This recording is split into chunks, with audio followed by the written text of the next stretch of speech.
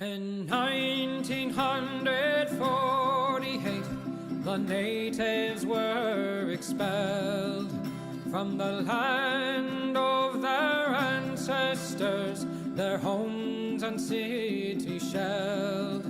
From the traitors in Transjordan to clandestine British demand, by the settlers' Zionist army that rampaged across the land.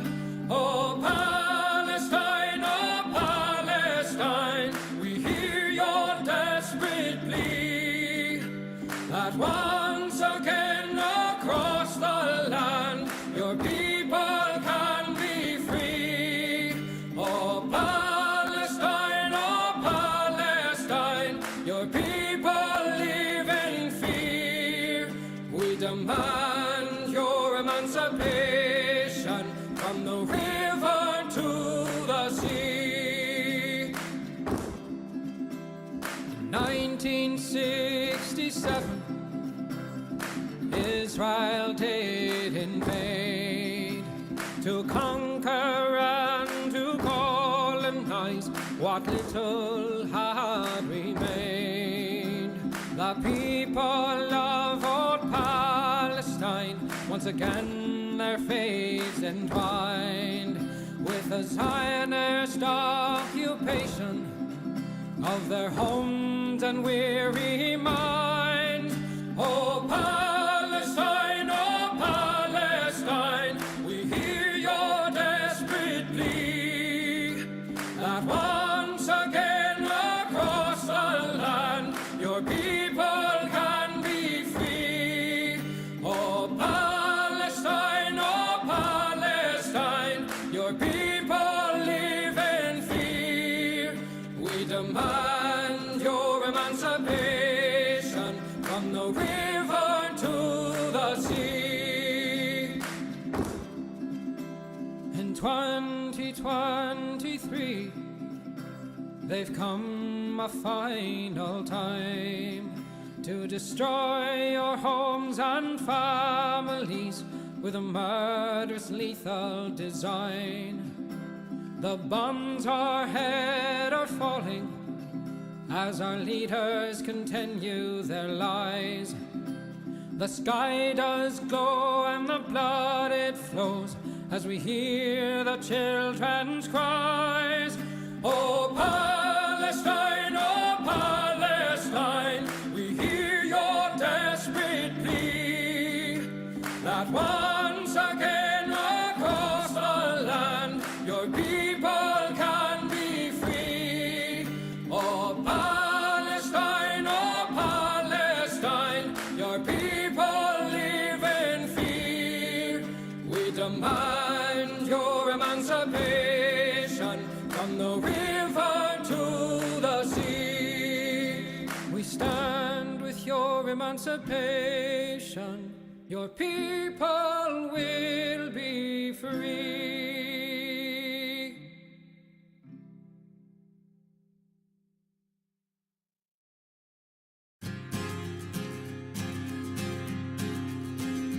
In a pleasant wooded valley lived a huntsman tall and able. He relied on skill and cunning for the food upon his table. He would walk the forest shadows with his little son in tow, teaching him the archer's art and all that he should know. Keep your eye clear and keen like a falcon on the wing. Keep your heart strong and steady like your hand upon the string. Never bow to a tyrant while your people are laid low, for the highest head may fall to the man who wields a bow. In the valley there was freedom and a man was left to living, but as year gave way to year the ruling men grew less forgiving. On a day as black as death a governor to rule them came, turning landsmen into slaves, and Gessler was his name. In the center of the village, Gessler set a lofty pillar, and he ordered every subject, be he serf or be he miller, to do homage to the hat that Gessler placed atop the pole, or to forfeit to the crown his life, if not his soul. But the huntsman William Tell came into town the morning after. William heard of Gessler's order and could only roar with laughter. Honest men should hold a rank above a petty autocrat. I would never bow to him, I'll not bow to his hat. Keep your eye clear and keen like a falcon on the wing. Keep your heart strong and steady like your hand upon the string. Never bow to a tyrant while your people are laid low. For the highest head may fall to the man who wields a bow. Gessler's soldiers seized the huntsman and his little son for treason, but the people of the village cried for mercy and for reason. Gessler stays the execution, but a cruel test contrives. Prove to me your skill, and you may ransom back your lives. I have heard it said you have no peer with longbow and with arrow, that your shaft can find the quickest hare and fell the smallest sparrow. On the head of your young son I'll place an apple ripe and red. Split it with one shot, or at my word you both are dead. William Tell went to his son and said, I swear I will not hurt you. Courage will not bow to fear, nor shall this evil conquer virtue. Turn your face towards our home and stand as still as any tree. I will split the apple, we shall soon be home and free. Keep your eye clear and keen like a falcon on the wing. Keep your heart strong and steady like your hand upon the string. Never bow to a tyrant while your people are laid low. For the highest head may fall to the man who wields a bow. Every tongue was still and silent as the archer paced the distance. Gessler's soldiers lined the square and there was no hope of resistance. William knocked a single arrow, put his shoulders back and drew.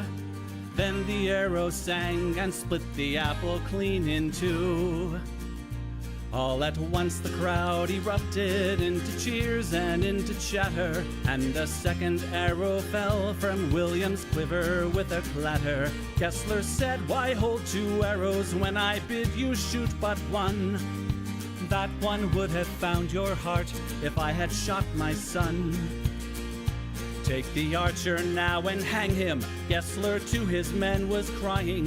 But before the soldiers moved, the archer and his son were flying.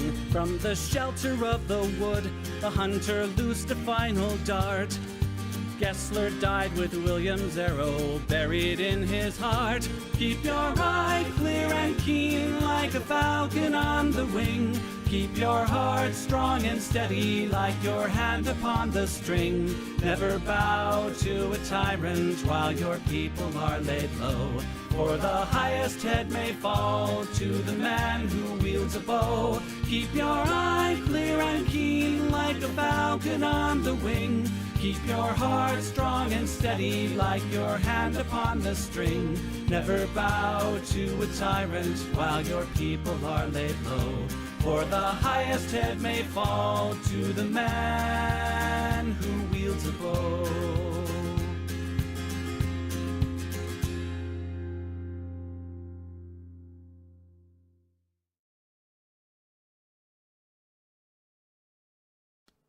Hello, everyone. Hello. How are we doing today? I know it's a Saturday. It's a little weird. Hello, Kraken Pill 2. Hello, Erica. Hello, Werix. Hello, Lizabeth. Hello, Comrade Girl 2018. You've got good news. Hello, Vaughn 400. Hello, Blueberry Bumblebee. Hello, 1989. The number. Thank you. I am utterly exhausted, but I'm doing my best, and I have an energy drink that I'm going to open right now. Ooh, that opened easier than I thought it would.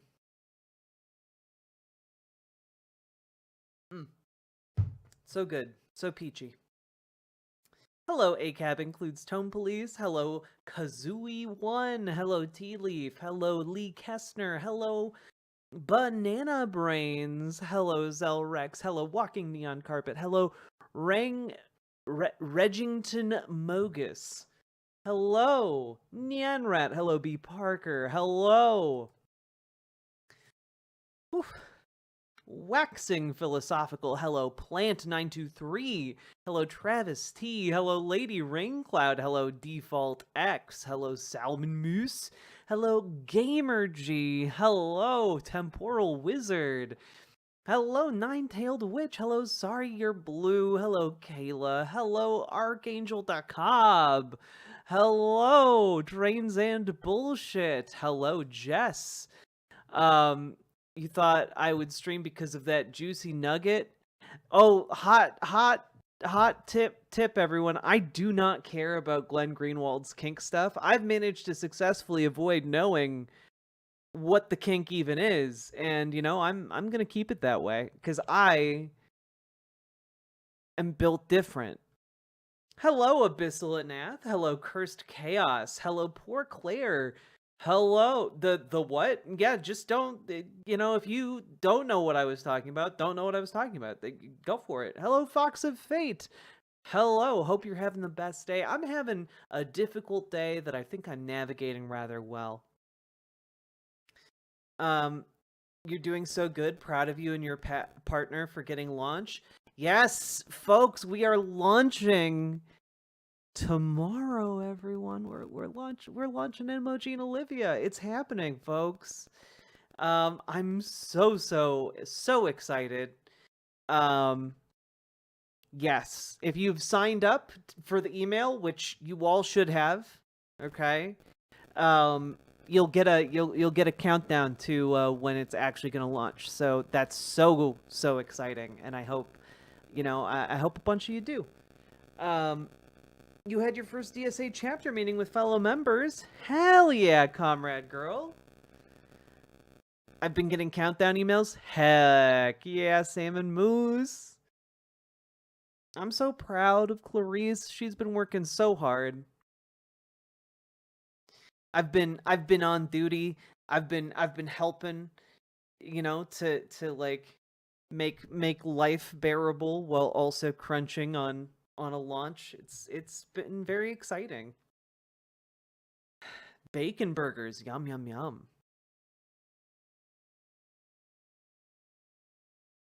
Glenn Greenwald strikes me as the type of guy whose kink is sitting in a lukewarm oatmeal while a man scolds him from another room. All right.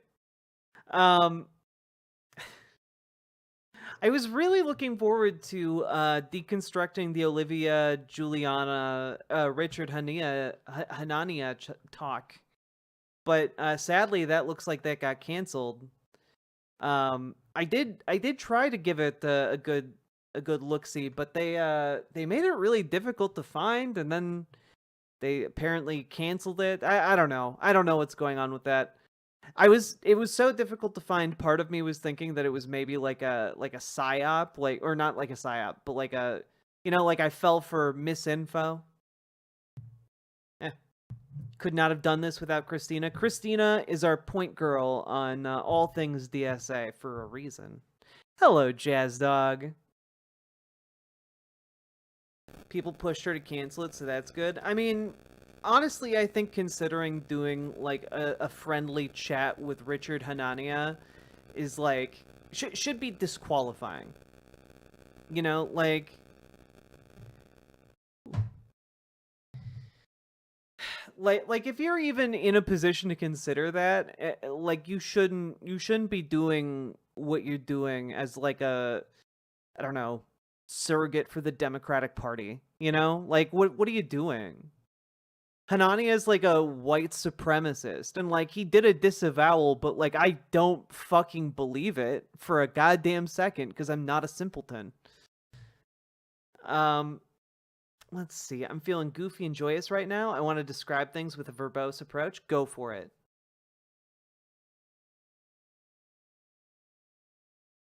Hello, Archangel. I can see you've been waiting for the Manticore. I can see you demanding it. Hello, feistiest bard. And don't worry, we'll get the Manticore. We'll get the Manticore. Okay. Hello, hello. How we all doing? How we all feeling?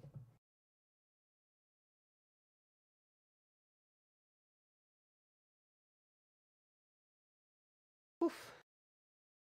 We are outside of our normal zone, so we are going to have a limited audience tonight, which is okay. Less tired? I don't know about that one.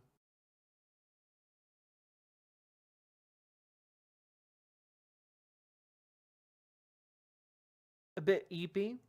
That's okay. Gay and happy? Really excited for Pride? Hell yeah. Okay. Hey, Jason Kelly. I'm glad you guys are all doing so good. Here, are we... Let's dive into some Manticore, huh? Let's gear up for our return to analog horror, because I did not finish it the other day because I got too sleepy tirey. Okay. Our local DSA lost the place they had been holding our meetings, so now I'm hosting them. That's dope as hell! Let's go, Trans Raider! Every day's a good day when Jack is streaming? Hell yeah, Jazz Dog. That's why you have VIP status in chat. God.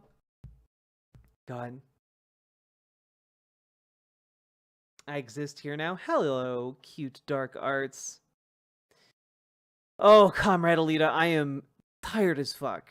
But you know, we're gonna push through that and ascend and become plus ultra. Malachi, why you me? Why you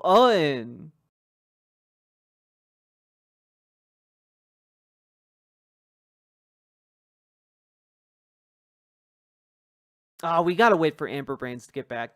Let's just chat until Amber Brains gets back, and then we can start or continue our watch through analog horror. I might be a kiss ass, but I'm a blue kiss ass. That's right. And you have a happy little royal peepo next to your username. You're notable. Good evening, Dragonfly. Hello. Cleaning your dishes and sink. It's good activity. I did that, in fact, before I came on stream today. Hello, Joe Bertus Maximus. Watching on your TV so you won't miss anything? Nice of you to tell us. Thanks for letting us know. Let's see. For plus ultra, does that make Jack All Might, Deku, or Bakugo? You know, every single one of those is transphobic, so I'll be noting who answers that question. I kid. Let's see. Well, folks, let's get started on our. I guess this is part 2. And I gotta say, just looking at the thumbnails, you know, here, let me hit this segment button. So, folks, we've been watching through Manticore's series. Is it what is the series name? Alternate American Folklore. It's been really, really cool. Just kind of a reimagining of like North American or just you know, North American history from like an eldritch perspective, and it's been very interesting. We've got multiple different factions. We've got the Papermen. We've got the Jester. We've got oh god, like that weird sickness. We've got some wild stuff, and it's all related to the presidency, and it seems to be hinging. Oh yeah, the Andrew Jackson monster. That's like a, you know, back half is Andrew, front half is Jackson. It's disgusting. I love this series so far. So let's dive into the next video, which is titled "It Disfigured Thomas Jefferson." And Yeah, that's a creepy lead in, and I don't like it. And that's what makes me love it.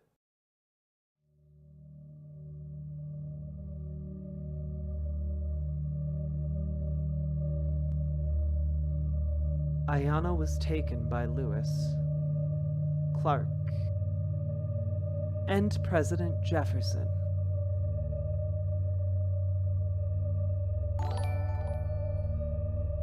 It was a cruel jest. I open my PC case to find several mantis. I diagnose the problem. I shouldn't have purchased this Manticore processor SADGE.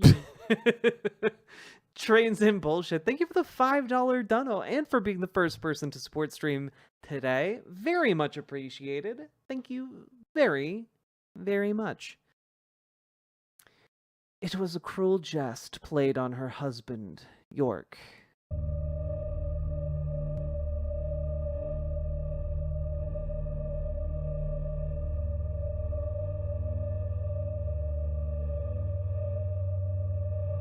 York narrowly avoided his own paper replica. Okay, so York got away. It escaped before local authorities arrived.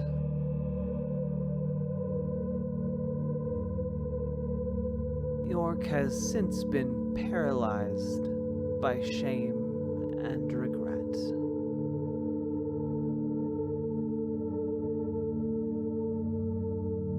He sleeps the day away and dreams of Ayana. Shamaniacal the Shamanite, thank you for the gifted membership. I very, very much appreciate that. Thank you so much. Thank you kindly. Greening up YouTube chat one name at a time.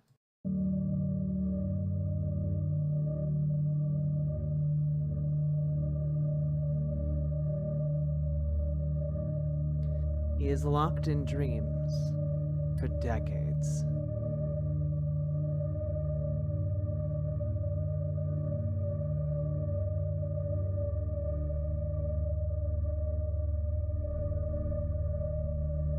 He is locked in dreams for decades.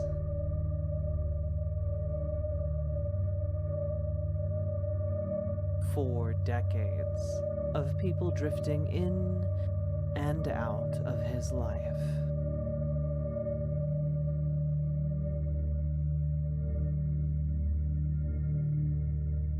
York encounters many brave Americans over his lifetime.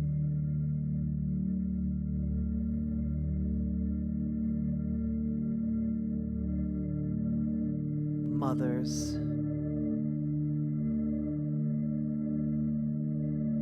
fathers,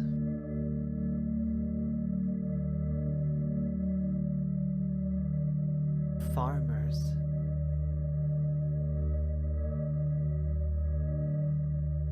firemen,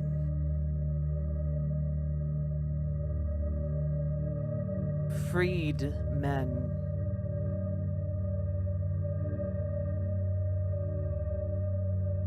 they each inspire him to do more than dream.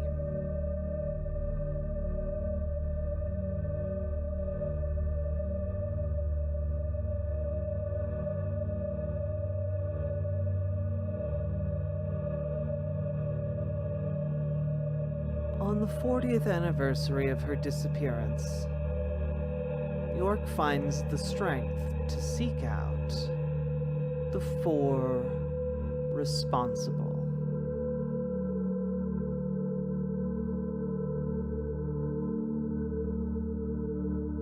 Where is Ayana?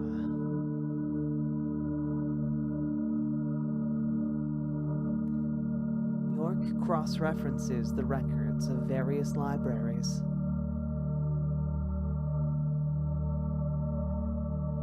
He determines the status of each individual.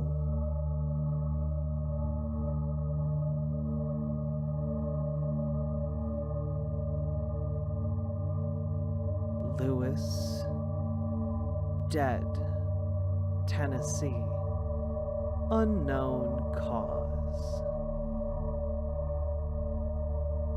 Clark. Dead. Missouri. Unknown cause.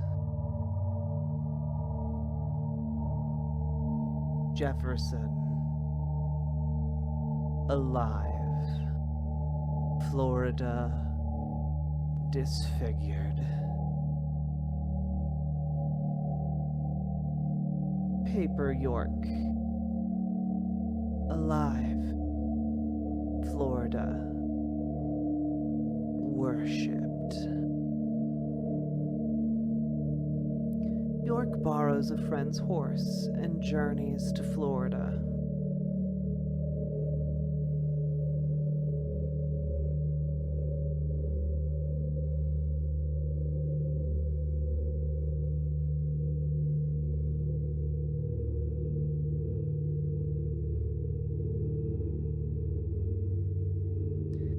During the nights, he imagines possible futures and pasts.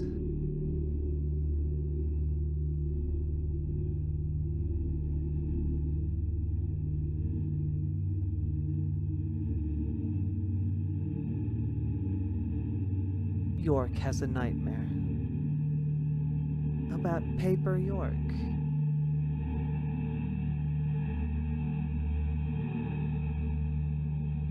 He dreams of a decapitated head guiding him through a dark museum.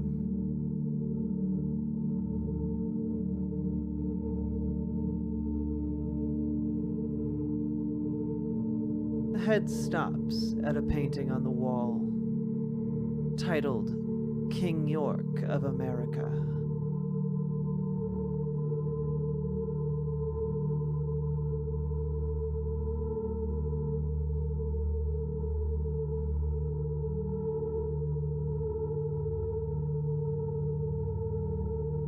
York wakes with renewed vigor. Paper York must be stopped.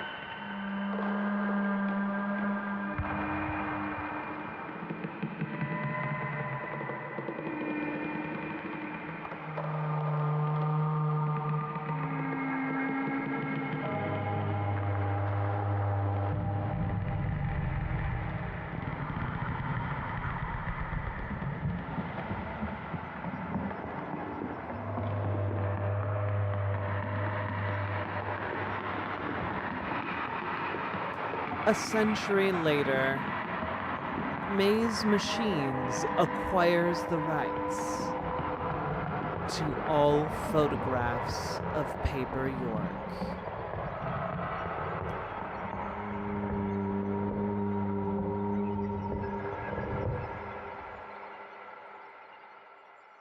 Dog, you guys have no idea. I've been hoping, I've been thinking. We're locking in. This is Monument Mythos season 4, or at the very least some kind of spin-off. Like, this is Maize Machines is a recurring kind of evil electronics company that keeps coming up again and again in the Monument Mythos. It's like the evil mirror universe version of Apple. And I'm really, really excited now to see how this ties in. Right? Yeah, maize is in corn. Yeah. Remember, Maize is the company that I believe in the mainline Monument Mythos somehow antagonized the special trees. And so the special trees then like destroyed the planet in that particular timeline. So we're tied into like another universe of the Monument Mythos. I'm so excited. I'm so excited. In 2025, Maize declassifies the first photograph of Paper York, circa 1934. Comrade Girl, it's made by the same person who made Monument Mythos. Dog! No. That's a fucking special tree right there. We're in the Monument Mythos, baby. Let's go. And if you have no idea what I'm talking about, we'll summarize in a future video, but go watch my deep dives into the Monument Mythos. There's an entire playlist on the channel. And remember to like, comment, and subscribe. But yeah, this is cool. This is cool shit. They're like a dimensional infestation that can connect different universes. It's great. So that's right, the special trees, they're not actually trees, right? But like they can take on human shape. Oh, guys. The paper people are just like the human forms of the special trees. Oh shit. Yeah, Nyanrat, one of the playlists on the YouTube channel is me going over and like going through different analog horror series. It's one of my channel special interests. And this is I like it. I like this a lot. Yeah, they're like universal anchors, but I think they might be malevolent. They seem to have motivations that are hostile.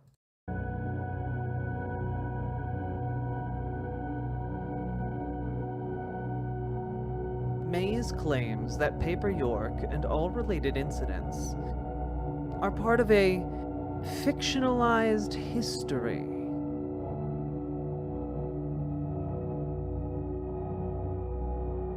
They have yet to elaborate. Oh god, I clicked on Manticore's channel. Anyway, before we go deeper, everyone should fucking follow this incredible channel. She's been doing great work. Recently came out as trans, so like a fellow trans creator. Go support Manticore. One of the seriously best, like, most groundbreaking, like I would consider groundbreaking storytellers out there, you know? This type of analog horror, I think, genuinely pushes the boundaries of what like internet modern storytelling can be. Yeah, look at that. They link to Maize Movie Maker, a piece of technology that heavily features in the Monument Mythos. And we have a picture of Manticore as well. This is so cool. Wasn't Manticore in the mainline Monument Mythos? It's been a while since I refreshed my memory, but isn't Manticore like some kind of I might be confusing different analog horrors, but like I feel like within context we have seen reference to Manticore, you know? God. Has Manticore said otherwise? She, her pronouns on the YouTube channel, so I'll go by that. Oh, guys, no wonder Archangel was getting on my ass to watch these videos. Fuck, that's cool. All right, folks. Video number 2. What the ship Jester knew. Okay? And I want to know everything I can about these Jesters.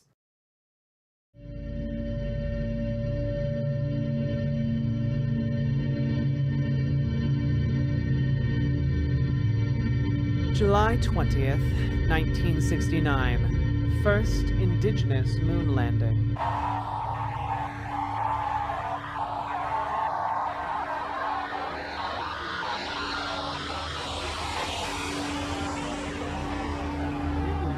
Challenges the firm international consensus to stop all nuclear testing.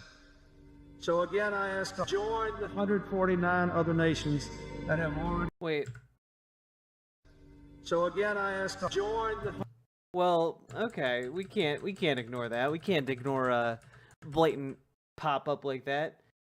All humans must join. Oh, fuck.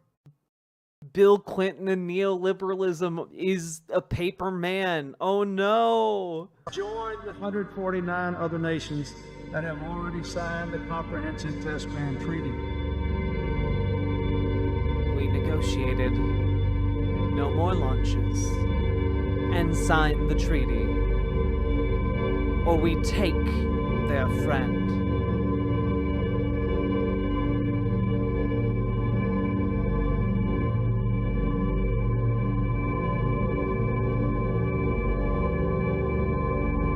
October 9th, 1995, first Indigenous moon base. Is the Jester now on the moon? Did they go put the Jester on the moon? I think the Jester, I think they're threatening to like abduct the Jester, but like I'm curious if they are capable of doing that.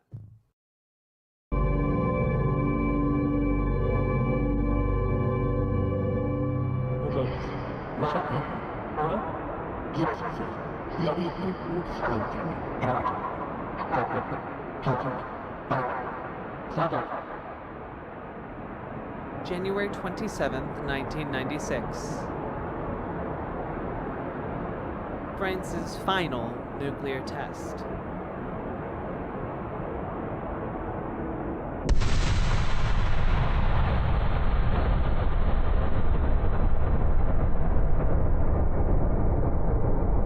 Yeah, baby!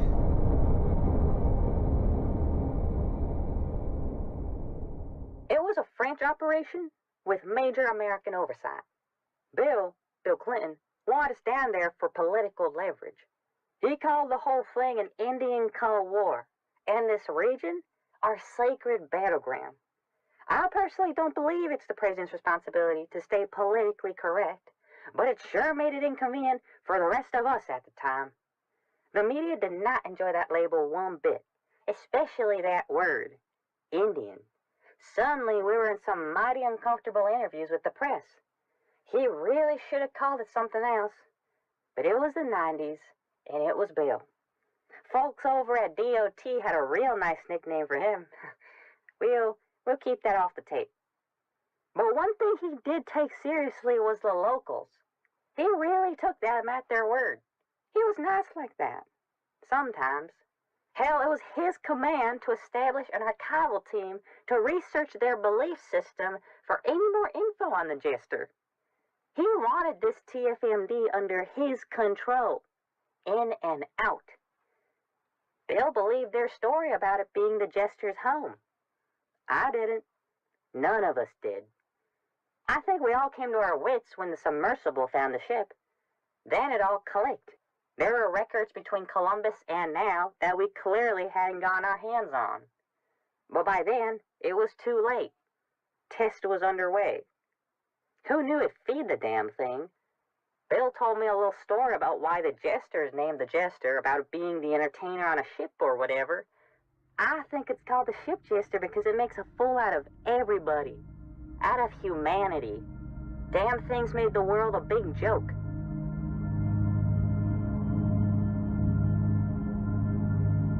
Statement by M.A. Do we know who an M.A. could be?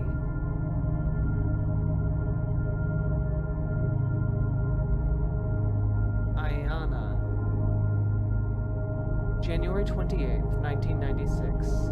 Irradiated Jester's first word. Is York the Jester?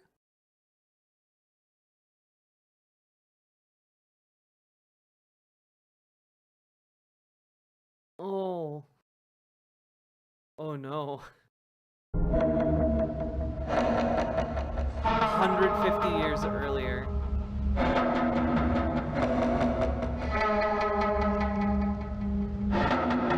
York pushes through Florida.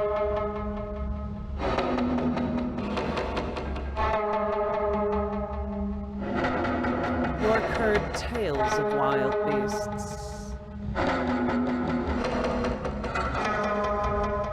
The minute fauna are gone, without a trace.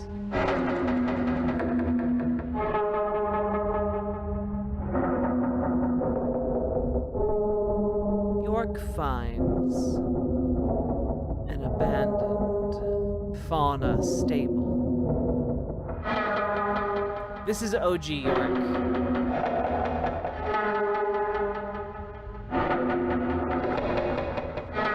Scorch marks, shaped like people.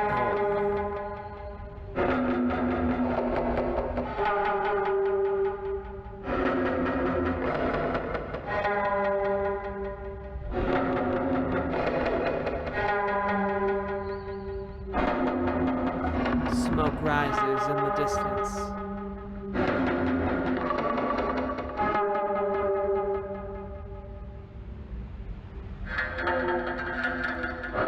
York walks toward it.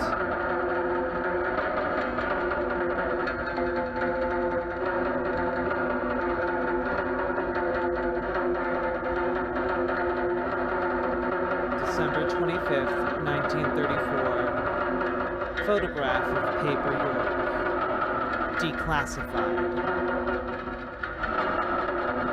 I'd do anything to see Ayana again. Anything. At any time.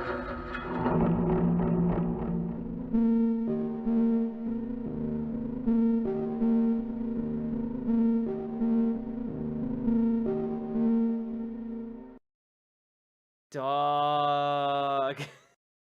What the hell did I walk in on? We got ourselves a sequel to Monument Mythos, baby. Minutemen like Minute Fauna like Minutemen of the Revolutionary War. Yeah, Crochet Whimsy. This is an analog horror series made by a channel called Manticore. They famously did the Monument Mythos, which I've covered on my channel before, and they've been doing a new series called Alternative American History, or no, sorry, what is it called? I keep forgetting. What's it called? Playlist. Alternate American Folklore. There we go. It's so good, and it's very exciting. So yes, there are minute fauna that were like a super weapon used during the Revolutionary War in this particular universe.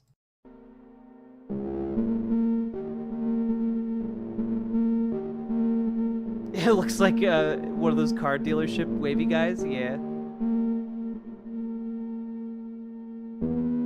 Yeah, that's a goddamn special tree, baby.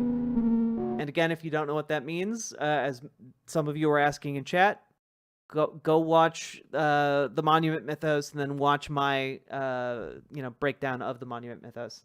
Let's go. Items I found around Paper York. Shoe. Horse.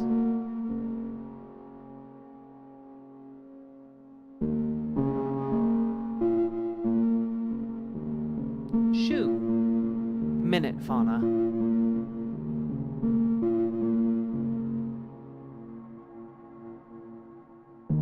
Items found around York. Shoe. York.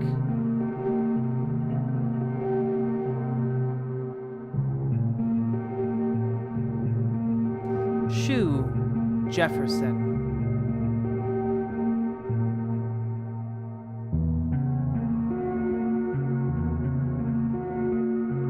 Wig. Jefferson. Okay, wait. So Paper York is cosplaying as either Thomas Jefferson or Oh, maybe disfigured Jefferson is Paper York.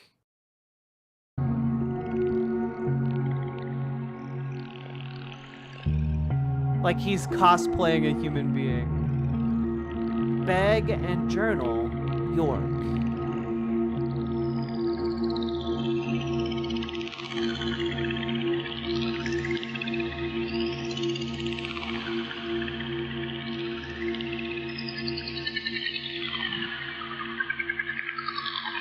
Hello, Nightlight Plushy Jesus.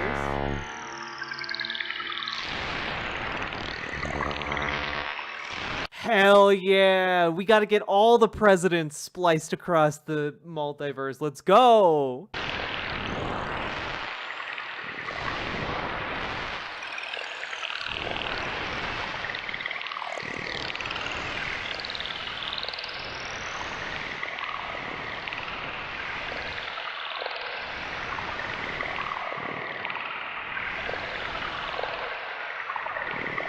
Or wait, is that implying, like, growing the horns, is that implying that Jefferson is a jester?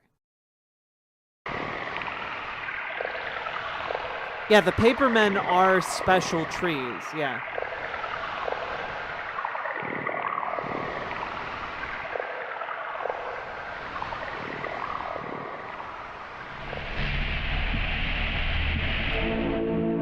$20,000 years earlier. Across the waters, there are other human witnesses.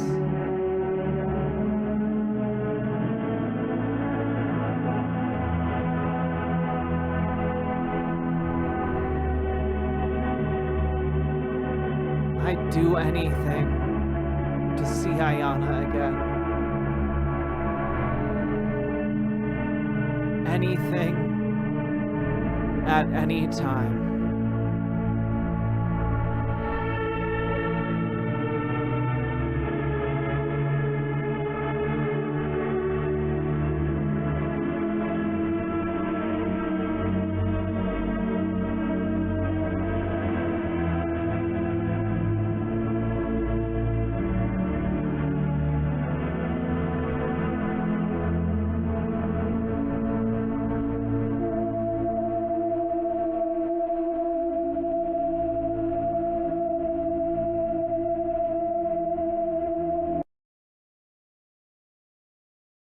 So Jefferson is also York and is also the Jester.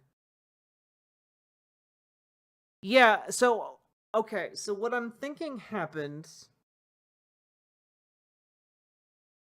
Okay, so honestly, the thing I'm having trouble squaring right now is Jefferson. Because I understand the premise, like, York approached one of these trees, said, I would do anything to see Ayana again, and, like, got zapped 20,000 years in the past and, like, transformed. Is it implied that, like, Jefferson approached one of these things and it, like, zapped him back to the past and merged Jefferson and York? I think that might be what it's talking about.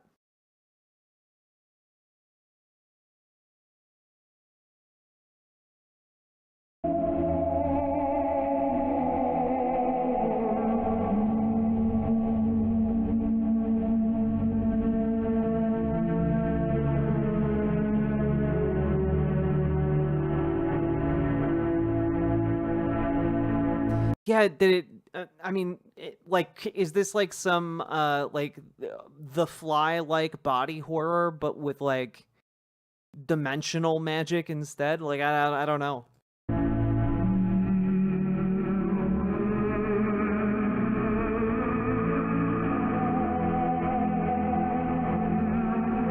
The Tree of Liberty must be refreshed from time to time with the blood of patriots and tyrants.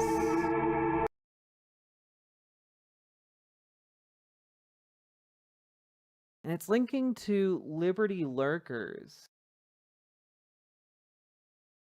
Right? And like the Liberty Lurker, wasn't the Liberty Lurker like a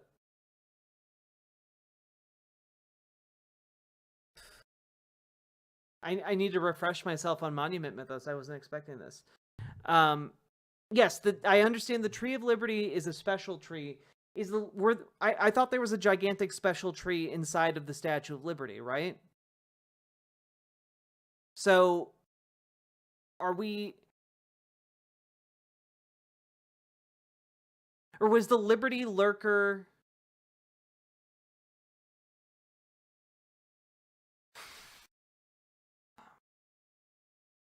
Yeah, the horned serpent lived in the Statue of Liberty. And it shows Jefferson growing horns. So perhaps, okay, now this is might be stupid, but maybe the horned serpent, Jefferson, gets manifested in the body of York. Does that make sense?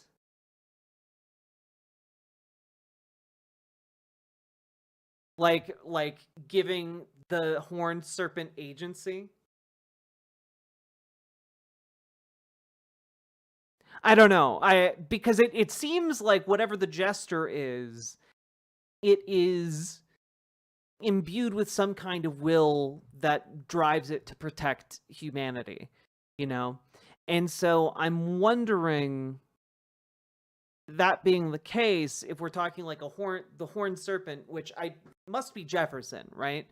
I think, and it clearly collapsed them into one being. Okay.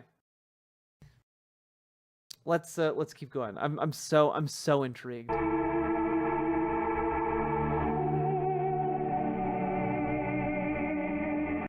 Genuinely, because I don't remember what this is. Let's just take a look at this real quick.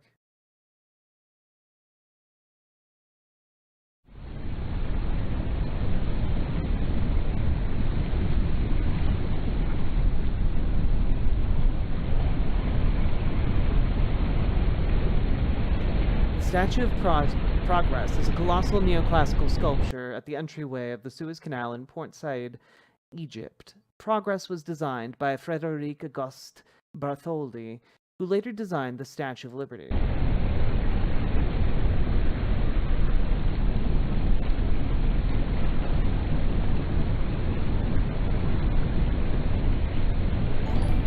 Sake Tanuki, thank you for the 5 tier 1 subs. I had to rewatch the Tuttle Twins from yesterday just to make sure it wasn't a fever dream. Right? That is what the Tuttle Twins feel like.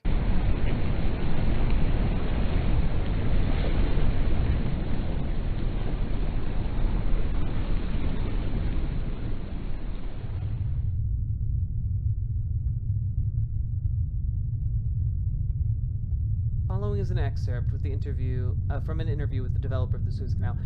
I don't need to watch this entire thing. I just want to know what happens here.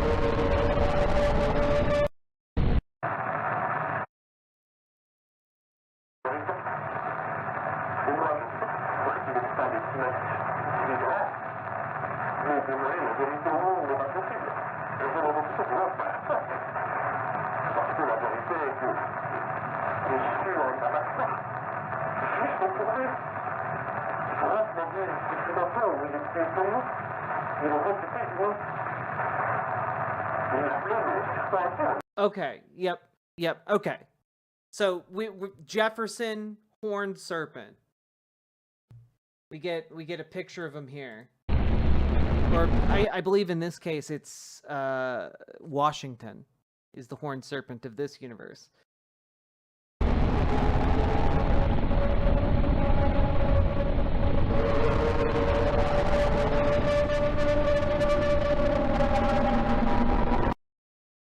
And that is a guy stretched out and spaghettified across like all universes. So that's fascinating. So clearly that is what's being referenced here, right? So I think this happened to Jefferson. And York is kind of in like a weird way piloting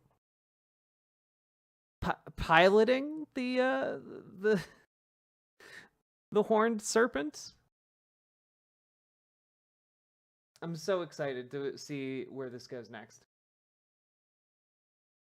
It punished draft dodgers.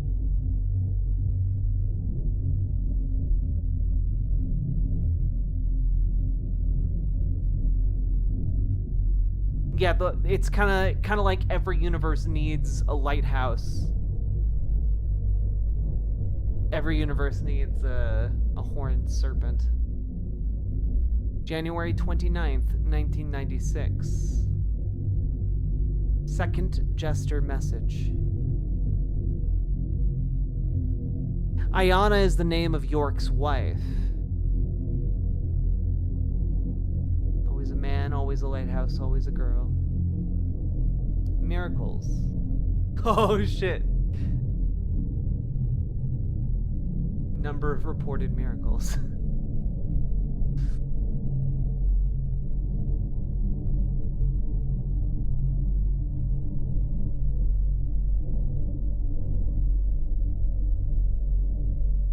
Faith.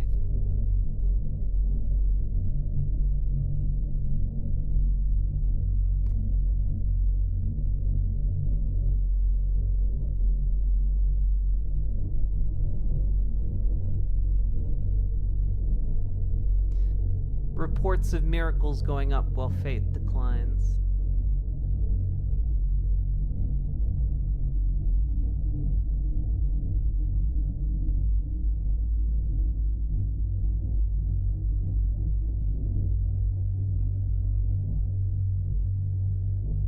Sorry, is that Moon Jesus? We getting Jesus on the moon? October 12th, 1995. Amazing.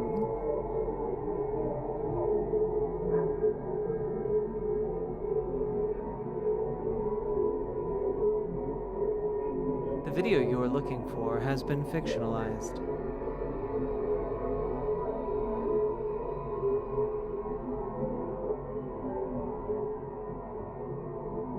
Toodaloo.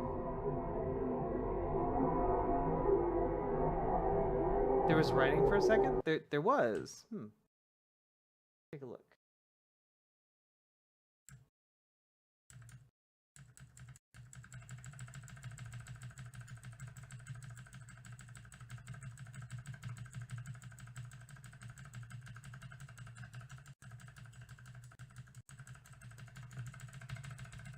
Enhance! Enhance!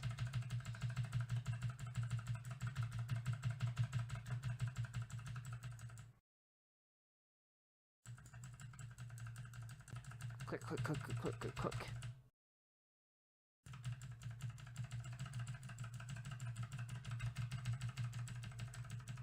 Oh. Oh, that's the same text we had before. I've been had.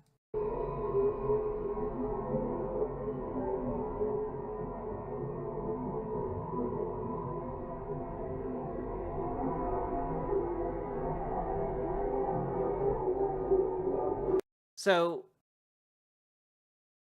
yeah, what does it mean to make something fictional? Like, to impose fictionhood upon it, you know? That's interesting. Like, to take something true and turn it into something that was never true. You know, maybe we're getting like this thing was effectively like annihilated from the universe, and now it just exists in a story. We're Jesus on the moon. We carry our harpoons, but there ain't no grail, so we sing tall tales and sing our Jesus tune. Sake Tanuki, thank you for the 5 tier 1 subs, and thank you for supporting the stream. It really does matter, and it means a lot. It helps me to make this show happen, and I really, really appreciate it. Thank you so goddamn much. So, wait, it says My York? Where does it say My York?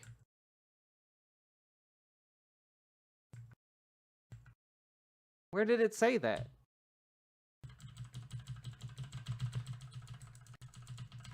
Enhance!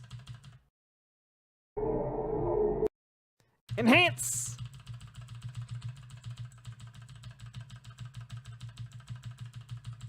it imposes the standard of non-reality onto something. Yeah, isn't that cool? Like, isn't that like a mind fuck of a concept?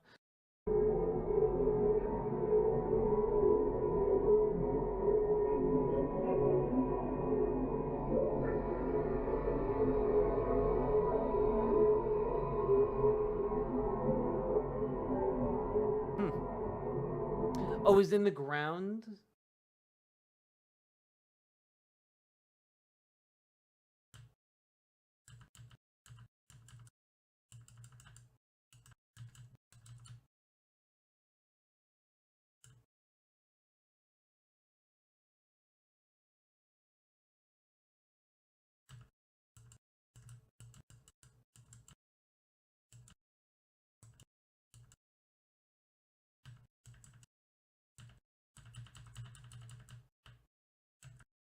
I'm not seeing this.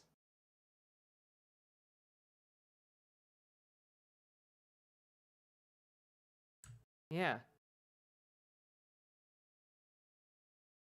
Maybe it needs to be closer?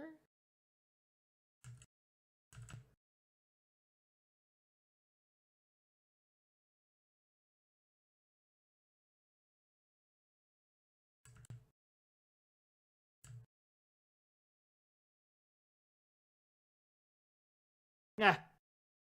Okay. Saw it for a second, it's really dark.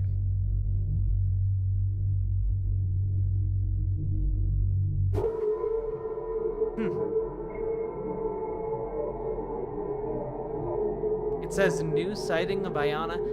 I'm getting so many different conflicting reports here.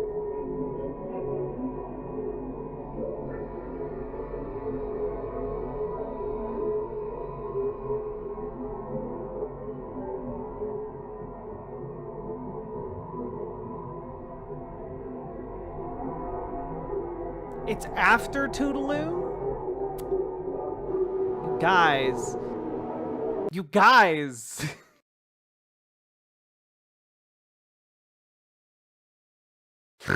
You guys, why would you tell me that I missed it when it was literally like 1 second in the future? I see it now. We found it, chat. The hidden message. I love you all so much.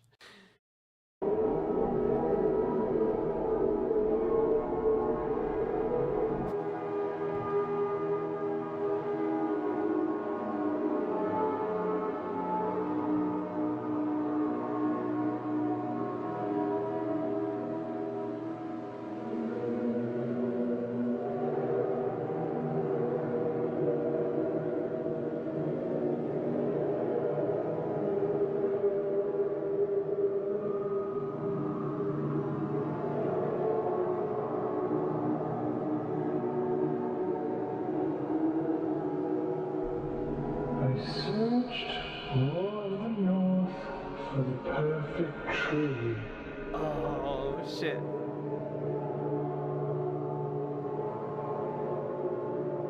I had received word that 4 options existed deep in Florida.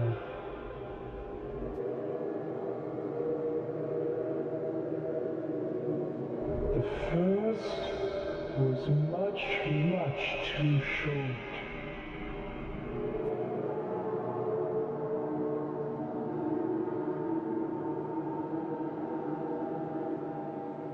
The second was far, far too tall.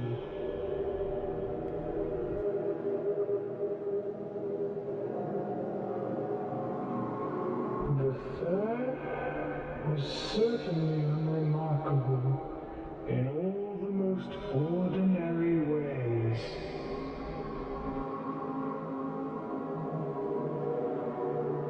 Perhaps it is my curse, forever bound to the pursuit.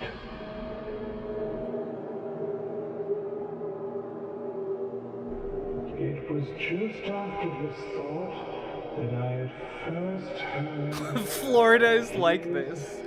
song.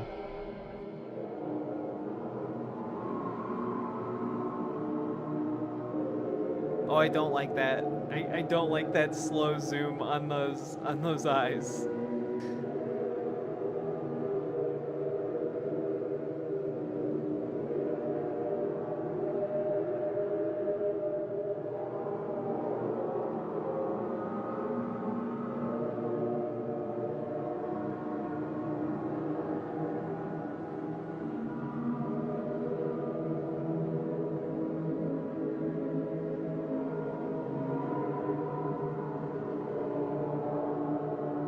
The tree is singing at us. Quick, chop it down.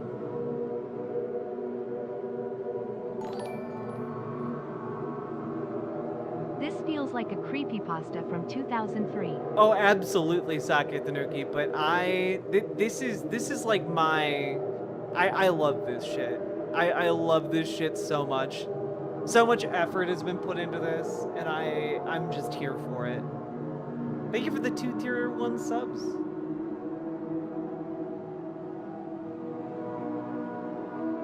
Okay, who got the tree? It wasn't Rockefeller.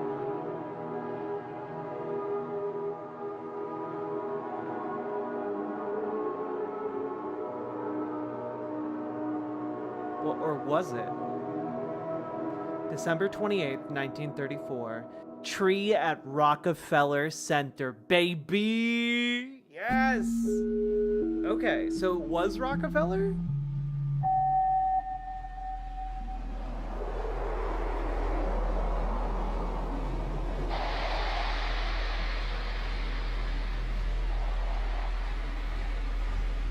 John D. Rockefeller, let's go.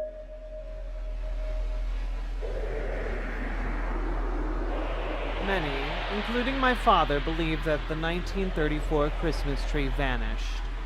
This is untrue. I've seen it wandering in the plaza on many occasions. It resembles a man far more than any tree. John D. Rockefeller, Jr.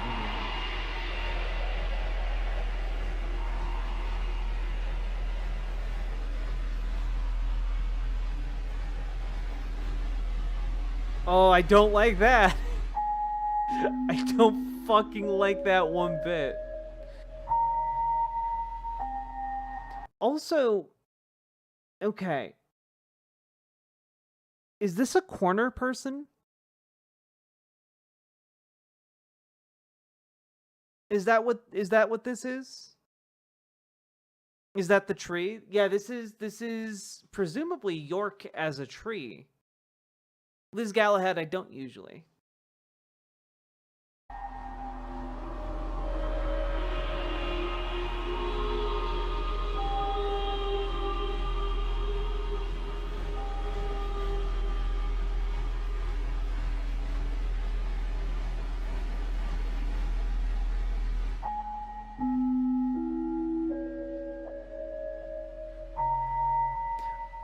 See, like, this is just creepy as hell. That's some missing no ass motherfuckery right there.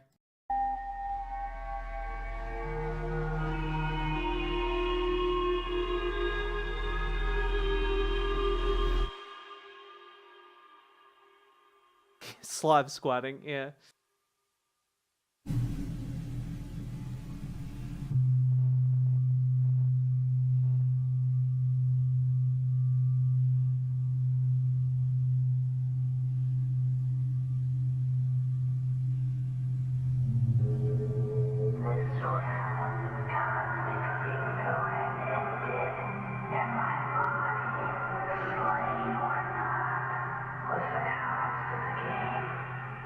I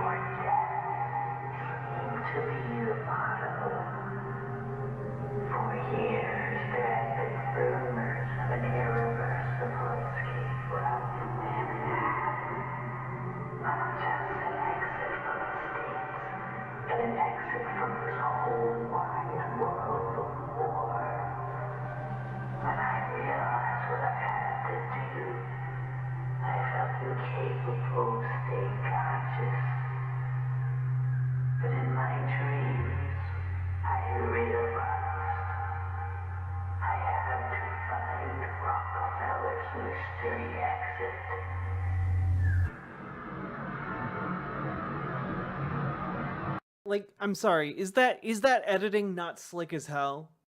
Is that editing not slick as hell? Like, I love it. The fucking scroll, the end, and then the framing of the subsequent scene. That is some Cowboy Bebop level, like introduction level, like typographical animation going on here. She really is good at this, Comrade Girl.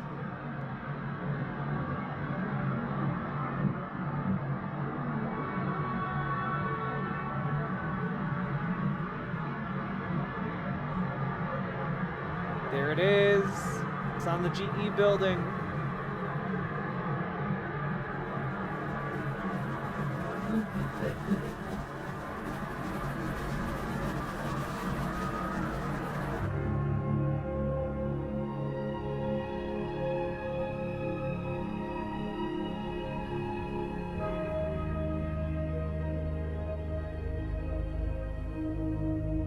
Oh no.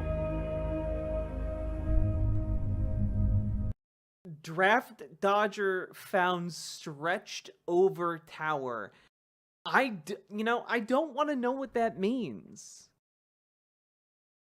My mind is already punishing me for just having read those words, but when you take into account the dimensional bending nature of these creatures, that could genuinely be one of the most horrifying things possible. What do you mean stretched? You know, like a spaghetti. The question is, were they still alive? It doesn't say found dead, does it? So York is very patriotic? Question mark. See, I would have thought York would have been in favor of draft dodging, but maybe I'm incorrect here. Maybe I'm off base.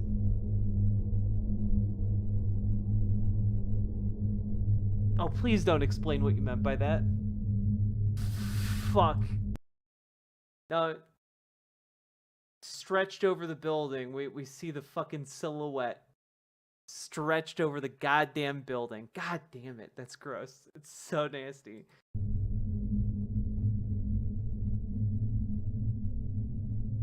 Literally just splattered across an entire fucking... splattered across an entire skyscraper. Jesus. Okay. Toodaloo. I like that Toodaloo is just the sign-off for Maize Computing now.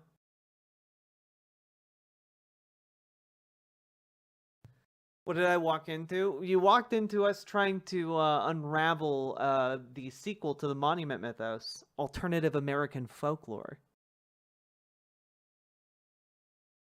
Okay. Well, obviously we have to take a look at the next one here. Historian's note: radiation affected this film, followed by a corn emoji. Very interesting. Let's take a look here. We have one more video. It came out 8 days ago, and let me tell you guys, I genuinely think that like Manticore's videos are criminally underrated. Not enough people watch them. I'm just gonna link, and I'll do it one more time before this entire video segment is done. Okay. But please go check out their channel. She's doing great work.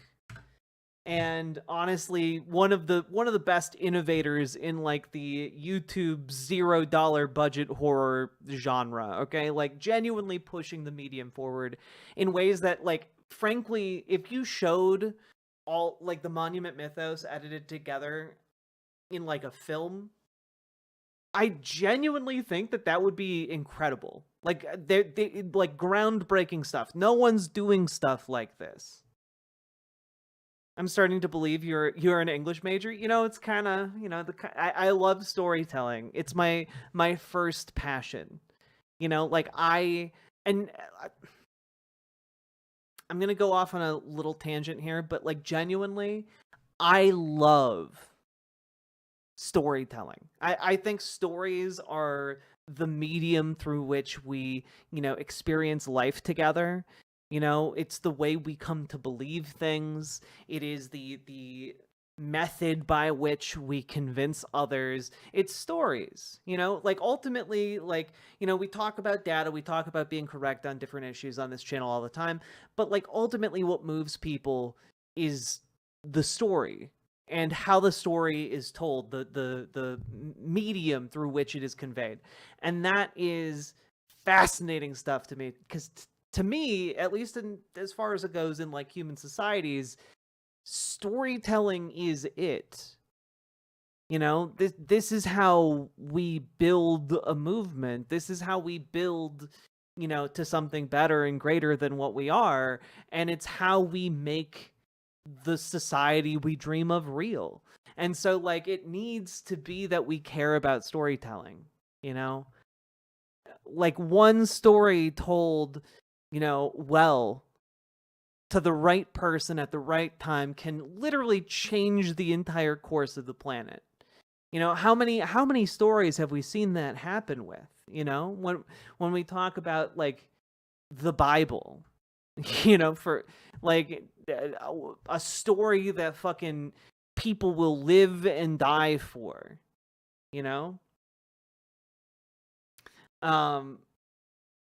stories are literally the end all be all for us meat creatures, and so I think it's really cool to see people doing things with storytelling that I've just never seen before, or at least never seen done in this particular way. And so that's why you should go watch Manticore, folks. She's just fucking aces at it. So let's with that, let's watch the last one that has been released so far, called The Thing in Vietnam, a trans horror short film.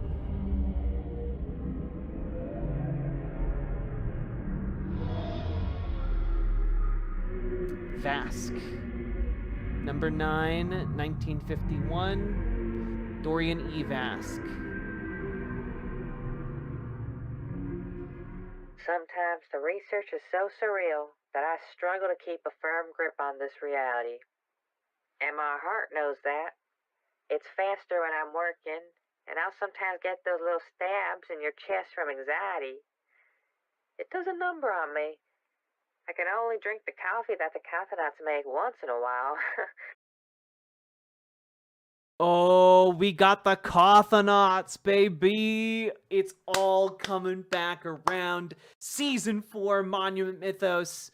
Manticore, you magnificent daughter of a bitch. You've done it again. All truth is found in stories, the name of the wind. It's true. He was cooking with that line. Otherwise, I'll toast, space out, and need a day off. So instead of coffee, I go to Mama. Thinking about Mama grounds me best. I keep a lot of her things around my office. I have a stuffed bear of hers in my backpack here right now, actually. It was one of her favorites. I didn't know her very well. She was quiet, silent mostly, and she liked to eat apples on the porch. We sat together there all the time, but kept to ourselves. Well, she did. You know how if Mama or Papa asks, "Hey, honey, how's school?" you go blank and just say, "It was good," or "It was okay," or "It was fine." It frustrates parents to no end. But because she was such a vacuum, I just had to tell her everything. And she listened and smiled, and she treated me right this way. She really kept an ear out. But I just had to talk about every little crush or bully. I'd even yap about all the animals I'd see over the fence. If this is Seathonauts, I can't wait for Seathonauts 2. Wait, is it supposed... Okay, I've been saying Cothonauts. Is it supposed to be Seathonauts? No, that can't be right. She said Cothonauts. This character said Cothonauts, right? I used to play soccer after school, Saki and Tanuki, thank she'd you for the bring her 231 apples subs. and notebook and watch, just like how I watch little Lauren today when she plays with her team. But you know, every once in a long while, Mama had to say something. Sometimes she just couldn't bear to keep herself a secret anymore. I remember this one late night. She was on the porch, holding some papers in her hand. No apples anywhere, and she was completely still. So I thought that she fell asleep with her notebook. The papers had some childish drawings of happy people, and I was just going to put them aside. The moment I touched those drawings, she got up, fast, yelling, and loud too.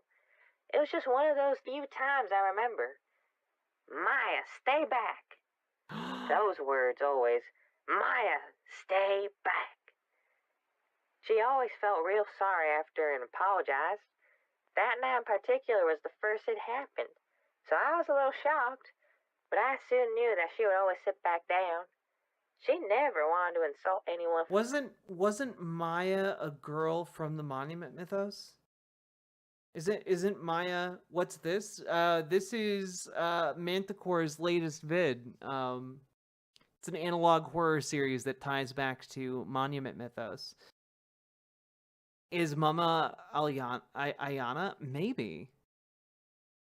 You mean the child? Yeah, Maya. I thought there was a Maya, and I might be misremembering. I need to refresh myself on Monument Mythos. I didn't know we'd be encountering this. Otherwise, I would have taken a gander. Wasn't Maya that woman from Ace Attorney? Probably. For long. Back in her chair, she told me that ever since she was little, she knew she was in the wrong place. Not the wrong town or country. I mean, the whole world was wrong for her. The earth. The universe. It was all backwards from what she knew. And the funny thing is, I believed her. Totally. From the first word. But the reason I still believe is because she pressed my hand against her chest. She teased, "Do you know what's wrong, Maya?" And I was a smart girl. I knew. The heartbeat was on the wrong side. It sounded off, too. She said something switched her out. She told me more later, and maybe I'll tell you. But what's important is that she always believed she was just plain old unlucky, and that this was just how her life was supposed to go. That's just wrong. That wasn't fair for her. And I think she kept to herself and stayed quiet so that she could stay here. She didn't want to like it did when she was young. I think that made talking to me more valuable to her. We both felt we were outside of the rest of the world, and that could change at any moment. Together, outside of a bubble, always an understanding between us. Maybe because a little bit of that old world passed down to me. I always knew I had to be careful, but not too careful. I could go play soccer and get in trouble because... No, I have a new theory. I think I know what's happening here. We knew I was already affected. My heart, it's always been in the middle of me. Fate's funny too.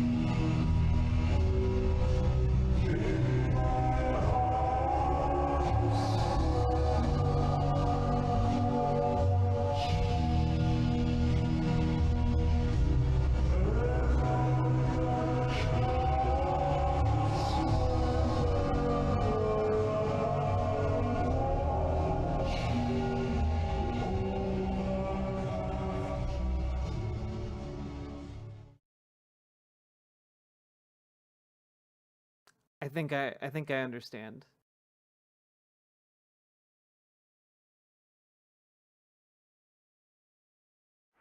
Vask E. Dorian. That's right. Good. You're awake. I'm uncertain of how much your experience you remember, or whether you understand the condition you're presently in, but what do you remember? Eternity underground. Yes, interesting. We have similar reports coming in from other draft dodgers. I will be the first to inform you that, more likely than not, you have developed false, fantastical memories under deeply distressing circumstances. To be a young man like yourself, on the run, being pursued in your own country, the mind can only take so much before it resorts to pure fantasy. I will believe what you experienced, Dorian, but it is not, as you might call it, objective reality. However, I sympathize with you, and I'm glad you've fallen into the right hands. Good hands. At least mine are Was this the stretched draft dodger? I think so. steady. My brain would have insulated itself in its imagination the same way as yours, had I been in your place, Dorian. It was real. I believe that the physical effects of your transformation deeply impaired your sense of time and direction. We've made estimates, but we haven't fully evaluated the damage to your own sense of self. What we do know is that you remain very disoriented. We don't know the full extent, but you could very well be in a hallucinatory state at this moment. There are many medications in you that are taking the pain off your shoulders, but also inducing a kind of severe inebriation. Yeah, okay, so to parse this a little bit and just to like ground myself a bit. So Vask is the draft dodger that got stretched across an entire building, right? Like, and you guys, I saw a couple people ask, still alive? And now we have the answer to that question, which is yes. Not the definition universe. Jordan Peter memes no. Sake Tanuki, thank you for the 2 tier 1 subs. So Dorian is a different person? Kind of. Because I think this mysterious voice that is talking to Dorian here, or Vask, is saying, oh, all of that was not real, but Vask is effectively like Jefferson, spaghettified across the multiverse, right?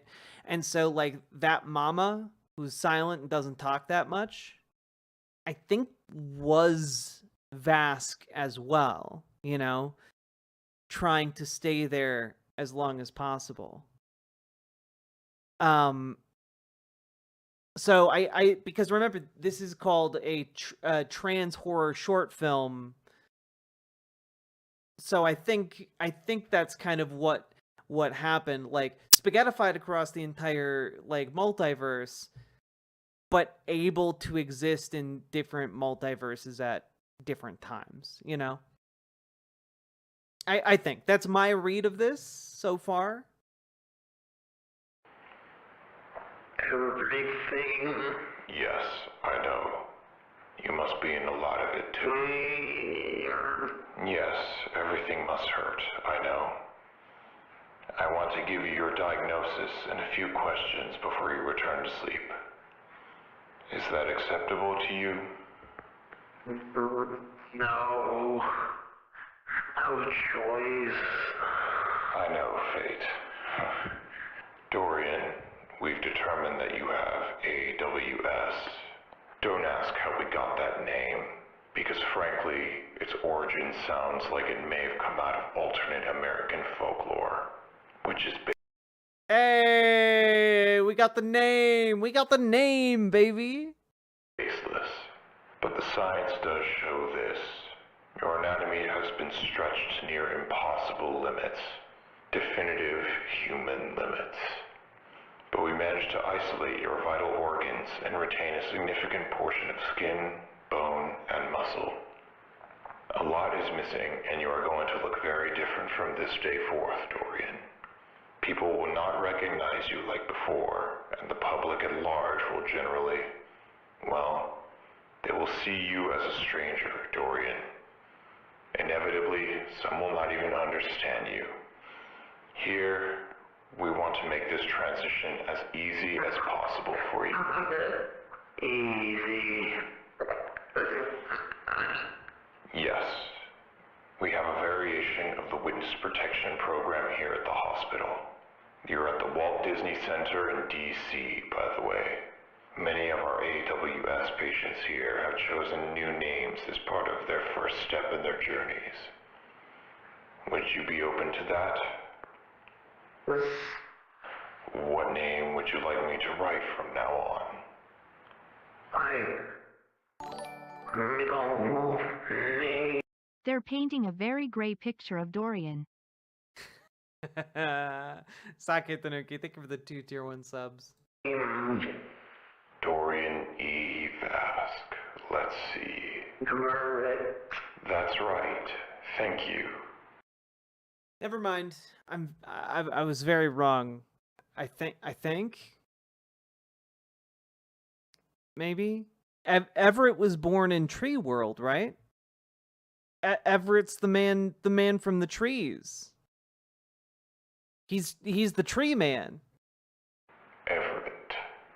Now, please, get me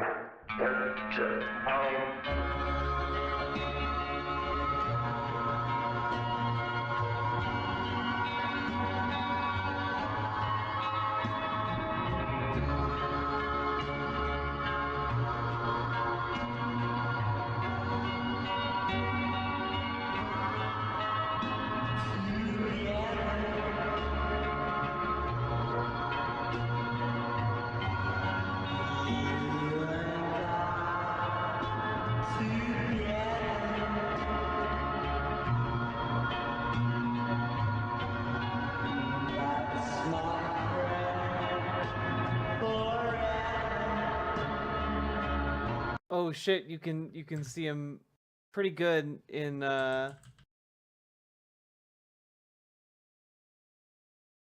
you can see his tree limbs here. Oh fuck, dude.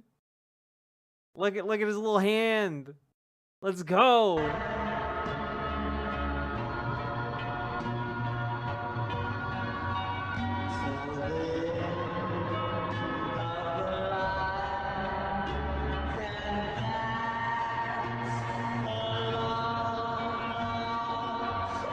Like, I'm sorry, you're out on the battlefield and that thing comes running at you. Like, what do you even do? Like, how do you even respond to that? Everett went to Vietnam? Yeah.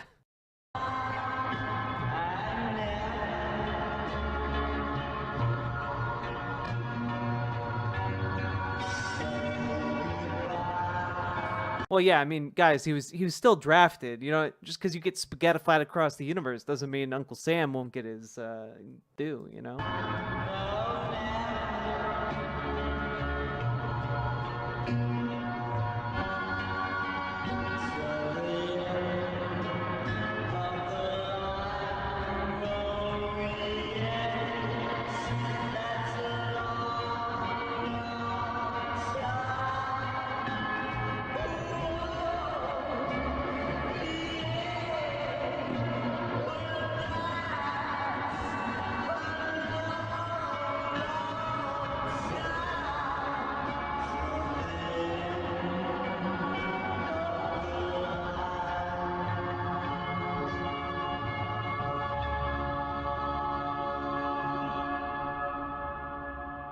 Oh, wait. I really liked that. Look that, see? There's like beautiful composition in every single one of her shorts. It's so great, you know?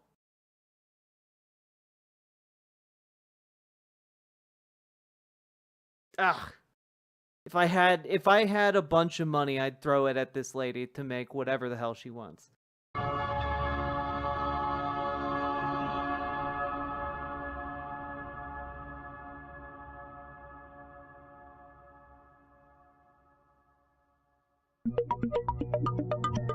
Eve Casanas! Let's go, Eve!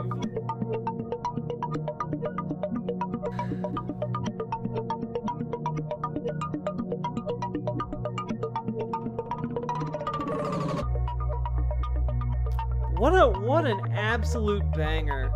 What if she worked with the Backrooms guy? I mean, that'd be cool as hell. That'd be cool as hell. God, that was good.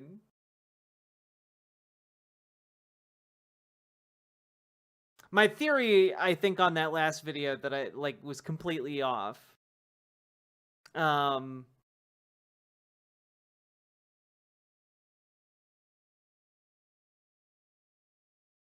So that's how the monster from the Backrooms was made? I don't think so. So they made him a special tree? I don't know if they made him a special tree so much as, like, the special tree in Rockefeller Plaza, like, similarly spaghettified this draft dodger. And I don't know if that's, like... I don't know if it's more like an infection type of situation or like I mean, the video frames it as a punishment for draft dodging. But in that case, I'm wondering about loyalty to the United States, right? Like, I think maybe maybe the special tree is Jefferson. Like, York is kind of like the avatar, while Jefferson is like the spines. I don't know. I'm really interested. I don't feel like this is the end of season of this season, and I'm really, really excited to see where it goes next. If the dude is part tree and in Vietnam, does that mean he speaks Vietnamese? I mean, maybe.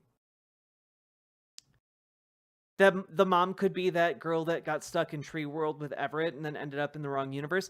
Yeah, that's what I was thinking. I can't remember her name. Does anyone remember that girl's name? Maybe the mid-season break? That would make a lot of sense. So is he like flesh and everything, and his skin is wrapped around itself 10,000 times? So, Lizabe, I don't know. All I know is that in some particular sense, he's stretched... potentially just across like the fabric of this universe, but also potentially across the fabric of other universes as well, kind of manifesting in each one. Virginia, yes. Maybe that that girl's mom was Virginia. That would make sense. I need to watch the rest of these because that was incredible. Absolutely. Watch Manticore's vids. I'm going to link her channel again here. And then check out my analysis. I think some of it's pretty on point. Others I've definitely been wrong on. So go check it out. Have a good time trying to decode it all with me. It's very, very fun.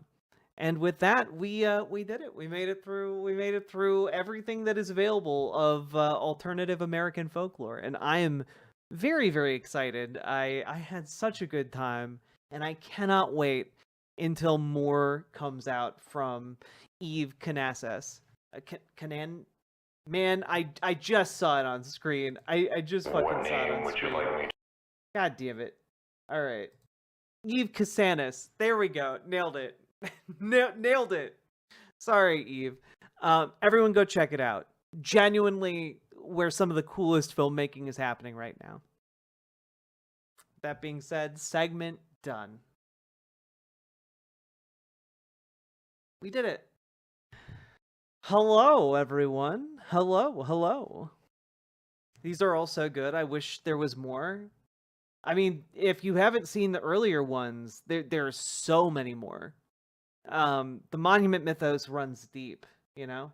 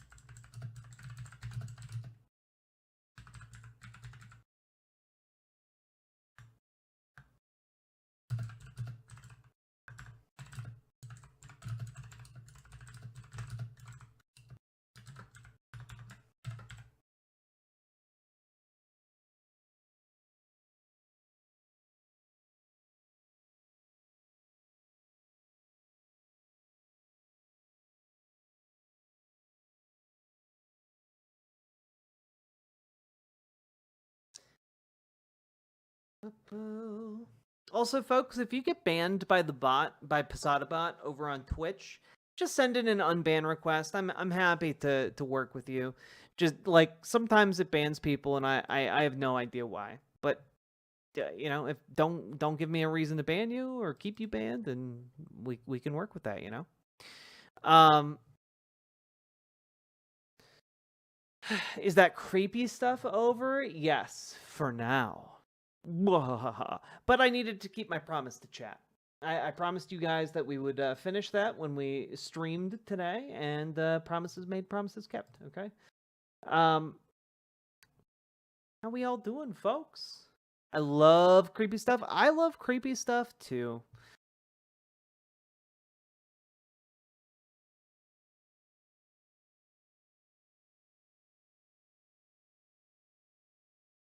Went and subbed to the channel, so I remember. Glad to have Jack reading it and pointing things out, though. It helps with my blindness, so I don't miss things. Hell yeah, Amber Brains.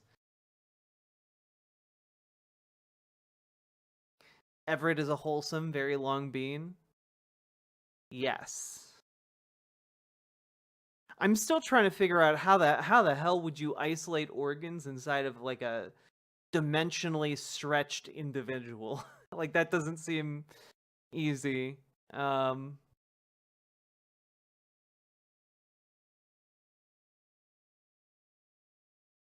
Really weird horror is a break from your life. True.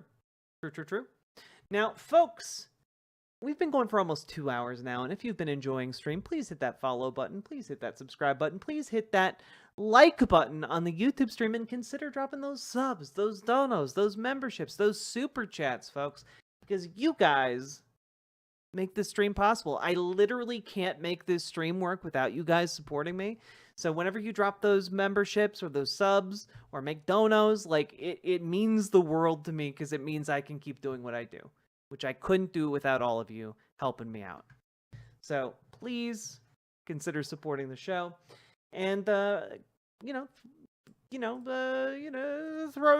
it out there with your friends. Tell your husbands, your wives, your friends of all natures, and spread the word. Also, folks, I just real quick have to say, incredible job on following through with likes. Isolating okay? organs in Everett would be treason.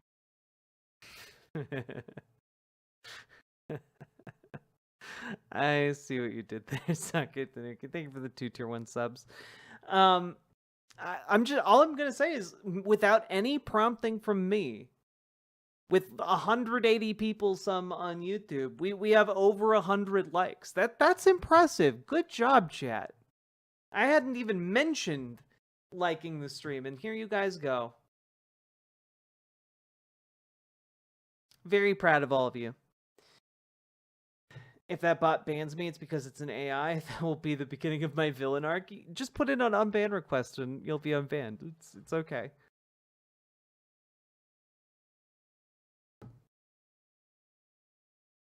Let's see here. We do have some actual politics to talk about tonight, folks. Believe it or not. Unfortunately I don't have the soundboard here. Otherwise I would cue up the sound and the song, but sadly, not an option. But now we get to shift into political gear here, folks. Lemony fucking Snicket, hello. I like every video and stream I see from you. Well, I'm glad you are having a good time. I've been trying my best to keep pumping out content, and I'm you know, I need to take a break at some point, but not today. Is it about young men not being all right or being not all right? You know, it could be. It could be that. You guys want to finally talk about men? The thing no one's been talking about? I'm the first one to break the story on men. I know this might shock you. It's my burgeoning investigative reporting. Just in, men. What about them? Let's see. Men are such an underappreciated group. With their arms and their legs. It's about time. My people have been in the shadows for too long. Never again will my manliness be overshadowed by a trans woman's programming socks. Never again.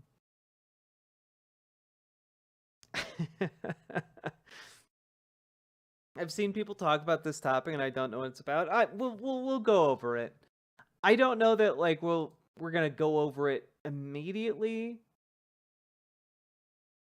I think we're gonna talk about a couple like quick hits, you know, and then we're gonna get into maybe the man discussion. We might save the man discussion for like a new day, because I really want to go over the Joni Ernst stuff, and Tim Wall's speech. So I think we might do those things. See how much time we have left. How much energy we have in the tank, and we'll talk about men. Or maybe we'll do.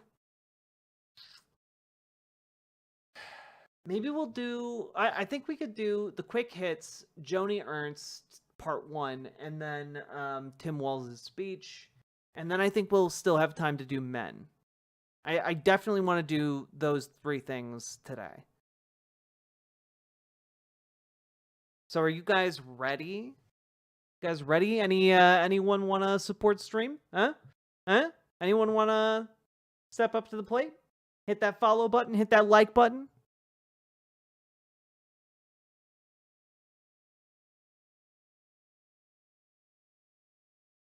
I always have time to do men. Hey, that's what I like to see, Jackie. Everyone always asks, what is a woman? But nobody ever asks, what is a man? No. Behold a man!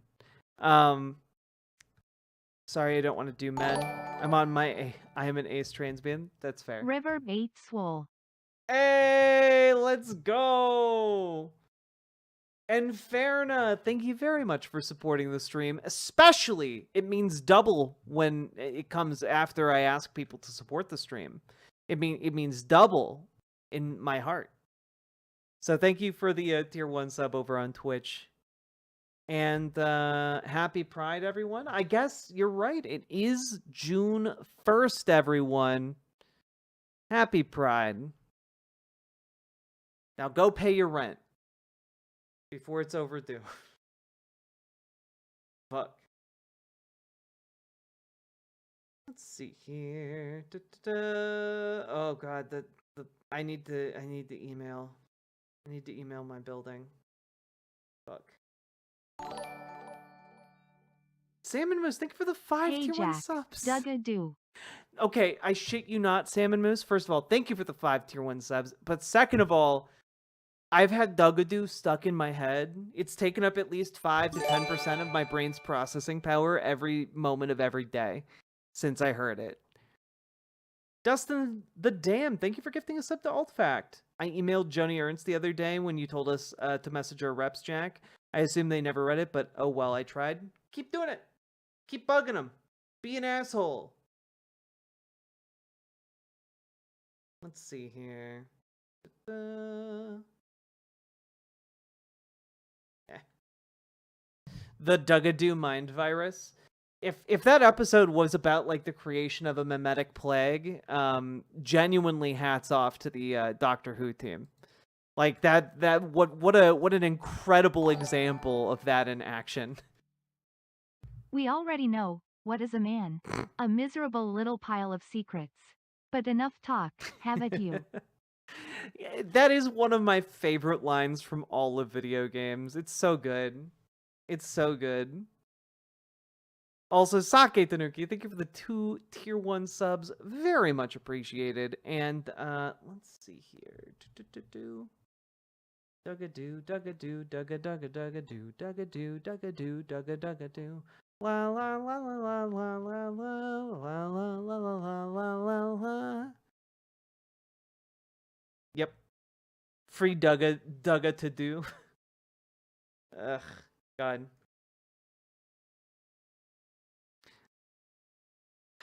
You don't know the game in question? Oh, it's Castlevania. We need to have more celebrations of gay groups of lions in June. It's true. You know, sometimes the homies can just hang out and be gay on the plains. You know? Let them live. Where's their target merchandise? Greaves Underground, thank you for the gifted membership over on YouTube. Appreciated. Giving all my homies bro jobs this month to celebrate. Oh god. Oh, I forgot. I need to switch YouTube chat into live chat so I can see everyone. What if we Dugga didn't and say we Dugga did? You know, but I'm a Dugga doer, okay? I believe in the power of Dugga doing.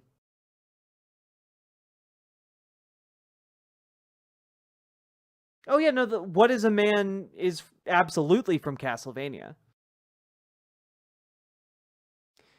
Did something bad happen? I just didn't stream yesterday because I got really overwhelmed and spent like 3 hours trying to psych myself up the stream and just, you know, ultimately fell asleep. You know? God. Anything to get Jack to actually watch my favorite show so she can squee about things on stream, right? Won't that be fun? Dugadoo, owner of the Dugsdale Dugadoom. Okay. Let's do some quick hits, huh? Let's dive into some politics, okay? You guys ready? Are you guys ready to politic with me? Also, whoever said complimented my makeup today, thank you. I've been wearing this for 12 hours. And still looks pretty good. And yeah. I'm I also just have to say there's no makeup on my face aside from mascara and some very light Giving eyeliner. you $5 to ask if anybody has made a "what's a girl to Dugga do" joke yet. Because I can. BWA. Absolutely not, Very Knifey Duck. You are the first. And thank you for the $5 dono. You like the whole look? Thank you, Elrex. Or Cyrex? I'm sorry, the resolution on this monitor is so terrible sometimes. That's Cyrex. I'm sorry. Makeup still rocking. Thank Dugga you. do or Dugga do not. There is no Dugga try. Aw, thank you very much for the $5 super chat, Shamaniacal the Shamanite. What, you're glowing? Honestly, I think it's because I've been working out and doing being more consistent with my skincare and drinking a shit ton of water. Because I finally learned how much water I should be drinking compared to how much fiber I take in, and it's a lot more water than I thought it should be. So, both help a lot.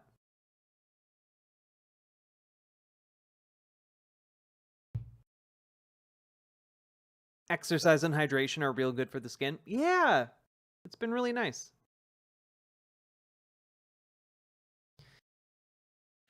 Okay, are you guys ready, folks? Are you guys ready?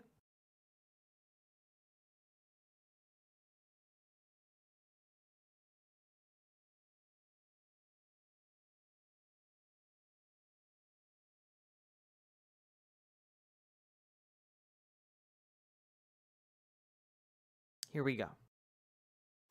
So, folks, there's this lady named Miss Rachel, and she's been getting absolutely shellacked on social media and in the press for having the audacity to treat Palestinian children as human beings that are children and still deserve love, respect, and safety. And for this monstrous crime of believing that Palestinians should be, treated as human beings, she's been getting attacked. And despite this, from like all different directions, I can't think of anything witty to put here, so pretend I did. Celestial Heart, thank you for the $10 dono. Despite being attacked from all different directions, and again, she didn't like put out like any kind of like, as far as I know, any kind of like definitive statement or anything. She just had a Palestinian child who had her legs blown off by an Israeli bomb onto her Instagram stories and sang songs and talked with her about her feelings. And like for this crime, she's just been getting attacked as being an anti-Semite. Right? And so it's just, it's insane. Despite this, despite the massive amount of contrived bullshit and affected, hysteria, Miss Rachel has just doubled down, tripled down, and you know what? Honestly inspiring and badass. She put this out, I believe, either earlier today or yesterday. Be so ashamed of your silence. Be so ashamed. But Miss Rachel is already considered a monster by the right. Empathy is punishable by death. Sake Tanuki, thank you for the 5 tier 1 subs. And yeah, I mean, the sin of empathy, I guess, is kind of like the heart of Miss Rachel's channel. The idea that human beings should care about each other, that like, we should we are especially called upon to care about and for children and, empathize with them is, and I don't say this lightly, that's a threat to a fascist regime, or fascist regimes plural in this particular case, right? Like, Miss Rachel setting the example that people should care about each other, should, empathize with one another. That is literally the foundation of every resistant effort against an authoritarian regime, right? And that's why they go after her. Display like an open, brazen display of kindness, consideration, dare I say, love for people who are different, for people who come from war-torn backgrounds, from victimized regions. Like, that's a threat. The ultimate threat to the colonizer is love and compassion among their victims, because that love and compassion builds power, it builds strength, it is the fundamental engine of human existence, and it is not able to be stopped. And so I just want to say, hats off to Miss Rachel.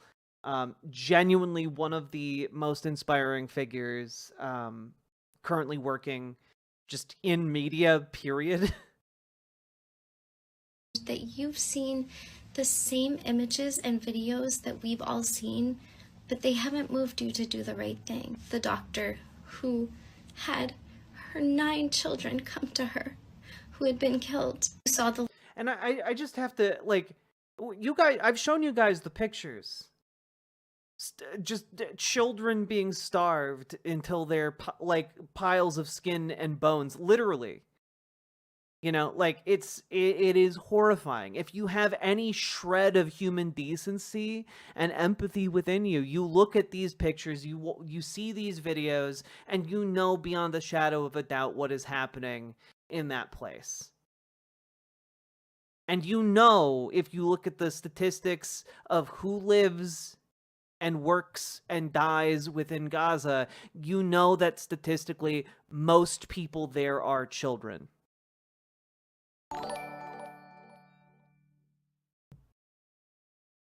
RPG Lilac, thank you for the $2 super chat. The little girl walking through the fire, you could see her little ponytail. Be so ashamed that you normally speak out for human rights. You normally speak out for children everywhere, but you won't now because they're Palestinian. Be so ashamed of your anti-Palestinian racism. So ashamed that you don't see Palestinian people or their children as... It's just satisfying to say free Palestine, free Palestine, free Palestine. Free Palestine. As the same as us and our children. You think their babies don't like peekaboo and don't smile when they see someone they love and don't cry the same? Be so ashamed that your constituents are begging and pleading for you to say something and do something, and you just ignore us. Be so ashamed that you're putting money, power, your career, your reputation before precious children of God. Be so ashamed that our religions tell us to help the poor. Our religions tell us to feed the hungry. Our religions tell us to open our arms to all people and all children and love every neighbor as ourselves. And you pretend that they mean some. You pretend that they mean ones that maybe look like you or have been deemed acceptable. And that's not right. That's a lie. When enough people say something, it's not controversial anymore. So we need everyone to say something. It's never been wrong to say not to starve children and not to bomb children and not to kill 15,000 children. What's wrong is to be silent. Leaders. I mean, she's not wrong. She's not wrong, folks.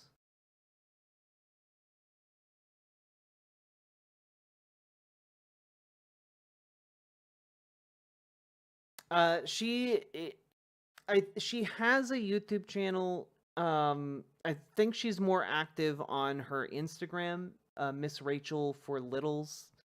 And genuinely, guys, standing up like this to the kinds of people who hate Miss Rachel, they're genocidal freaks. There's a risk to her for doing this. Never forget that, folks. When you see these people, these social media folks standing up, they are taking a risk. I know that, like, Bruce Springsteen, for example, has been openly denouncing Donald Trump, and I know that people are like, "Oh, Bruce Springsteen, like he's rich and famous, whatever."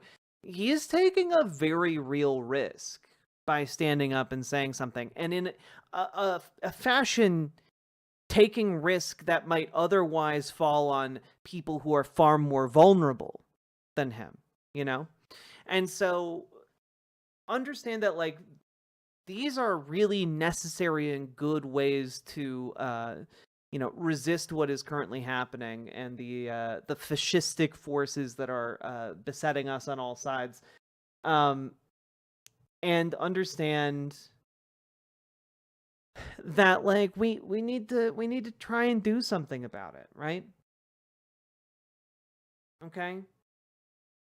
And so I believe that either this weekend, I still have to finalize dates. It's either going to be this weekend or 2 weeks from now. I want to do a PCRF fundraiser. Okay, we're gonna do a charity stream. See what we can do, and I'm gonna try and plan some fun stuff that we can do while all of that happens. But like it's I haven't really done one of those before. I figure we'll give it our best shot, see what happens. But like I want us to do what we can, And so if Miss Rachel, a lady who does programming for the least of these, the least powerful people, let's give it our shot too, okay? If she can do it, and I think we certainly can, and I spend all of my time talking about politics, and you guys spend a not insignificant amount of time watching politics, but let's see if we can do something productive with all of the horrors we've ingested from this. Let's see if we can at the very least try to help some of these children in Gaza.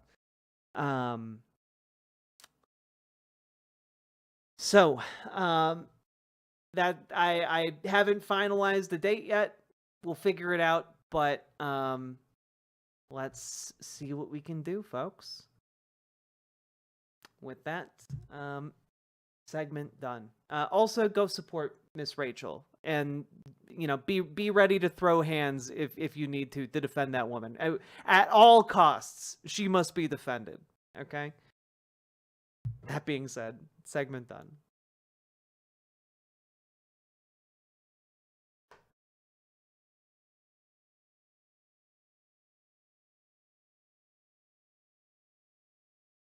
Today I learned Israel's actions against the Palestinians is why my grandpa lost his faith. He was Jewish for 80 years. Damn.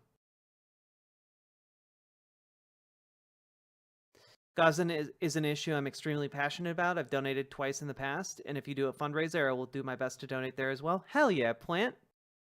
Let's do it.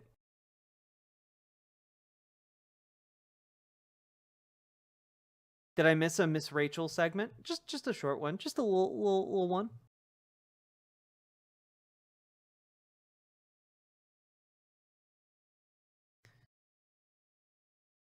Went to my first meeting of the Progressive Caucus. I hope it went well, Paradamir. Really glad. I'm really, every single time you guys tell me you go out there and like you went to a meeting, you do something like that, it makes me so fucking happy that you guys are going out there and taking positive political action. Hopefully building to that more progressive future. I know it's hard. I know it's fucking hard. But I also know that like a better world is possible and we can fight for it. Okay?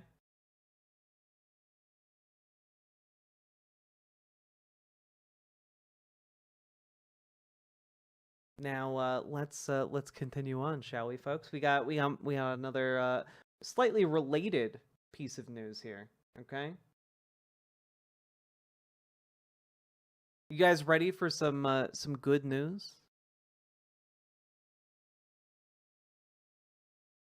So, folks, there's this guy named Zoran Mandani, right? He's running to be the next mayor of New York City. He's a socialist. He's endorsed by DSA. He's, we've talked about him a bit recently, and that's because the mayoral election is coming up, or at least the mayoral primary is coming up, which is in New York City the only thing that matters, the Democratic primary. And I gotta tell you guys, about 2 months ago, he was down by about 40 points. A couple days ago, polling came out that he was only down by like 15 points. And, well, let's take a look at the Daily News here, which put out an article about Zoran Mandani. Zoran Mandani's surprising surge fueled by pocketbook promises, social media savvy. recent canvassing event for mayoral candidate Zoran Mandani in Sunnyside, Queens, a campaign staffer kicked things off by asking how many of the 36 volunteers on hand were about to knock doors for him for the first time. Nearly half the canvassers raised their hands in response. To the surprise of many in New York's political establishment, Mandani, 33, has leapfrogged other more established candidates to become the leading progressive running in the June 24th primary. Polls have shown him consistently ranking as the second-place candidate behind frontrunner Andrew Cuomo, and some recent surveys even indicate the ex-governor's lead over Mandani is shrinking. And that is, by the way, being almost entirely fueled by people going out and knocking on doors and talking with folks. Okay, it's the phone banking, the door knocking. It's making a difference. Okay, and the thing is, guys, genuinely, it's one of the, like, it sells itself. You know, like when you, for example, when I used to work at Extra Life, right? One of the things that I would say consistently is that, hey, like, getting people to volunteer to play video games for charity is like such a it's a concept that basically sells itself. You know, like that's a lot of people are going to be into that idea. And so in a similar way, even if Zoran Mandani was like just like a completely neutral, like middle of the road Democrat, he would be preferable to Andrew Cuomo. People despise Andrew Cuomo. The main thing Andrew Cuomo has going for him is that he, you know, has name recognition. That's it. Most people, given a known devil versus a devil that they don't, would go with the devil they know, right? But the thing is, Zoran Mandani is not just a middle of the road politician. He's the guy who's running on, like, the idea of freezing rent in New York City, something that is off the scales popular among the city residents, because most people there rent. You know, there's all kinds of other things that he's running on. Municipal grocery stores to basically do away with food deserts. You know, making the city safe by actually, you know, investing in social services. There's a lot of different things that he's working on and policies that he has going. He's worked as an assemblyman in New York City for a while. And so, like, he's a known quantity. He has experience with these systems in New York City, right? And I love the idea of municipal grocery stores so much, Jobertus Maximus, that I want to do a dedicated segment on that concept at a later date. I have a bunch of research set aside to, like, talk about them. But that being said, folks, what's crazy is the amount of people that Mamdani has had out volunteering for him, okay? So to reiterate here, in New York City's, under New York City's laws, right, you are forbidden from taking more than $8 million for a political campaign, right? So Zoran Mandani has actually maxed out on contributions he can take for this particular campaign. And incidentally, Andrew Cuomo has been caught illegally working with a big money campaign group. So we'll see what happens with that. But, like, Zoran Mandani has maxed out fundraising. All he needs now are bodies and voices to phone bank for him and knock on doors and, like, tell people what his policies are. Because his policies are incredibly popular. They are pro-working class policies. Which, of course, translates into the amount of volunteer support he gets, right? A key factor behind Mamdani's surge is the groundswell of support he has generated from young left-leaning voters. As of mid-May, his operation has mushroomed to include over 20,000, mostly young volunteers, a bigger field than any of the other 2025 mayoral campaigns bolster. Waves of newcomers showing up to canvass events has become a new trend, especially in recent weeks, according to his team. So, like, that's pretty cool. Also, Zoran Mandani wants to make city buses and the transit free to everyone, and I think that's incredible. That's wonderful, you know. So we'll see. We'll see how this goes. Let's take a look here. I wanted to let's see.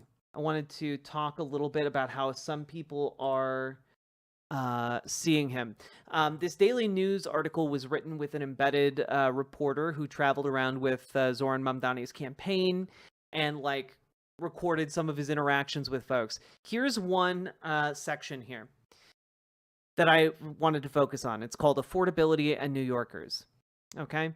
The popularity of Mamdani's populist proposals isn't just rooted in a savvy social media presence. It comes as studies show affordability remains a top issue on New Yorkers' minds, with rents at all-time highs, prices for basic goods like groceries elevated due to President Trump's tariff-heavy trade war, and social safety net programs benefiting the city's most vulnerable at risk due to Trump's federal funding cuts.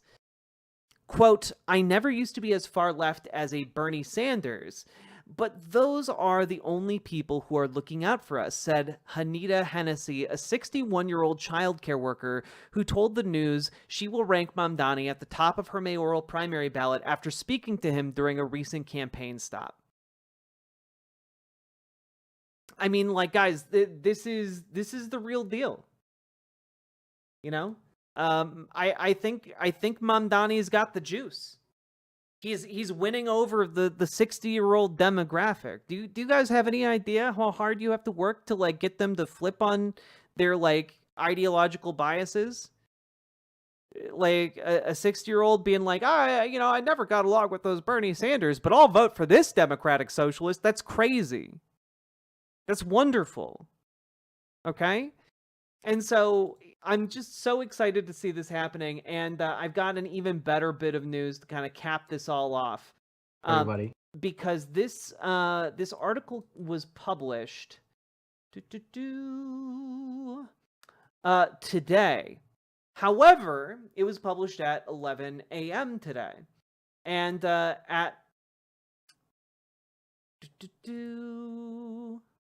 yes. However, it did not have the latest polling data internal to Zoran Mandani's team. How's it going, everybody? I'm just going to play this all for you real quick, and I think you guys are going to be pretty excited. I just got home, and today was a 5-borough day. So we started in Queens, went to Brooklyn, then Staten Island, then the Bronx, then Manhattan, and now I'm back home. And we've just crossed into Saturday, which means we are officially 24 days away until June 24th. And these are 24 days where we just have to catch up 8 points to beat Andrew Cuomo in that final round. Yeah, you heard that right, folks. Zoran Mandani has shrunk a 40-point lead down to an 8-point lead. Okay? In the span of like 2 months. In the span of 2 months, there's 24 days.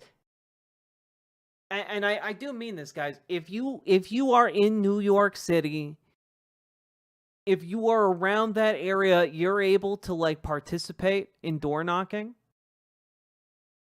For the love of God, get in there. Now is the time. Now is the time. AOC and Bernie endorsement when? Well, I know Jamal Bowman endorsed. Let's see.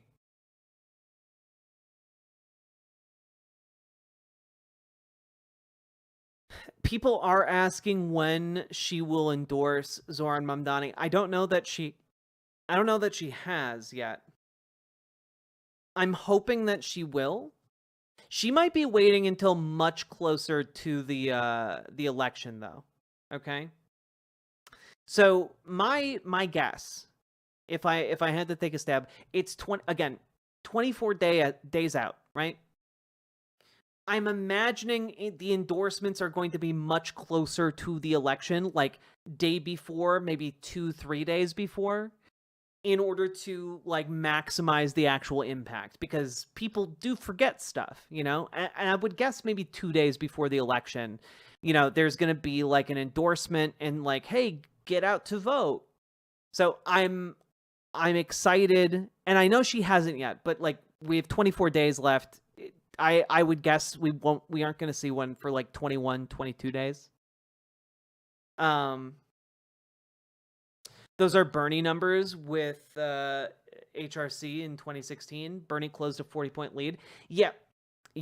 It's, again, people want these policies. They want someone who's going to fight for them, you know? And I know that like a lot of people are these days are talking about like, oh man, we have to project power or whatever. The reality is you don't have to project power. You just have to be believed when you say you're going to make things better. You know, standing your ground, refusing to bend, refusing to, you know, kowtow. Like that is strength in politics. Being able to hold your position is strength in politics, right? That's why a lot of people are talking about taco, right? Trump always chickens out. And why that's kind of getting under Donald Trump's skin. An article came out today that apparently he's very angry at his team for not telling him that taco was a thing. But the reason that's a problem is because it indicates his lack of strength, right? And so, like, taco is weakness. It is, and he understands that power dynamic. That's why it bothers him so much. So I just want to like point out, I think that like Zoran Mandani's strength here is sticking to these positions and actually fighting for them, right? Actually making the argument. So if you haven't, now is the perfect time to join this campaign, to knock on some doors, to make some phone calls, to get us over the line, and to show New Yorkers that they don't have to just choose between the past and the present. They can actually choose a future where they can afford the city that they build every single day. God, he's so charming and handsome. Jesus. How's it going, everybody? Stop it. Folks, if you want to volunteer, you can head over to zoranfornyc.com. And you know what? Please do. Where can I find the article with that about? Oh, let me open it here. I just closed it. Ba-da-ba-ba-da. Here we go.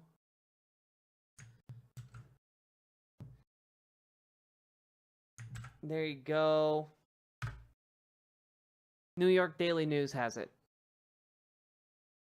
I'm just really excited for a guy who could genuinely improve one of the biggest cities in America and who could be, you know, a leader for decades to come. You know, like you guys understand, if he becomes mayor of New York City, like he has the potential to go on to the House, to the Senate, to the governorship, to the White House. And that's very, very exciting if he is the kind of man he says he is, you know? If he's the kind of man he says he is, that would be incredible. So, given the dearth of options, I take that bet. Let's do what we can for Zoran Mandani, folks. If you guys are in New York, you have a patriotic duty in order to support this man. All right, that is your new mission for the next 24 days.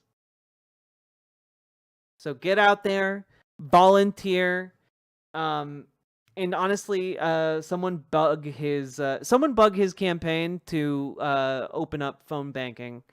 I've been having trouble finding phone banks, but if you can phone bank, do that too. Okay, maybe we'll organize like a community phone bank. I know Gamergy has some experience doing that. Maybe we could do that for Zoran. We'll look into that. Okay. Who do we put for number 2? Paperboy Love Prince. Maybe, because that'd be funny. With that, rank Mandani first. Don't rank Cuomo. Let's get it done. Segment done. You rang? Hello, GamerG. Thinking about putting together a community phone bank for Zoran Mandani. Is that doable, do you think? Cuomo's being backed by Republicans, right? I mean, basically, yeah. Cuomo, oh no, he's hot. He's born in Uganda, so sadly the White House is out. You know, didn't stop Jake Huger. Oh, God.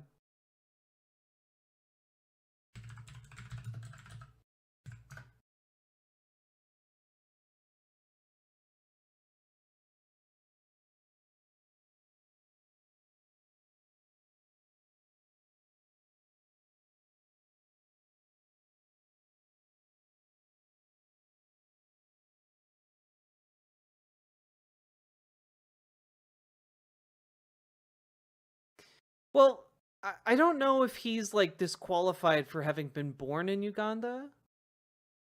Isn't, like, one of his parents, like, an American citizen? Like, if an American citizen has a child abroad, like, they're still an American citizen.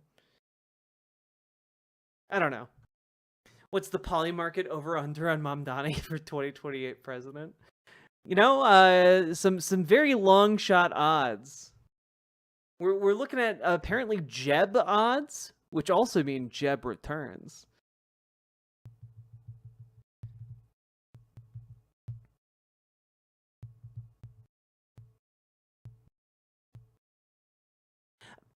Okay, but like if you're born, genuinely I don't know how this works. Okay, so I'm just asking this.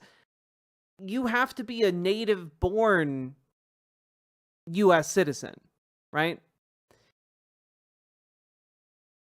If you're born in another country to an American, I think that still makes you an American-born citizen, right?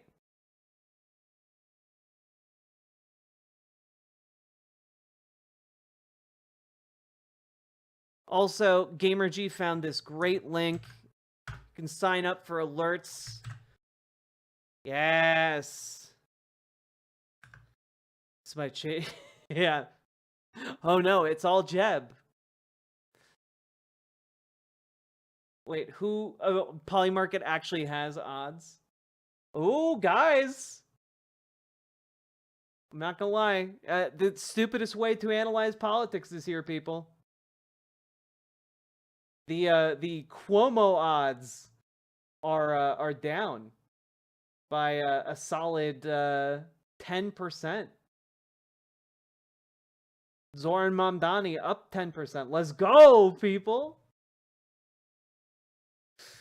Oh God, I hate that this exists.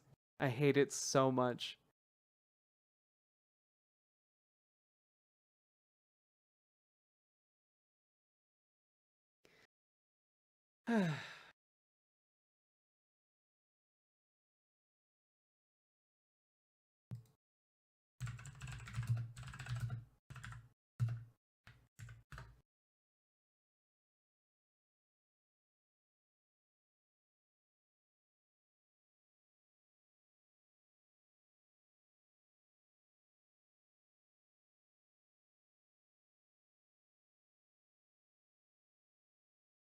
Yeah, no. Okay, look.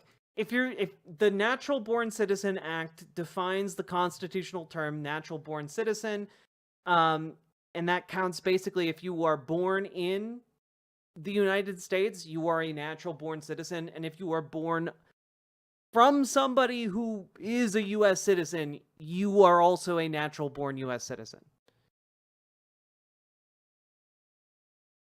If one of his parents had American citizenship, that would make him a natural born citizen. Sakitanuki, I'm sorry. I don't got my soundboard here. I'm sorry.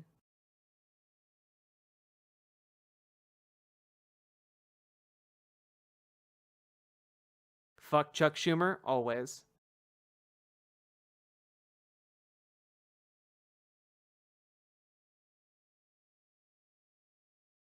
Do, do, do, do.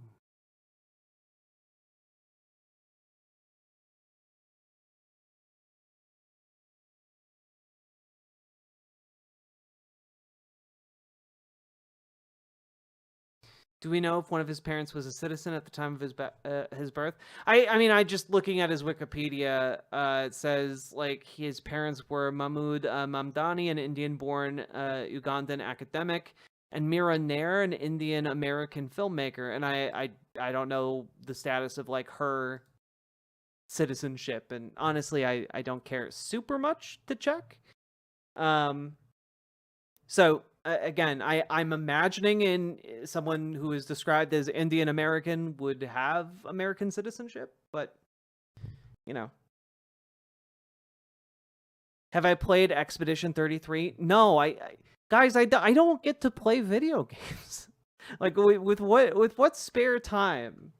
You know, I planned to play video games on tonight's stream, and that's just not happening.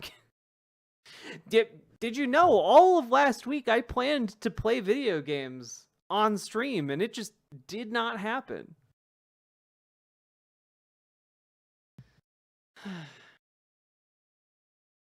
Can you be president if your mother was a jackal? I don't know. I don't know about, you know, there's no law against it.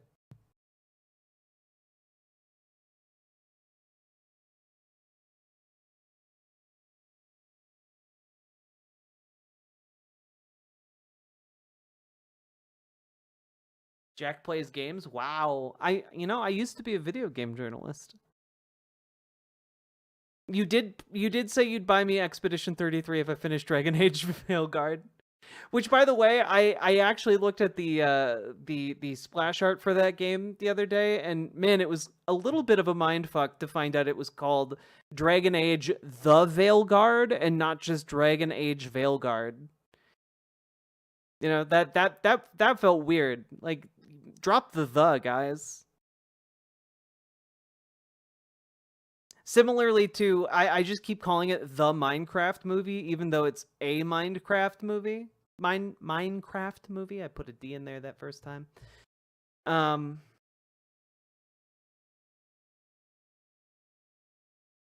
Wait, why are we talking about citizenship?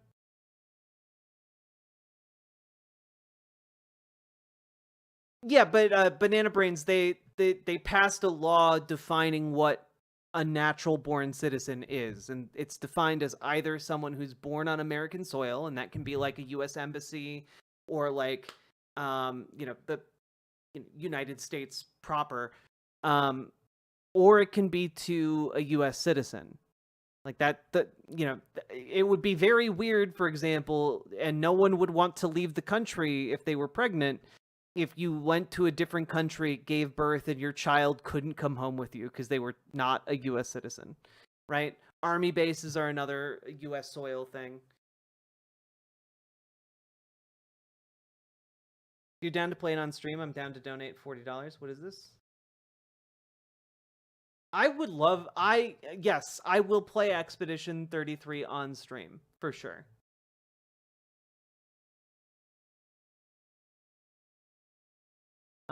What if M. Crab that's disguised as a jackal that ran for president? Honestly, I'd just be really impressed.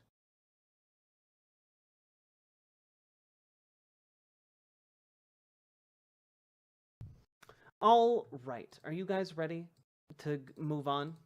We've got to talk about a lady.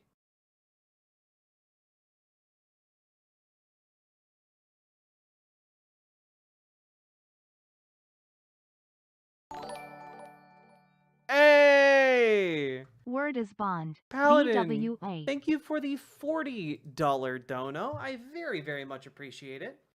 And I think this coming week, I'm gonna play some video games. We'll probably do like some quick hits of like different conservative, shitters at the beginning of every show, and then we'll jump into some gameplay and just kind of chill a little bit. A lot of stuff has been happening that's very scary, but I think I think I'm kind of near my limit. And I think my goal will be this week to I want to get through Dragon Age, the Veilguard, and I think I can do that.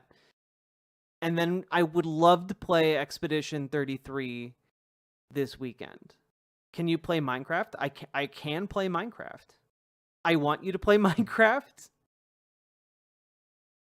I know you wanted to play Keep Driving. That's a good background game. Yeah, maybe we'll find some longer stuff, you know? I loved the Veilguard. Okay, cool.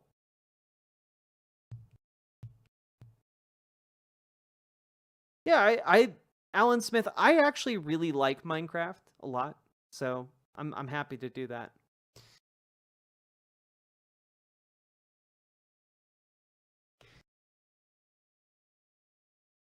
Octodad, I want to play both Octodads on stream so much. Maybe we'll do that for like a Father's Day. Happy Pride Month, Banana Brains. Okay.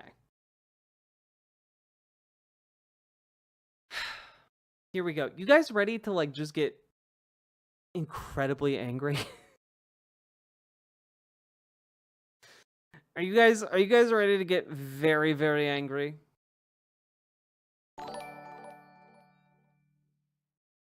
Do we want a community Minecraft server on the Discord? I can take care of that. Do we not have one? Because if we don't, we absolutely should. I can't like manage it myself. So thank you for taking that on, Paladin.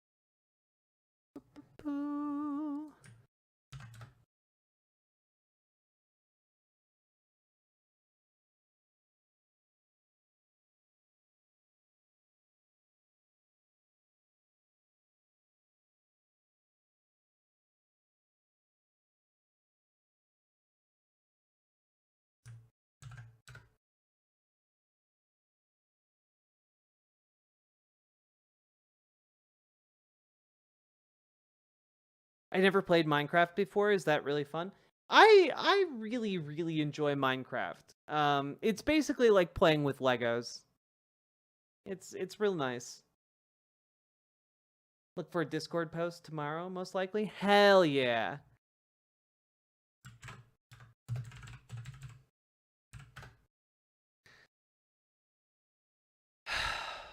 Okay. So, folks, there is a lady from Iowa who is a senator, in fact. I know. In 2025, lady senators, we did it. We broke the glass ceiling, folks. But in less good news, she did a town hall recently. And when her constituents began shouting about how worried they are about the funding cuts in the budget bill that is currently before the Senate, they're worried that they're gonna lose their health care. And okay, Tanuki. Interrupting Dono. Thank you for the 2 tier 1 subs. I very, very much appreciate it. She got up in front of them and said, maybe one of the worst things a politician can possibly say. You know, like, I don't care how safe you are in your seat as a political figure, this is one of the, like, I mean, this should effectively be campaign ending. This should be the end of her entire existence in politics, right? Here's what she said. So, people are not, well, we all are going to die. So, for heaven's sakes. So, we are all going to die. In response to constituents shouting at her about how they are worried about dying, about how they are worried about their loved ones dying, she responds, well, we're all going to die. And it, like, genuinely, this is an insane thing to say. This is like a Marie Antoinette let them eat cake moment, except it's real. Unlike the Marie Antoinette moment that you all are thinking of, which is, in fact, a fabrication. But that's a story for another day. She's actually telling her constituents to fuck off and die. When we talk about this being like a death cult, when we talk about conservatism and this incarnation of fascism it is rapidly morphing into in the United States, being a death cult, that's exactly what we mean. She's literally, as a political figure, going out to an event to talk to her constituents, and her response is, some of you should die. Like, I mean, it really boggles the mind, right? How is this not... Like, I mean, understand that these cuts in Iowa are gonna hit everyone. Rural, urban, etc. Like, the Republicans are acting as if the people who are upset about these cuts are Democrat operatives. They're being paid to, like, dastardly interrupt the speakers here. But, like, the people who are in Iowa showing up to these things, and they're not just Democrats. Guys, I can tell you with 100% certainty, the Democratic Party is not pouring money into Iowa to hire protesters. That's just not happening. They don't do that. And we'll get to her follow-up, guys. Don't worry. But, like, I mean, no matter what you think of the people actually asking you that question, of the people who are actually expressing fear about themselves dying, to answer like Joni Ernst did here is a massive fuck you, not just to, like, Democrats in the state, but also to Republicans. You know, this is a shitting where you eat situation. Like, you're telling your Republican constituents who are also afraid of the cuts in this bill that they should go die. And, like, when we talk about the fundamental contempt Republican politicians have for human life, this is exactly what we mean. It doesn't... They channel it into more outward directions most of the time here. You know, it's the terrorists in the Middle East, or it's the undocumented immigrants, it's the trans people. But, like, genuinely, they hate all of you. They would gladly throw any single one of you, Republican, Democrat, old, young, able or infirm, they would gladly throw any single one of you into a wood chipper if it got them $10, So, like, when we talk about these people being awful, this is the kind of thinking and arrogance that led to many of the world's great revolutions, and many of the world's just, like, frighteningly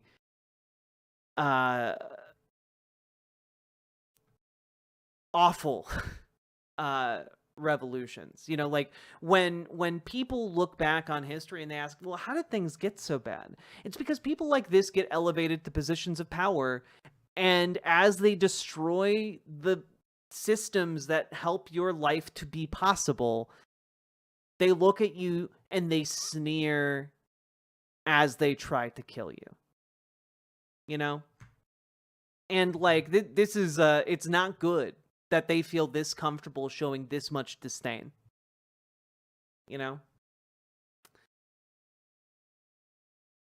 Now, this is not at all lost, by the way, on the press in Iowa, and honestly, I'm glad. I'm glad to see that the press in Iowa is actually picking up this story and not just burying this as like something no one's gonna hear about. Here's the Des Moines Register, front page of the paper, man. This is like, it, honestly. I want a copy of this newspaper because this is some legendarily bad. This is a legendarily bad look. You know? Well, we're all going to die, for heaven's sake, folks. As U.S. Senator Joni Ernst was answering a question about Medicaid eligibility in Trump's tax cut bill, she was interrupted by a woman in the crowd who shouted, "People will die." Ernst replied, "People are not. Well, we all are going to die." Like,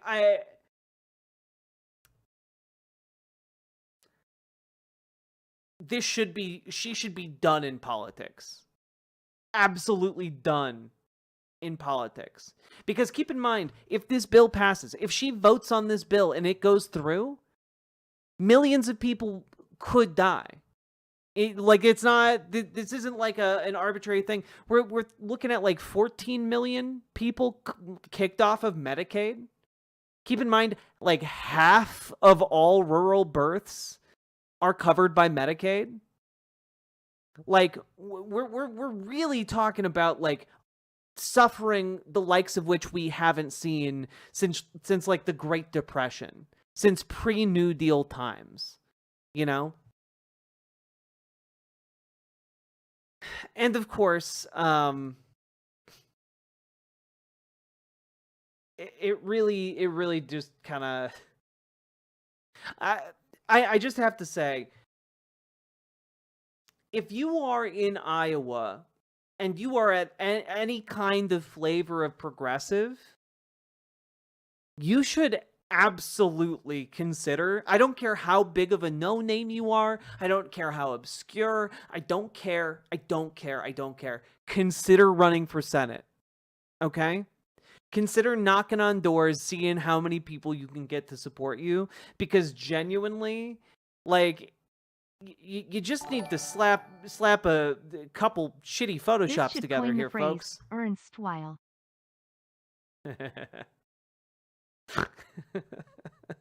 Saket Tanuki, thank you for the 5 tier 1 subs. Really appreciate it. But like this took me like 2 minutes of effort on my phone, okay?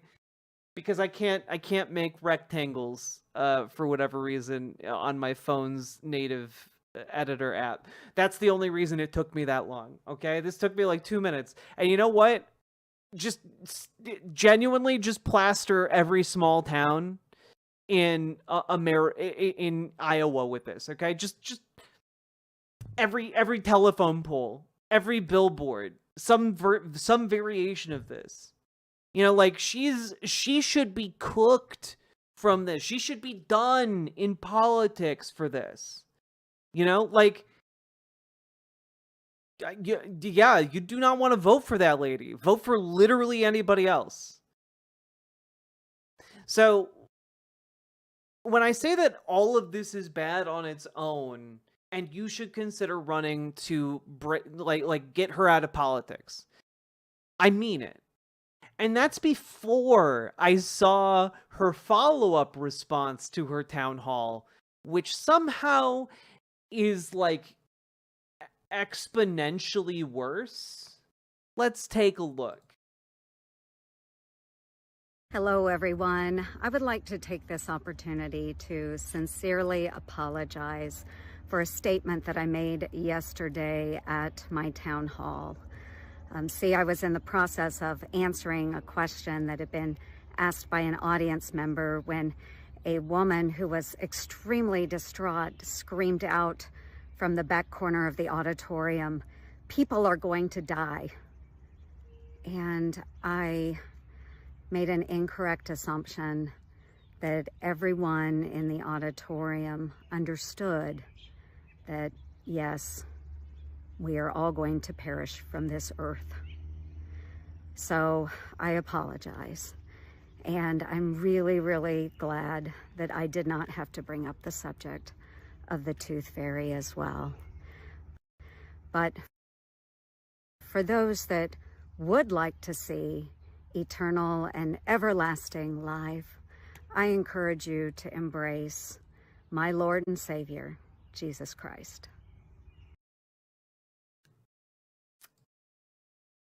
When I said that it was worse, I did really mean that, right? So she's here saying that people worried that her actions as a senator could lead to their deaths. She's framing it as they are too stupid to understand the concept of mortality. And then, like, implies that they are naive. And then facetiously try, genuinely, even if you're, like, a Christian, and you, like, believe that, like, Christians are called to, like, proselytize and, like, convert people to Christianity, are you not disgusted by what she did there at the end? Like, understand, because I grew up, like, as, like a very firm in my belief, you know? Like, very firm. And I can tell you that that part of me is absolutely disgusted by that last statement. Like, anyone who genuinely believes that in like a Christian God and in the tenets of the Bible, like, to see her do that when she's very clearly, she's calling her constituents, worried that her actions are going to kill them, stupid and naive, then is saying that, oh, because you're stupid and naive, consider embracing Jesus Christ. Understand that, like, even if you're a Christian, like, that's deeply offensive, right?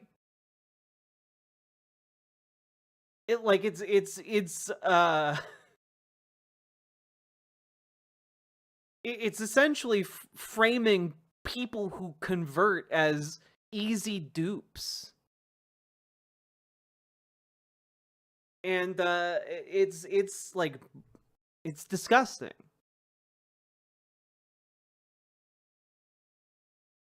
So understand that, like,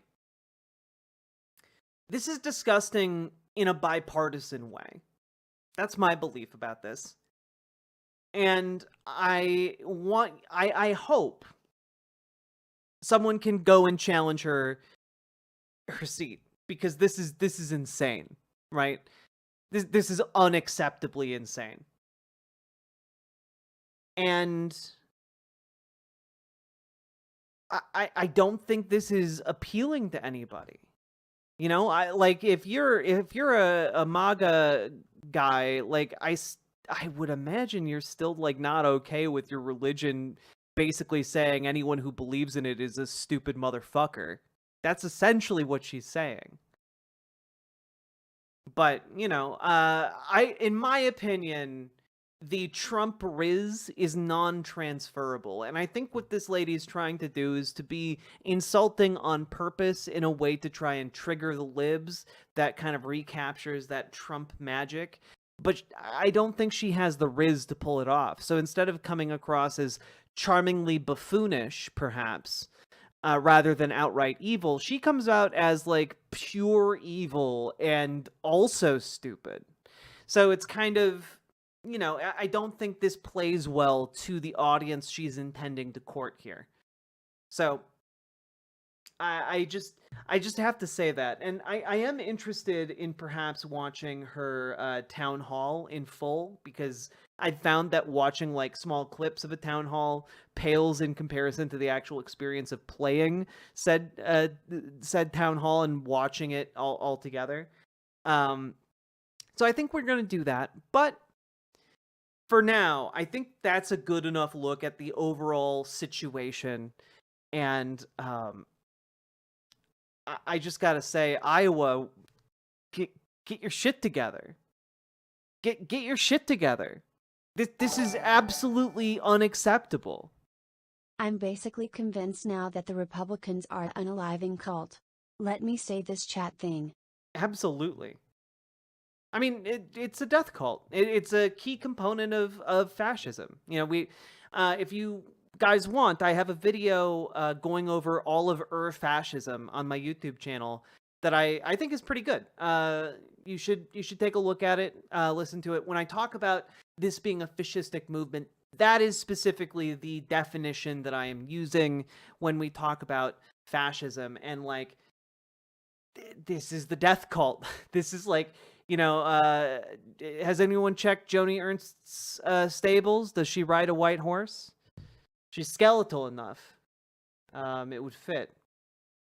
But anyway, I don't think these people are worried about losing their seats. I heard that the FEC was going to be overseen by Doge at some point, or at least that they were planning to do that for the midterms. I don't know how true or not that is, but it's gross. We have to make sure these people realize their mistakes. I mean, part of the issue that they're going to be running into is the fact that states control their elections, you know?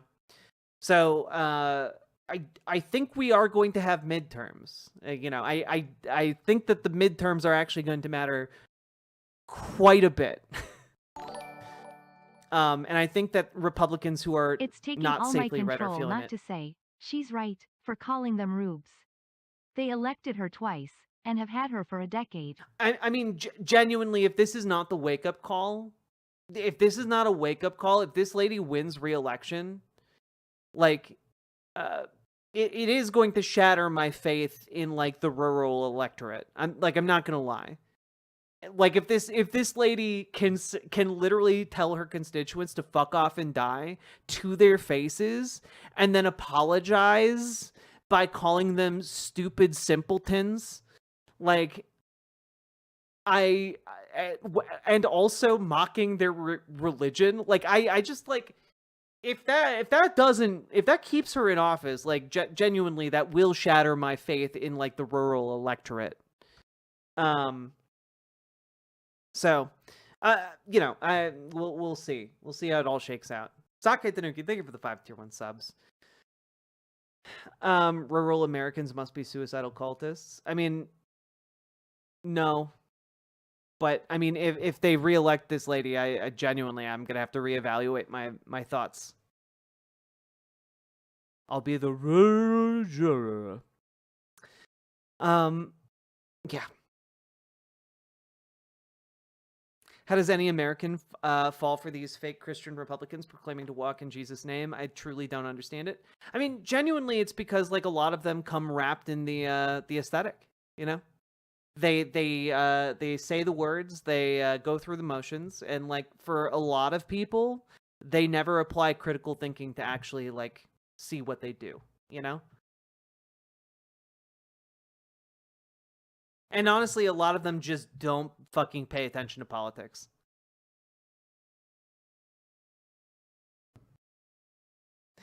Anyway, with that, fuck Joni Ernst and get her out of office yesterday. Ugh, disgusting woman. True, she wasn't even funny about it. Like, if that's the thing, right? Like, Trump can be funny while saying objectively terrible shit, and she's absolutely risless, you know?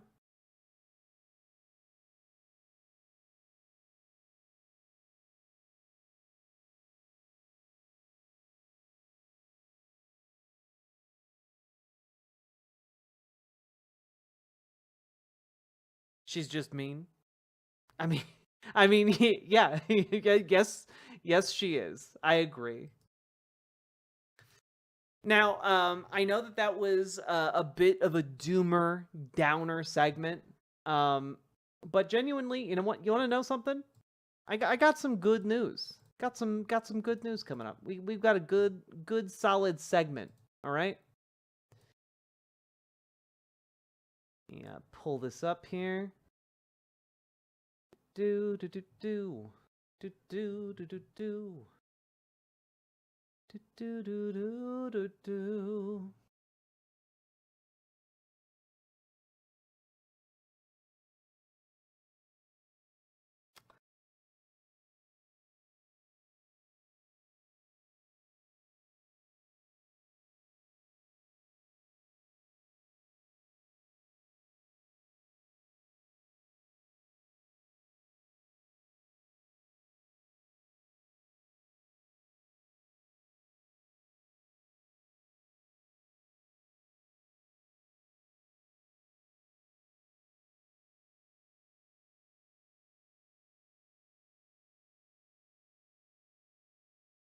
Okay. We got it. We got it all set up. Cool. Does Joni Ernst think she's untouchable, or does she hate herself and want to set herself up to leave politics? I think it's less either of those two things, and I think it's far more that she's trying to do a Trump. You know? I think that part of it is that she said the quiet part out loud by accident, bumbled into it. And I think that after that, she tried to pull a Trump in order to save her own ass and failed miserably. So I think that's kind of the over-under on what happened there. I don't think she's a diabolical mastermind. I don't think she's just saying things because she thinks she can get away with them. I think that she's just kind of bad at this, you know? Do I have live chat on? I do. We're not selling out our nation because of your panty fetish. It's over for your fake oppressed group. Yeah, you're a bunch of fake oppressed people. That's why we're gonna oppress you even harder as a group. Listen to yourself, man. Are you this stupid on purpose, or did you like accidentally take mercury tablets or something? Like genuinely, what's your deal?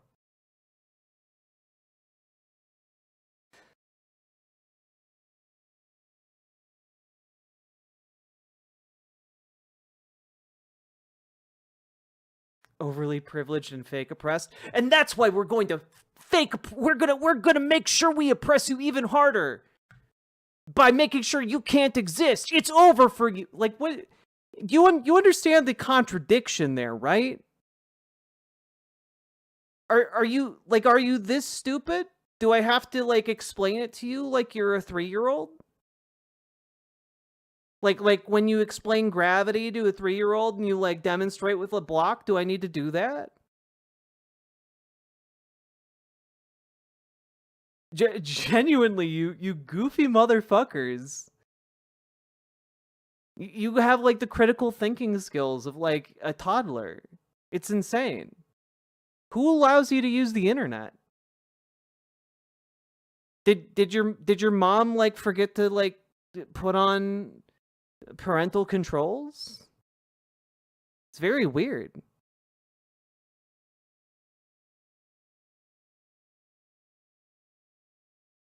The best of the white race, everyone.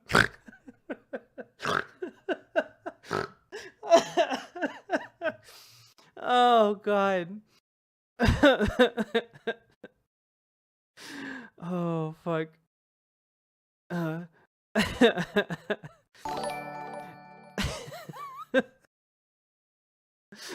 Oh fuck, Jazz Dog, that was good. I'm so confused. I don't read most of the chat while I'm gaming and lurking. It's okay. Someone came in and chatted that, like, you know, as a trans person, I have a panty fetish, and that's why, you know, I fake oppression apparently, and that's why the government's gonna end my fake oppressed group. which like is like the exact opposite of being fake oppressed, I guess. How are you all oppressed? The city throws a Sodom and Gomorrah remembrance parade yearly. What? Do you not understand that people don't believe in your goofy book? Like, do you understand, like, the world doesn't revolve around you? Like, yeah, have you ever thought for a like a 1 second that you're not the main character? Like, Jesus, have some goddamn humility, bud.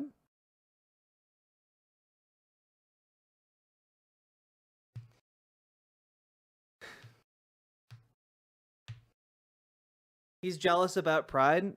Yeah, like you know that like you know you're not reading from a book. I'm sorry, where did you get the reference to Sodom and Gomorrah? Were you there? Like I'm so interested in your lore now, Dustin. Like, how did this happen? Do you bear the mark of Cain? Have you been wandering the wastes for the last several thousand millennia? You've been experienced war and tragedy and loss and sorrow. Do you hold the berserk mark? We got firsthand experience with Sodom and Gomorrah. You know, you got Lot and his daughters, and a pillar of salt, and then we got Dustin. I've seen your visually unappealing parade. I'm sorry, have you seen other parades?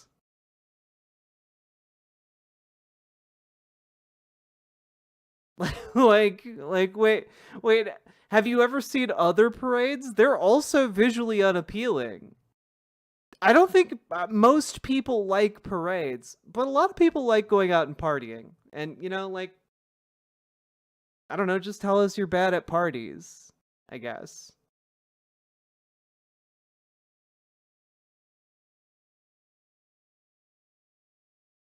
I don't read books. I mean, we all know that, Dustin.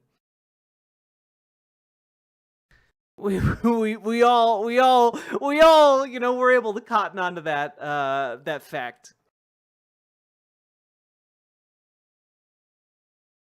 Just yours is unappealing? I don't have a parade. What are you talking about? Dustin, how many times in your life have you, like, stepped on a rake and had it come up and smack you in the face? Is it, are we talking double digits? Triple digits? How many times? How many times are you sideshow bobbing around every day? Just like, Jesus Christ. At a certain point here, by the way, Dustin, I'm gonna assume this is a weird fetish on your part and block you unless you have like more substantive like input here, but I am having a lot of fun here. Did you get academic placement without academic achievement? That's another fake oppressed privilege? What are you talking about, Dustin? Like, genuinely? What the fuck are you on about, man? Did I systematically benefit from being trans? I'm sorry, did I miss my George Soros funded parade? What are you talking about? Are you trying to allege that, like, my school paid for my education? This is my donation to the Riverboat Jack Parade Fund. It's a thing now. We're having a parade. Drag is definitely part of it. I don't even take Adderall. What are you talking, Dustin? What are you talking about? Is this why you're like this? Did you overdose on Adderall, Dustin? I guess it would explain a little bit. I'm just like, I'm baffled here, Dustin. So, just to clarify here, you're asking if I was given preferential treatment in college because I am a trans person. Yeah, that's your allegation, that like I transitioned and then got like better academic credits or placement in a university somewhere because I'm trans. Is that a summation of what you're alleging happened with me?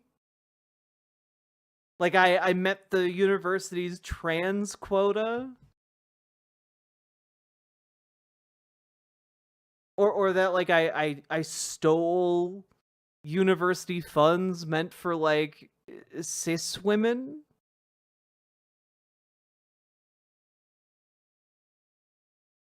Like I just try and express your thoughts a little bit more coherently, Dustin. Because what it kind of seems like to me... Destiny, that's a woman's name. Socket Tanuki, thank you for the 5 tier 1 subs. I'm talking about your fake oppressed, and we are not selling out the nation to appease you. As for education, you know that's not unheard of. I literally have not heard of a single case of someone transitioning in order to get college credit. Dustin, I would love... can you give me one? That would unironically rule. It would really shut me up if you provided some kind of citation for that. Someone who transitioned in order to get that sweet college credit. And instead of getting like a summer internship, people be transitioning now.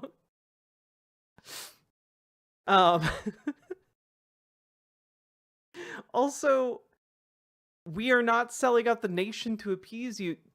What do you mean? In what way would the nation need to be sold out to appease me? In your mind, we had other plans for today's stream, but now I'm just fascinated by Dustin.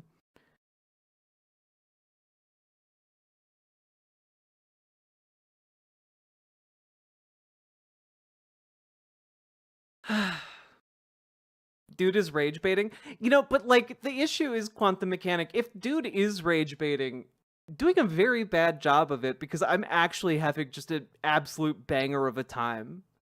Like, you guys have no idea. Sam Cedar has like libertarians, and as much as I love dunking on libertarians, I also love just like engaging with transphobes that are at the very least able to form a sentence. Like Dustin. Dustin can form a sentence. Whether or not it's coherent, that's a higher level of transphobe, I think. But, level 2 transphobes are at least more interesting than level 1s. Look at college sports. You beat women in sports that were not for you because you're a man. I didn't play college sports, Dustin. What are you talking about?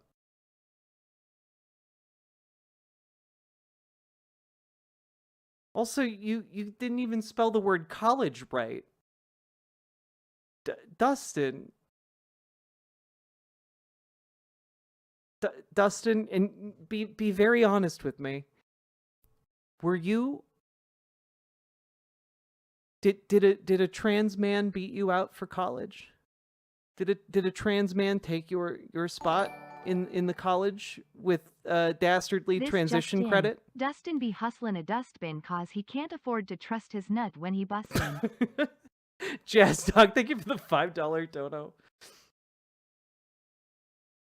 Sir, talking about your overly privileged fake oppressed group. But then why aren't you talking about the group? You're saying I did that. So you're just saying like trans women in sports. What is your allegation, right? You said you beat women in sports that are not for you because you're a man, but I didn't play college sports. So who are you talking about Or what data are you referring to? Are you just saying that because you saw a bunch of stories on Fox News? And, like, you think that seeing stories on the news is data? Like, what happened? That computer voice sounds more feminine than you? And? Notice how your comment has absolutely no impact on my ironclad confidence. So, like, you're saying, like, trans women are better at sports. Where do you get your data from? Or is your data, I made it the fuck up? Like, is that, did you go to I made it the fuck up university and get your data from their very scientific who gives a fuck studies? Like, where are you getting that from?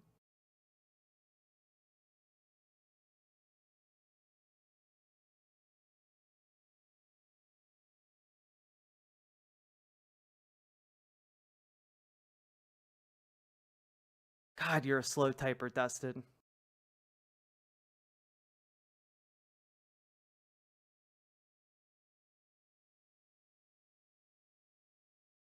Dustin, I need you to name 5 women right now. Top 5 women, Dustin, go.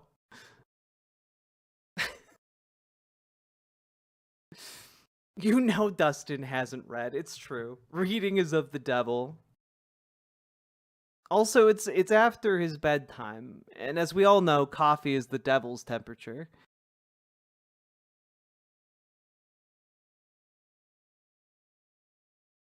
You just had a fake oppressed crossdresser in California beat a bunch of girls in a college in California?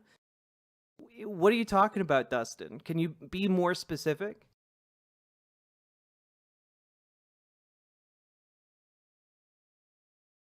Because again, your claim is what exactly? The child that was left behind. We found him, folks. We found him. The search is over. Yeah, I understand you're referring to an athletic event. Which athletic event, Dustin? Like, for example, you're saying person in California beat a bunch of girls in a college in California. In what sport? In which college? When? You know, things that I might be able to use to take a look at said event.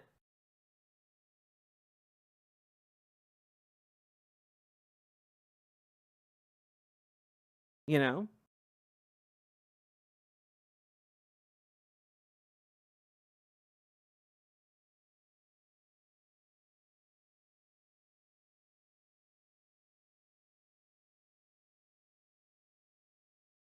Dustin went to Benny Shapiro School, aka BS School.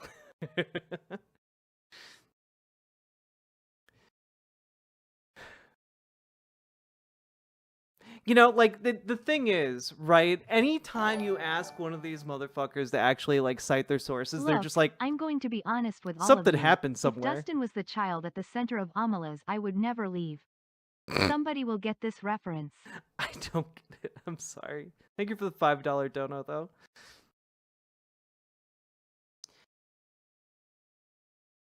Why do people care so much about trans people in sports? I just don't care at all. Genuinely, because they're unhinged. Like, there's really no reason to care. Dustin, your computer time is almost up. Mom wants you to come back to the living room so you can finish up your long division homework.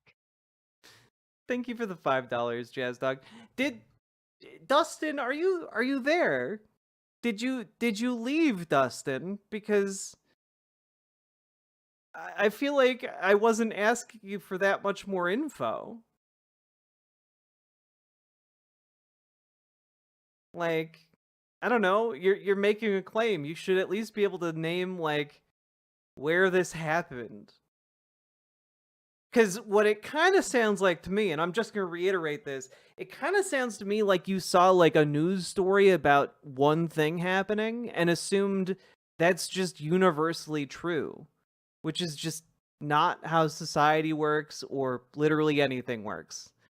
So, like, what you need is actual data, like a number of those instances of a thing happening to then create a kind of broader trend. It's not enough to just see something happen in the news and then just assume that that's how it always happens.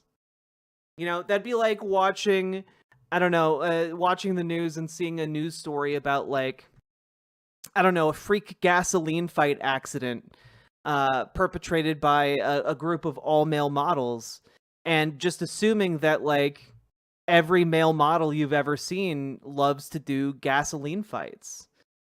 You know, it genuinely, it's a bizarre leap of logic.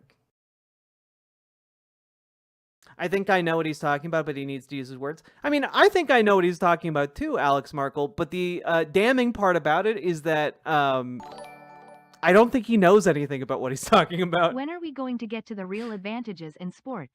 Trans men in gymnastics. Indeed. Sake Tanuki, thank you for the 2 tier 1 subs. Had to disengage to get the specifics. In Clovis, California today at a high school track and event. I can get others too. Okay, so just to be clear, you didn't know what you were talking about, right? Because you said at a university, right? And now we're talking about a high school. So now we're talking about a high school girl? Is that, like, that's your big thing? You're talking about, like, as a nation, America was gonna crumble because of a high school girl in track and field?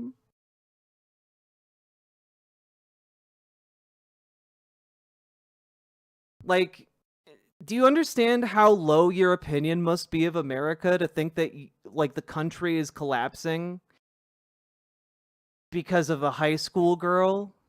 Do you like see how that logic is, like, so fucking bizarre to literally anyone else?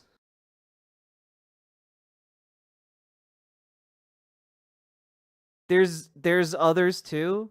I mean, yeah, there are other trans people who have participated in sports. The issue that you're running into here is you have to then demonstrate that it's, I don't know, unfair for trans women to compete against cis women, right? Do you have data that demonstrates that? Because data is not, I read one news story about one incident. That's not actually data. That is a point of data. Okay? So, like, do you have any data on the question? Do you have any studies? Or is this just, you read a lot of, I don't know, Fox News? You, I don't know, you've been watching Outkick or something. You're part of Segum. Like, you understand, like, the burden of proof you have here is to say, oh, I'm proving, you need to prove the trans your claim. athlete he's trying to tear down tied for one event, won another event, and lost another event. Proving, again, that trans and cis are equals. It's true. Bizarre as you wanting everyone else to be intellectually dishonest with themselves about what you are gender-wise. Hey, Dustin, how do you think gender works? Well, let's get down to brass tacks. How do you think gender works, Dustin?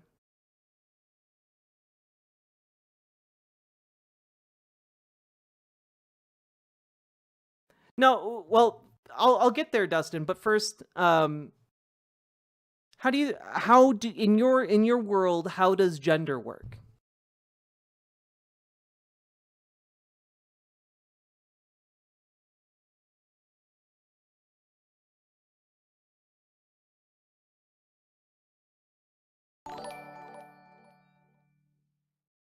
Just remember the most prolific trans athlete in NCAA history, Leah Thomas, tied for 5th.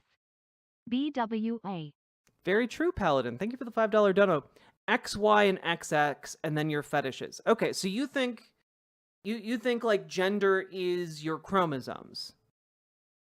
Is that correct?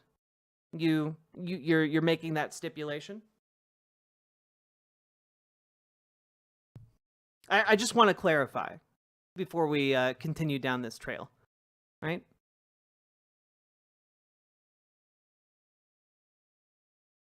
Duh? Okay.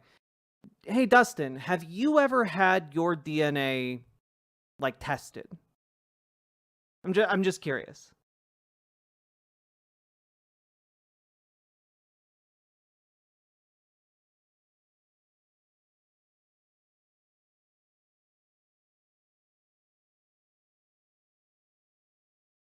No.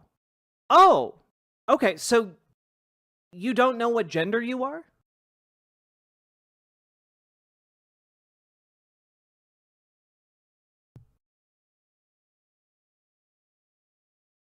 That's bizarre. So you don't know whether you're a man or a woman or non-binary? Maybe you're non-binary by default?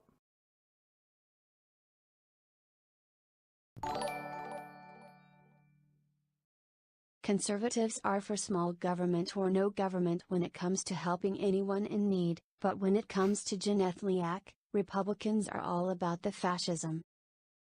I don't know what genethliac means, one-eyed heathen, but thank you for the $10 super chat. I really appreciate that. Dustin, are you there?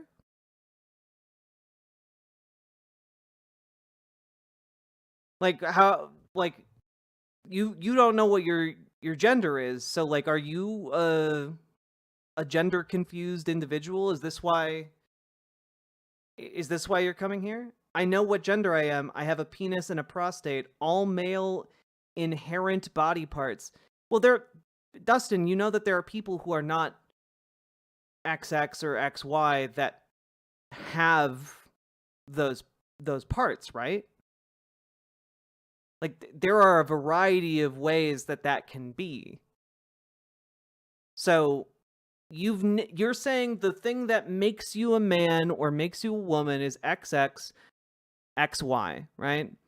But you also don't know what your chromosomes are. So you don't know if you have the thing you're saying makes you a man or a woman, right? Has Dustin ever tried dyeing their hair red? They could very much be transginger. Transgender indeed. Sake Tanuki, thank you for the 2 tier 1 subs. Okay, but like, I just wanna stay on this point for a second, right? Your only stipulation, unless I'm open to the fact that maybe, Dustin, you want to modify your definition of what a man, like how gender works. Okay, I'm open to that. I'm not backing you into a corner or anything. Like, if it's not just XX or XY, like, do you have any other stipulations? Like, if it's not just that, like, and it's something else, what is it?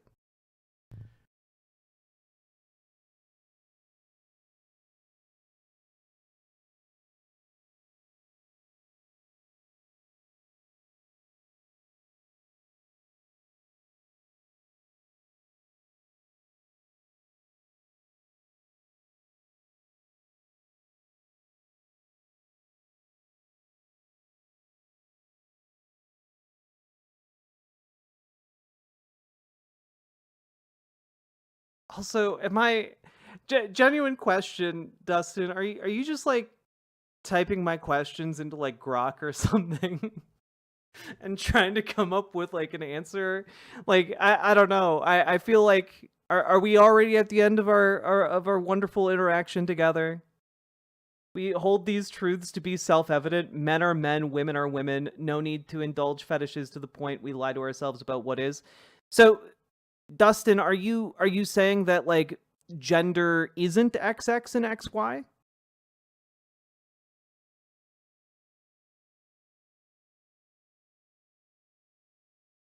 Or are you saying it is and you just don't know what your gender is?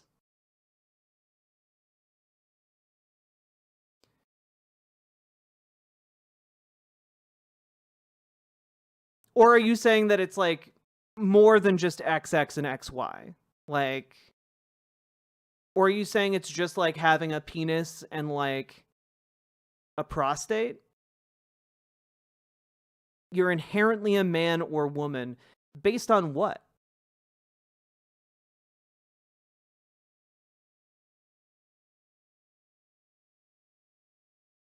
Like based on what, Dustin? There are people who say that you have inherently like 8 chakras or whatever. Like there are people who say, you know, you inherently have, you know, your soul stored in your butthole. There are people who say all kinds of things. Like, but based on what, Dustin?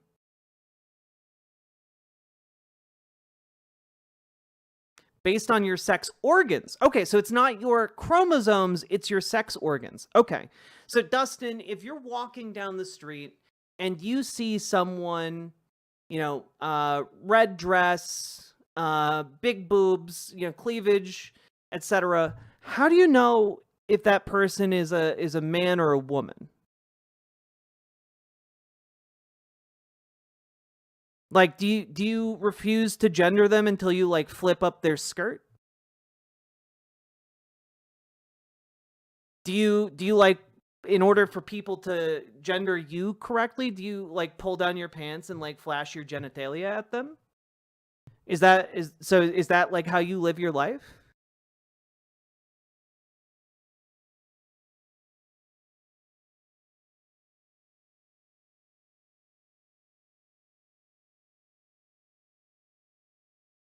Like, if it's only sex organs that matter here, Dustin, like, clearly you're checking the sex organs of everyone you meet before you gender them, right? Before you use like she, her, you got to see that vagina, right? Chromosomes are the precursor to your gender. Okay, so chromosomes aren't your gender. So your gender is something that happens after you have chromosomes. Okay, so when after you have chromosomes does your gender happen, Dustin? Are you talking about, again, the genitalia? And you're saying like the genitals are what determine your gender. So you're checking out the gender. Isn't the whole point of being a socialist that if you have a prostate, you remove it? Oh, Saki Tanuki, thank you for the 2 tier 1 subs. Appreciate it. It's obvious when you see someone if they are male or female. How is it obvious? If it's based on the genitalia, Dustin, how is it obvious? Unless you're like, I don't know, wearing X-ray glasses or like copping a feel. Like, are you walking up to every man you meet and you know, grabbing that D? Is that like you have to grab the D before you recognize someone else as a man? First day at work, you walk up to your boss, grab his dick, and then you're like, ah, yes, Mr. Johnson. Is that what you do? Is that how you make a good first impression?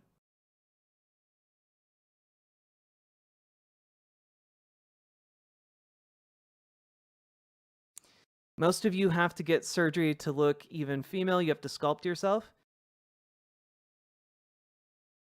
Why aren't you answering my question? Are you unable to?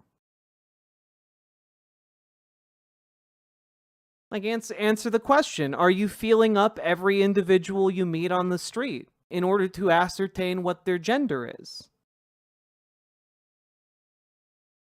I feel like that's a pretty straightforward answer. No, Dustin, what's stupid is that you can't answer a pretty ridiculous question with a simple yes or no. Are you feeling up people's sex organs before you gender them? Or, and I'm just throwing this idea out there, there's no need to. Okay, so then the gendering isn't happening with the sex organs either, is it, Dustin? It's based on something beyond that. So it's not on the chromosomes, and it's not on the sex organs. It's on what? You should do that anyway.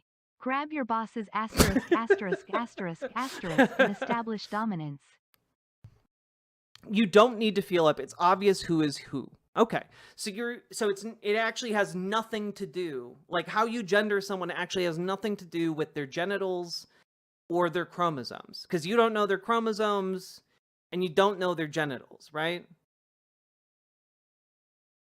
So those two things, right? So you're doing what? Like when you see someone, how are you ascertaining what their gender is? Dustin, follow your leader. Better world. Problem solved. It's your fetish, that's all it is? But like we haven't gotten there yet, Dustin. So when you see someone, how are you gendering them? Like, it's not based on the chromosomes like you initially claimed. It's also not based on the genitals like you claimed after that. Yes, I understand how you see me, but I'm still talking about like how you gender people, right? So it's not based on chromosomes, so you I guess lied. Or it's also not based on genitals. So what's it based on?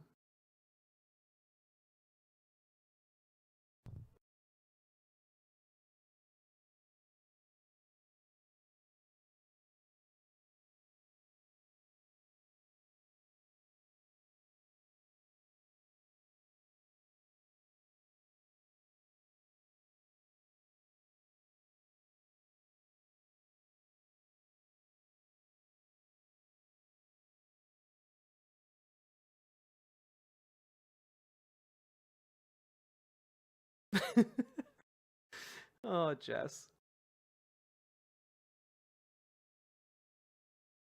Like, is it really this hard to answer a pretty basic question? What are you talking about? You're circular? No. You said it was like you gender people based on chromosomes, and you don't. You said you're gendering people based on their genitals, and you're not. So how are you gendering people? I'm asking you personally. It's not a circular question. I'm asking you, if it's not those first two things, what are you basing gender on? Is it just vibes? Hello, Raiders. Welcome, welcome. Bill Boneless, thank you very much for the raid. Welcome, folks. We're just having a pleasant chat with Dustin here, who is objects to my existence, we'll say.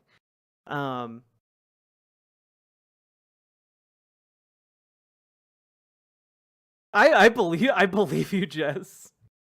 Is it really too hard of a question to ask how you are determining, like, whether to use she, her, or he, him when you see, like, someone? Is that really that hard? Like, it's a relatively simple question. If it's not the first two things, Dustin, what is it?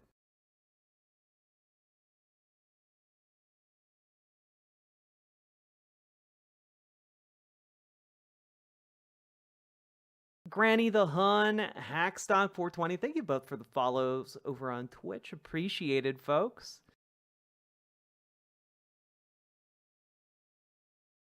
I don't object to your existence because when you see someone, you immediately know. Okay, so Dustin, here's my question. How do you know? Let's get at your epistemology a little bit. How do you know? So Wait, you see is someone. Bill boneless that way because of the dono ghost? You know, I think he might be. So Dustin, you see someone, right? What is the process by which you immediately are able to come to a conclusion? You just immediately know, but how do you know? Right? You're not checking their genitals, you're not checking their chromosomes. Like, what are you evaluating in order to make that decision?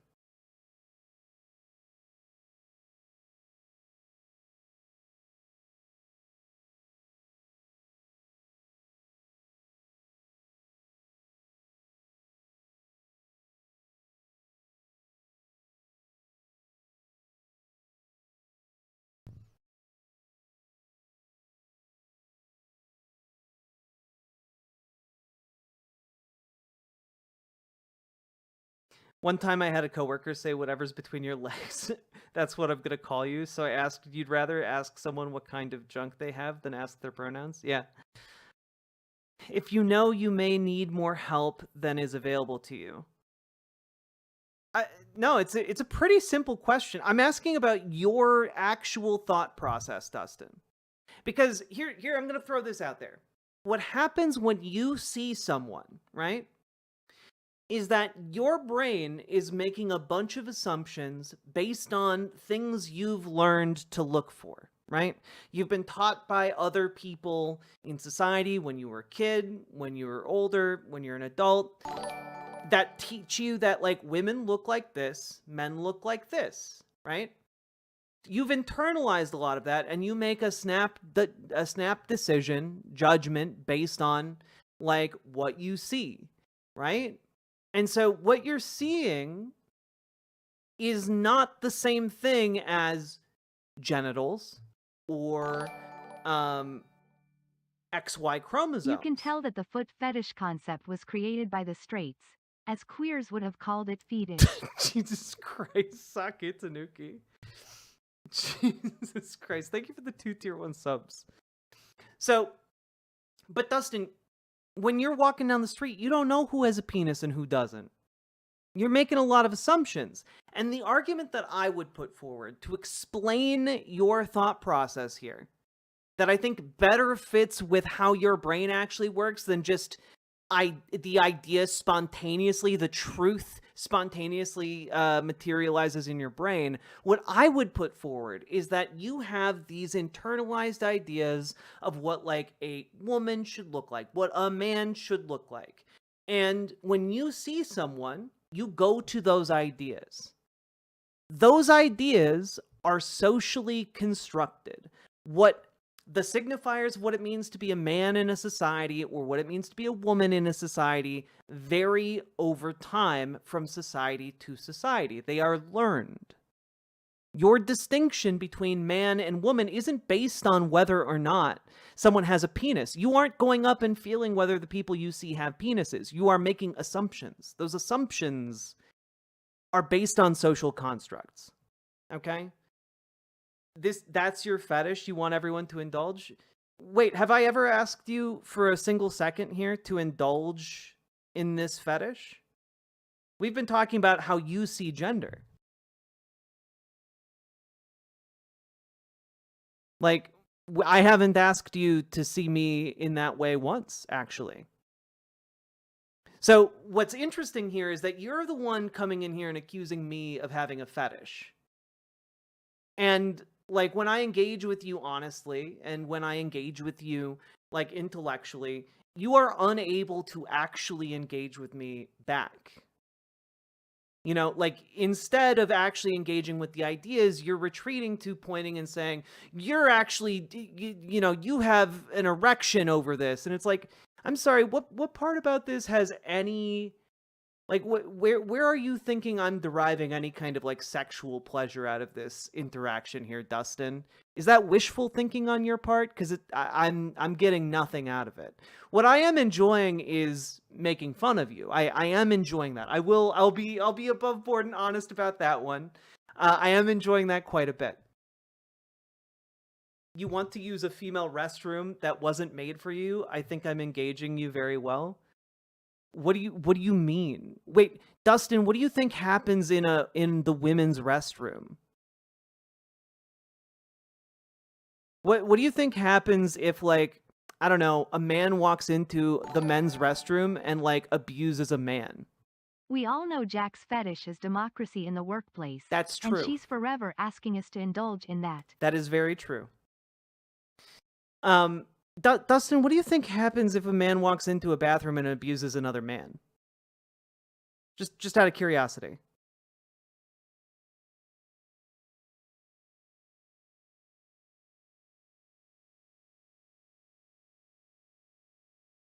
Like say that happens. What do you think happens? I think you tinkle like a wannabe chick? Dustin, why are you now engaging in, like, weird fetishistic behavior? That's a weird thing to say, you know? So again, I'm gonna try asking again, and if you can't answer and can't actually engage, you know, I guess we'll end our conversation here. But, like, If a man goes into the men's restroom and abuses another man, what happens? Say like, what happens? It's a pretty simple question. What do you think happens in that circumstance? Ask George Michael. It's a weird thing to do. I don't know George Michael. What do you think happens? It's a simple question. I'm going to give you one more chance before you get banned.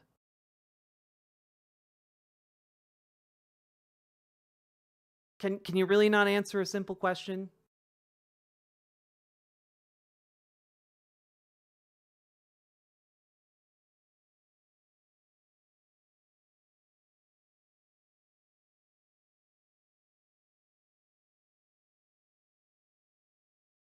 Hopefully the police get involved. Okay, so, all right, we can work with that. Dustin, so the police get involved. Tinkle, tinkle, little star. How I wonder what your genitals are.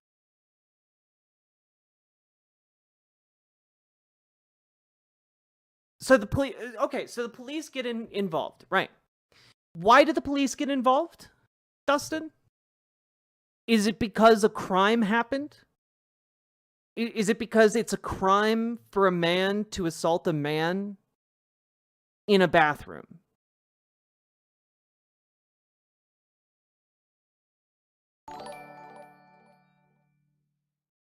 Dustin can't even utter a careless whisper. Fuck, that's good. Sake Tanuki, thank you for the 2 tier 1 subs. And Salmon Miss, thank you for the $5 donut. Okay, duh, it is a crime. Awesome. Okay.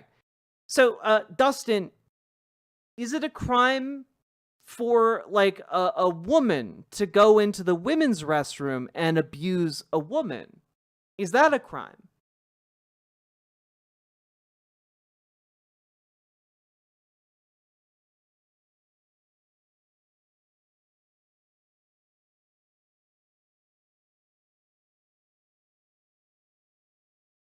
It's a yes or no. It's a yes or no, man. Like, come on. Get to your lane point. I just need a yes or no. I need to know you're following along with me here. Okay? If you can type out a sentence, you can type out a 3 or 2 word response. Sorry, letter response.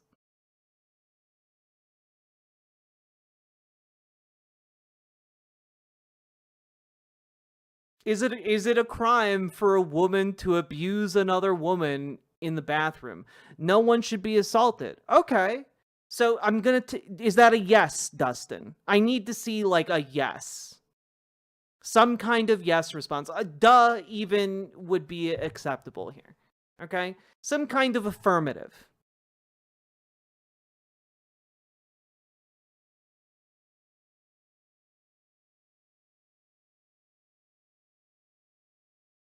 Don't get tedious on me. Yes. Look, man, you don't have the high ground to talk about tediousness. Okay? Let's be perfectly clear. So you're saying it's a crime for men to abuse men. It's a crime for women to abuse women. So when a trans woman uses the bathroom and doesn't abuse anybody, what is your problem with that?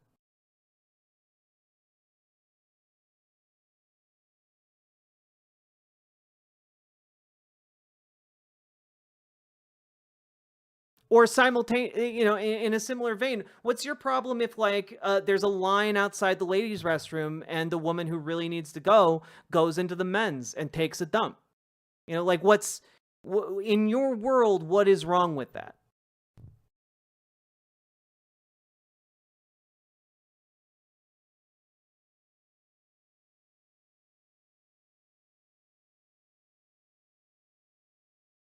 It is fascinating, right? Like, I am enjoying the trip. Good night, one-eyed heathen. I promise we'll get back to other political stuff in a bit here, but I'm I feel like we're We're cooking a little bit.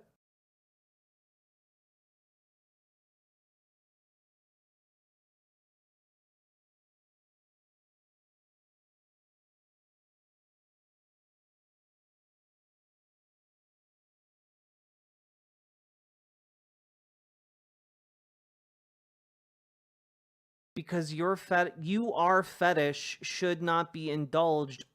But like, so you think every time a trans woman uses the women's bathroom, that's a fetish? Like, what do you think is happening when a trans woman uses the bathroom versus when a cis woman uses the bathroom? Because, like, at a certain point here, what it kind of looks like instead is that you're trying to say that if you use the women's restroom, it would be to jack off. Right? It sounds like that's what you're saying. Right? Which I think every single normal person on the planet thinks is very weird. Right?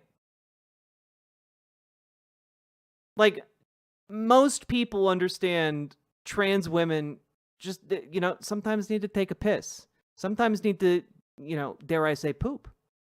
And, like, you're saying every single time a trans woman needs to piss or poop, they actually are doing a fetish.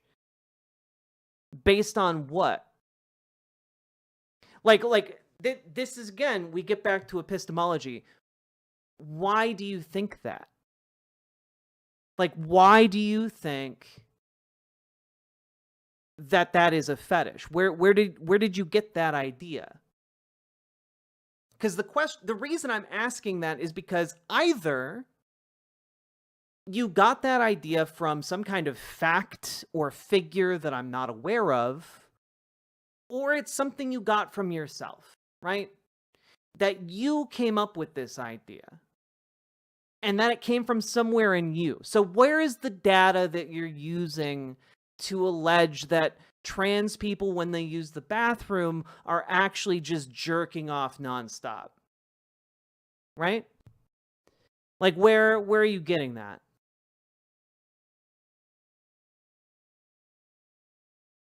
I'm not gonna lie to you. Wait.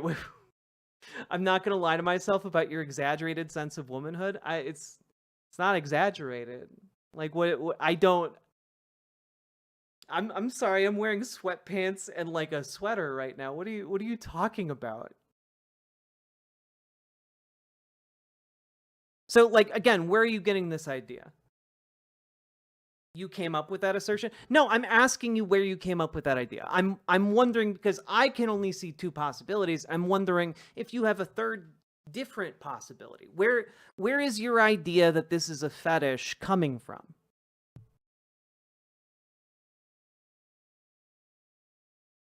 Like, I understand if I say too many words, you might get distracted, but I'm also doing a show and there's, people watching. So I'm going to ask again, where is your idea about this coming from?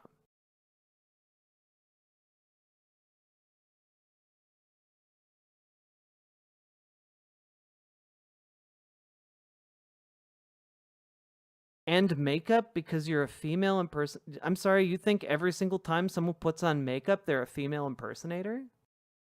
That's weird. But again, I'm going to reiterate, and I need you to be able to stay on topic, because I'm asking you a pretty simple and straightforward question. Where are you getting this idea that trans people using the bathroom is a fetish? Where are you getting that idea?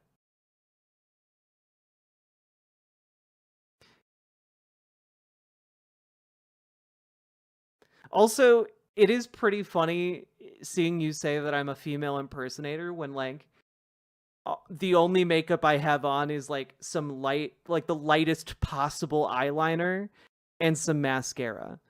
And you're like, female impersonator. It's like, bitch, JD Vance wears more makeup than I do. Like, what? Get off me. All right? So, like, where are you getting this idea that using the bathroom is a fetish?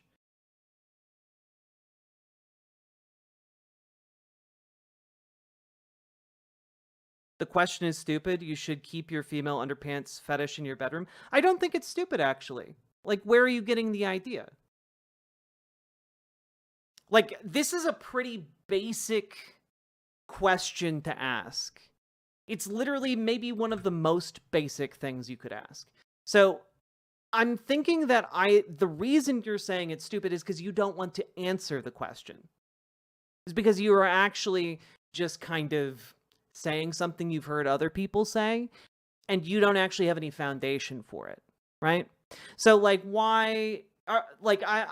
I'm just going to suggest something to you, okay?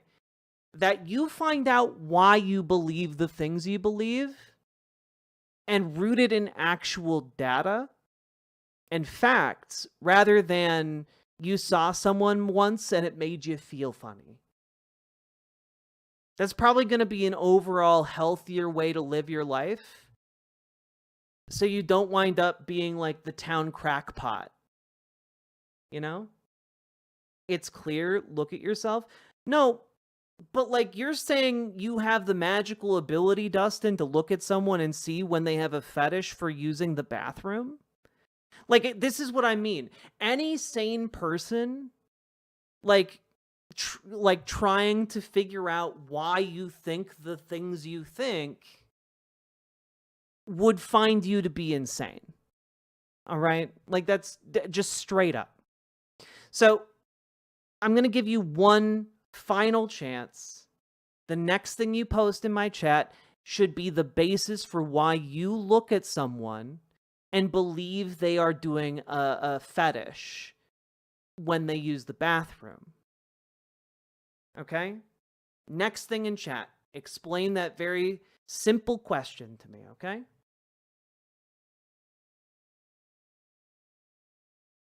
Honestly, I don't know how to pronounce your username. The Chie? That's an excellent point. I'm just going to read your comment. In my experience, the peeps talking about washroom use as a fetish tend to have no idea what a fetish actually is. That's probably true. That's probably true in this case.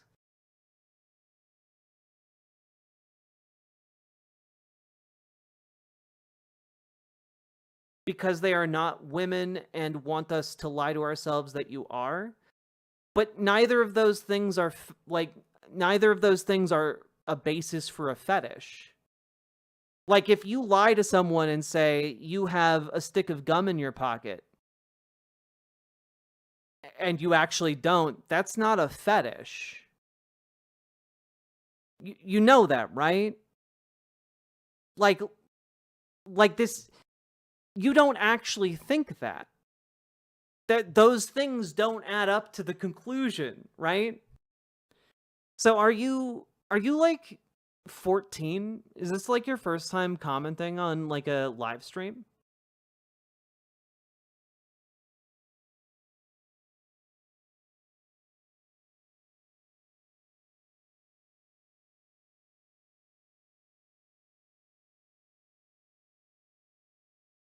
Like, I don't know. Do you like read The Hobbit and you get to that scene where like Bilbo Baggins outsmarts Gollum with in the riddle game, and you're just like, oh yeah, fuck yeah, that's the shit. You think like people are out there just like getting off to that? Like, I genuinely, what do you... I lie to people and tell them I have a stick of gum in my pocket. Turns out I'm just happy to see them. A fetish is over an item or abnormal attraction to clothing, objects, etc. Yeah. But you, like, when you talk about an abnormal attraction, it's like an arousal. Like, if you have a fetish for something, you cannot, like, orgasm or, like, get excited or in the mood unless that thing is present, right? In a lot of cases. Not every case. But, like, so that doesn't really apply if we're just talking about a trans person needing to use the bathroom. If you're saying that, like, the fetish exists because a trans person needs to use the bathroom, that's you reading a fetish onto them. But you could do the same with literally any person who uses the bathroom.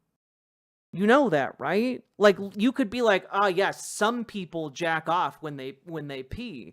And therefore anyone who uses the public restroom must be jacking off. Like, that's your thought process applied, right?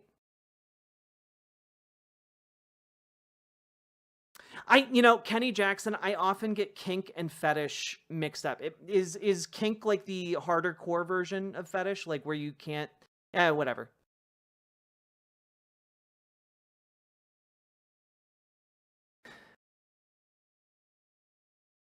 By all means, use the available restroom. Yeah, the women's restroom, right? Like, I'm sorry, are you going to call the cops on, like, a cis woman who uses the men's restroom? Okay, Kenny Jackson, that's what I thought. That's what I thought.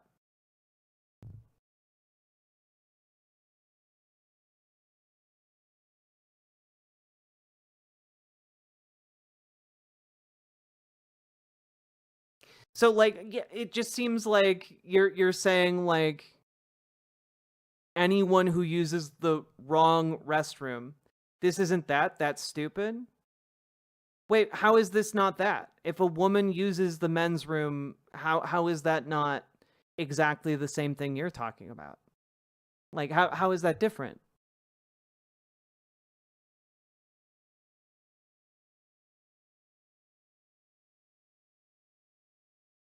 Johnny Ramo, I agree. We should just make non-segregated bathrooms. I agree.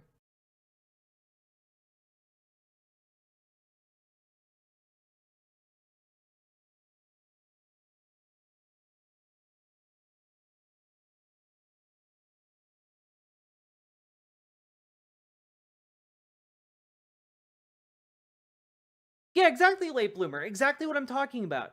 Gonna read your comment here. Okay? That was my next question. Sometimes when I go to a concert, the line at the ladies is so fucking long that I just come look over my shoulder and dart into the men's room. Is that my fetish? Exactly. If you're playing dress up, you're not entitled to use the opposite of your gender restroom. Hey, Dustin, do you think women should be able to wear pants?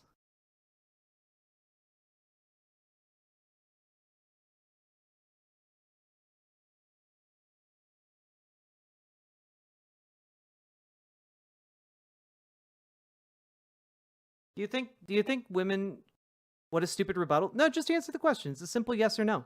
Do you think women should be able to wear pants?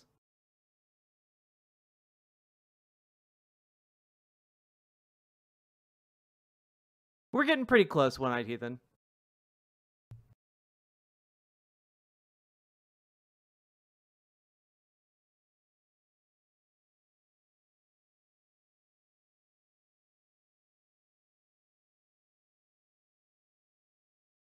Yes, they're unisex. Well, Dustin, did you know that, like, my mother grew up during a time and in a place where women were prohibited from wearing pants?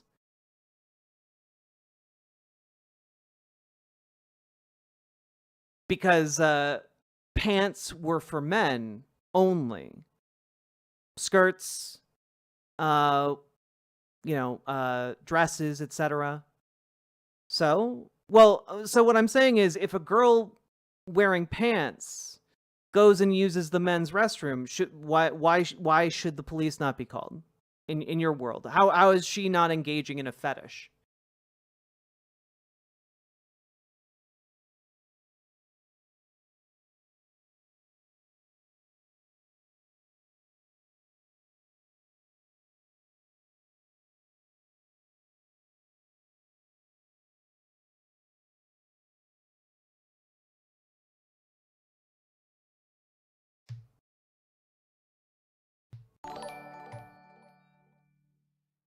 The world we live in is a shame. Thanks for just being you. Oh, well, thank you. I'm going to call you Slide. Thank you for the $20 tip. I very, very much appreciate that. 2025, you're a man? Wait, so your argument is that, like, you acknowledge that, like, clothing standards change. So I'm going to ask you this. How do you know whether or not that girl using the men's room, maybe they're wearing a tuxedo? How do you know if they're a man or not? Like, what if they're actually a trans man going in to use the men's room?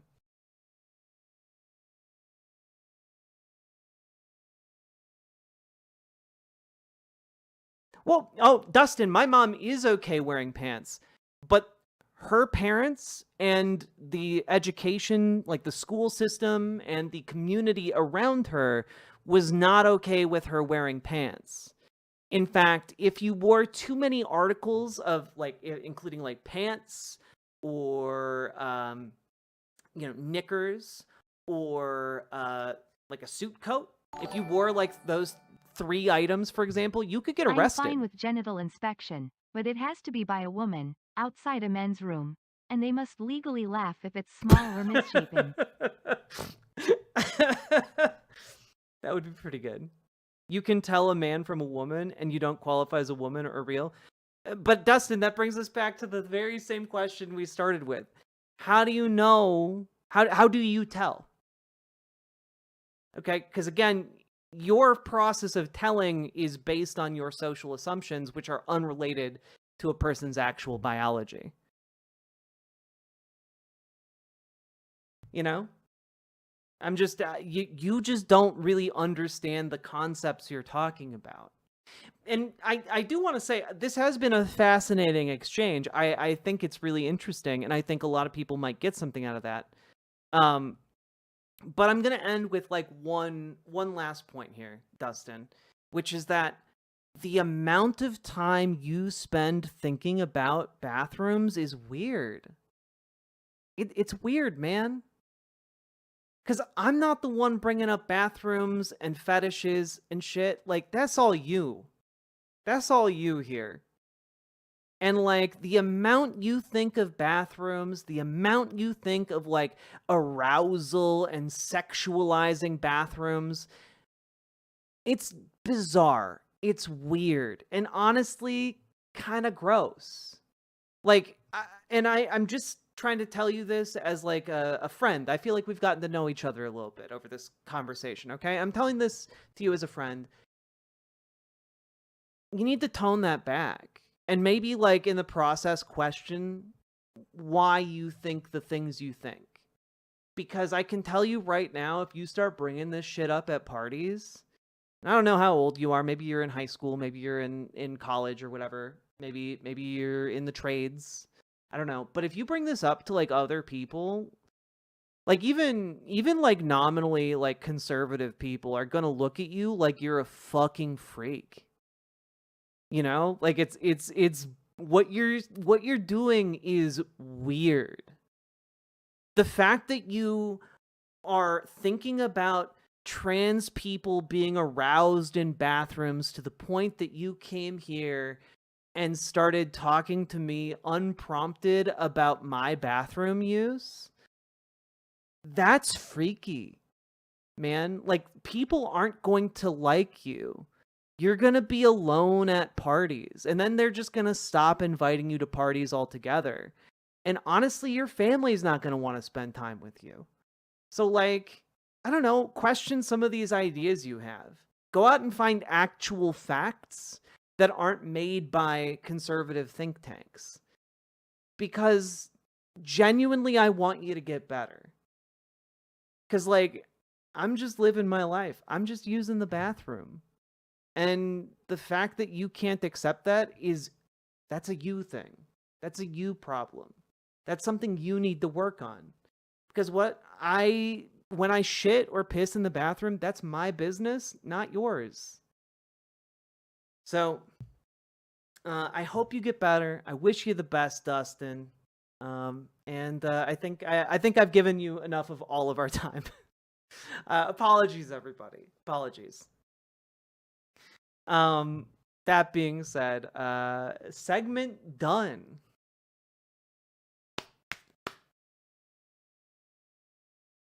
Like, I don't know, learn how to be more fun. Genuinely good advice for anybody. Chat, I just realized that I have banged Dustin's mom so hard that there is a non-zero chance I might be his dad. I want to apologize for that just in case. Oh God.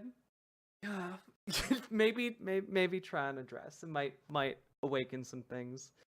All right. This was a segment. Yeah, this is all going on the YouTube. I enjoyed that way too much. Also, Dustin, whatever you wrote last, I'm not reading it. So that being said, I hope you continue to watch the show under any number of your sock puppets and continue to learn and grow. That's my biggest hope for you. Okay. Great segment, Jack. What a journey. Patrick Lucas, you know, when you're talking with folks like this, you gotta try and complete the loop, you know, because eventually they just gonna be looping. They're gonna be looping like the movie Looper. Patrick Lucas, thank you for the gifted membership as well. Very much appreciated. The Dustin arc. Looks like we're all done and Dustin.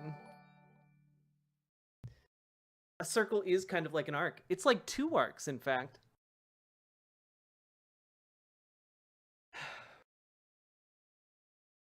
If getting a new asshole changes your gender, Dustin just transitioned. Fuck. Oh, God.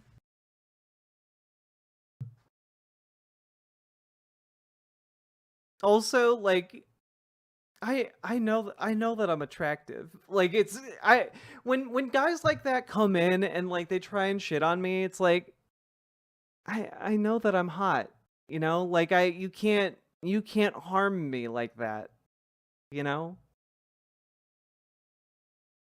Fuck, man.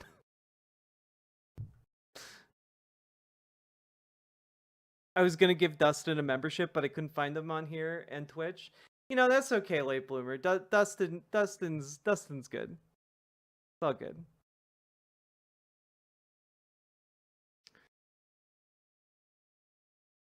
That was a legit convo, though, because those people that have those beliefs can never voice a justification for them. Yeah, honestly, my main goal there was just to ask questions that might rattle around in his head for a bit. Because genuinely, I think a lot of people like Justin, or I've already begun forgetting his name, like Dustin, like just they never question those ideas. They're never like, wait a minute, do I actually have a basis for these ideas, or is it just because someone told them to me? Yeah, like oh, I love those ideas you have. Did your mommy give them to you? Like genuinely, I think that kind of like rhetoric can maybe get people de-radicalizing themselves.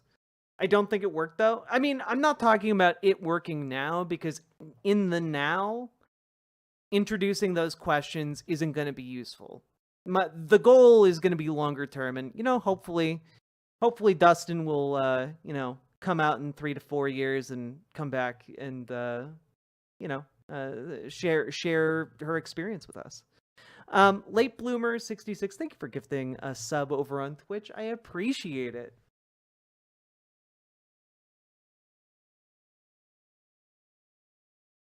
Very sad. His brainworm must have starved to death. Oh, God. Looks like that segment goes into the Dustin of history. Nailed it. Nailed it.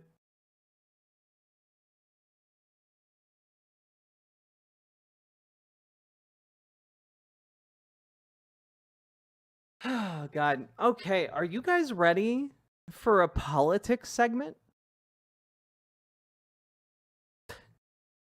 Dustin's mom has got it going on. She's all that I wanted. I waited for so long.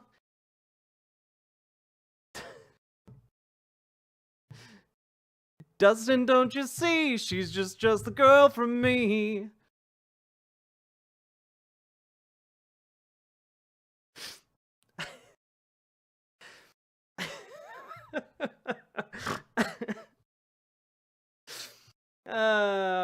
God.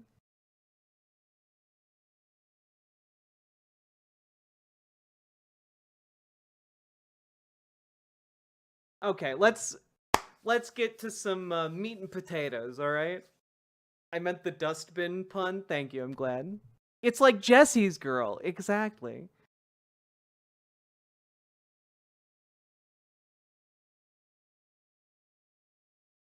Dustin, don't you see? It doesn't matter where they pee. Oh, fuck. I've been wanting to ask this all night long, Jack. Are those your and your partner's sexy bras and panties behind you in the box? No, actually. But they are in about like 3 gigantic boxes upstairs on the landing. And it's very exciting, folks. Go over to ImogeneOlivia.com and sign up for the newsletter. Do you love trans people? Do you love trans people? Sake Tanuki, thank you for the 2 tier 1 subs.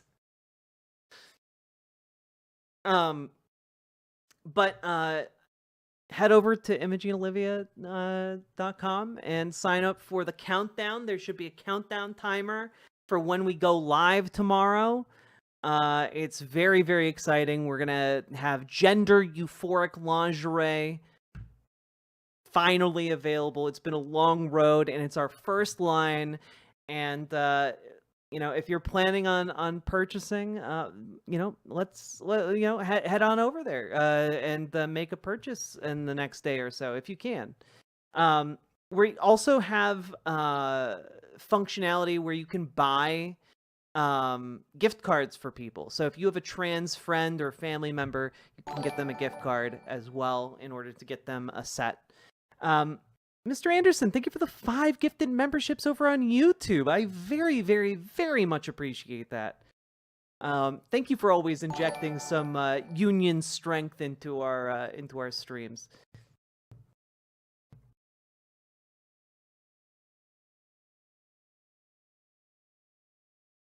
If his next sock puppet is named Bustin', I might not be able to stop cackling for way too long. That's fair.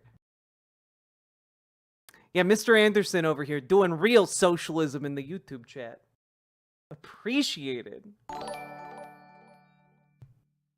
Let's see. Okay, I have all of the pieces here ready to go.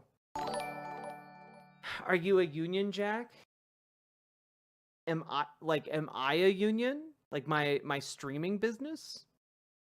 I'm a sole proprietor.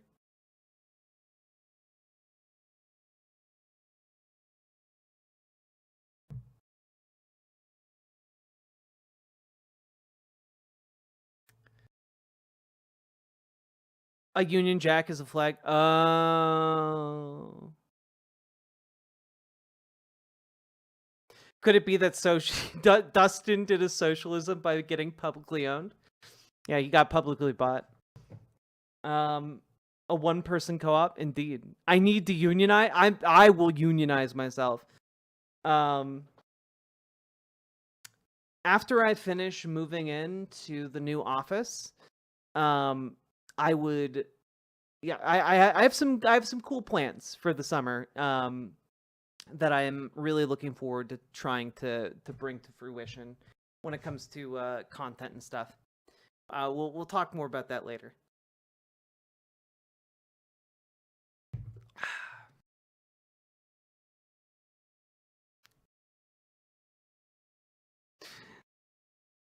Merch? Yeah, we'll talk more about merch in the summer. I've had the same merch for a very long time, but I think I want to do some more stuff with it, you know? Some cool stuff. All right. That being said, let's do another segment, shall we? So, folks, there is a man by the name of Tim Walz. Now, Tim Walz was at the California Democratic Convention earlier today / yesterday. It's the time is a bit weird when you become alive at 3 o'clock in the morning, which holy shit, it's 3 o'clock in the morning. That being said, remember if you're watching on YouTube as a segment, Hit like, comment, and subscribe. It's very important that you guys do that. Helps the videos immensely. Do those things. And also, continue to support the show, folks. With that being said, apparently this speech was just fire. Okay, I've seen little bits of it, and honestly, I just want you all to know before going in that Tim Walz utters the phrase "bully the shit out of him," and honestly, this is the kind of energy we need to see. So let's take a look, shall we? Let's dive right in. Okay, skip a little bit of the preamble here. From the windows to Tim Walz, till the sweat drops down his balls. Sakme Tanuki, thank you for the 2 tier 1 subs and the vivid visual. That being said, I just have to say, I know, like, Tim Walz, before we get into this, Tim Walz is well-liked. You know, in the polling, even though Kamala Harris lost, Tim Walz has been largely isolated from, like, approval rating drops whenever the polls get run. And it seems to be, there's this narrative that, like, the Democratic Party muzzled him, which is true. And that, I think, keeps a lot of people pretty positive on Tim Walz. That and the fact that he was able to do a lot when pushed in Minnesota, even with just a 1-seat majority in, like, the state, you know, House and legislature. That, you know, that's a lot in his favor. But what's really cool about Tim Walz is that he has this desire to talk about policy, this desire to talk about, you know, in power, what are Democrats going to do? And I think that that is what we need right now. We need people who are dedicated to doing something, right? And there are just so many people in Congress right now and in positions of political power that are not actually using that power in order to better the lives of their constituents. Instead, they're trying to use it for photo ops with Donald Trump, you know, like Gretchen Whitmer, kind of trying to ingratiate themselves with the fascist regime. Or you have, you know, the abundance liberals who are going around talking about how actually, you know, the way forward isn't to talk about policy. The way forward is to talk about how we can deregulate industries in order to, you know, maximize investment and return for business people. And, you know, you've got that faction going on too. And, like, some of them do know how to fight. You know, a good example of this would be, like, Ruben Gallego, right? Like, they're vocal about being in opposition to Trump. They go out and they do town halls, but ultimately at the end of the day, that fight is surface level. It is unable to actually account for the fact that, you know, the factors that got us to this position as a society in the first place, they're defending them, right? We need actual change. We need actual policies that help actual working class people. You know, this abundance liberalism, this neoliberalism, this third way malarkey is just a way to obfuscate for politicians that fundamentally do not want to improve things for us, right?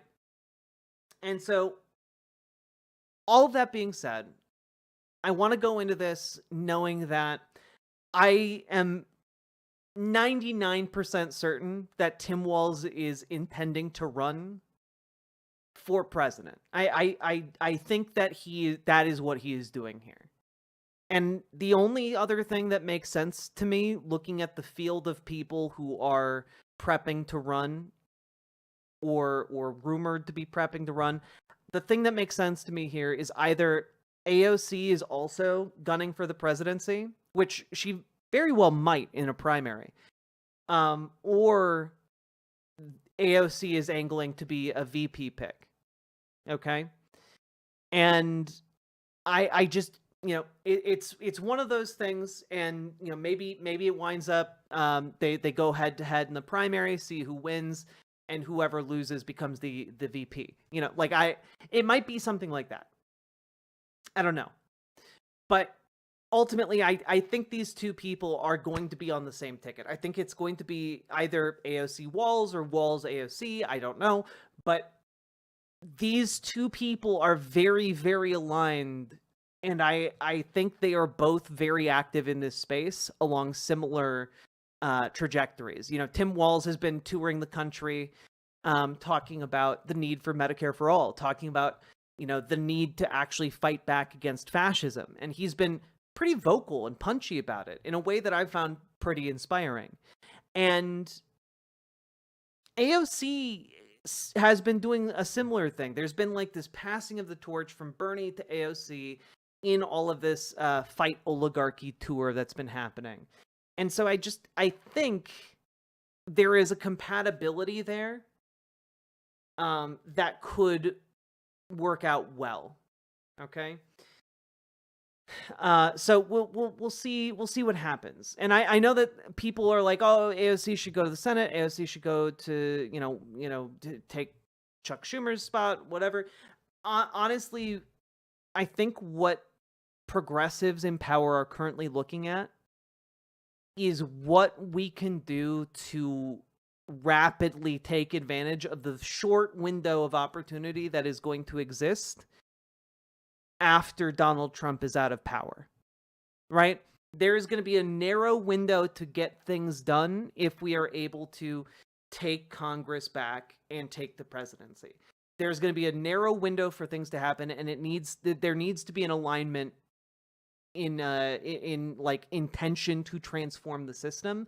And if I look out at the field of players who are potentially running in 2028, these are the only two that I see. So let's take a look at Tim Walz's speech.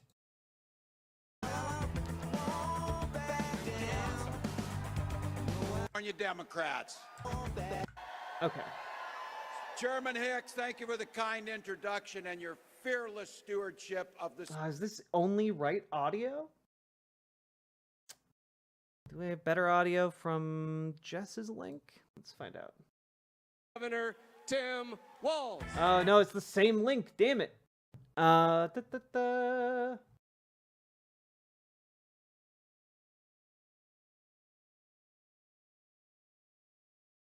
Is the rightoid audio okay? Is that acceptable?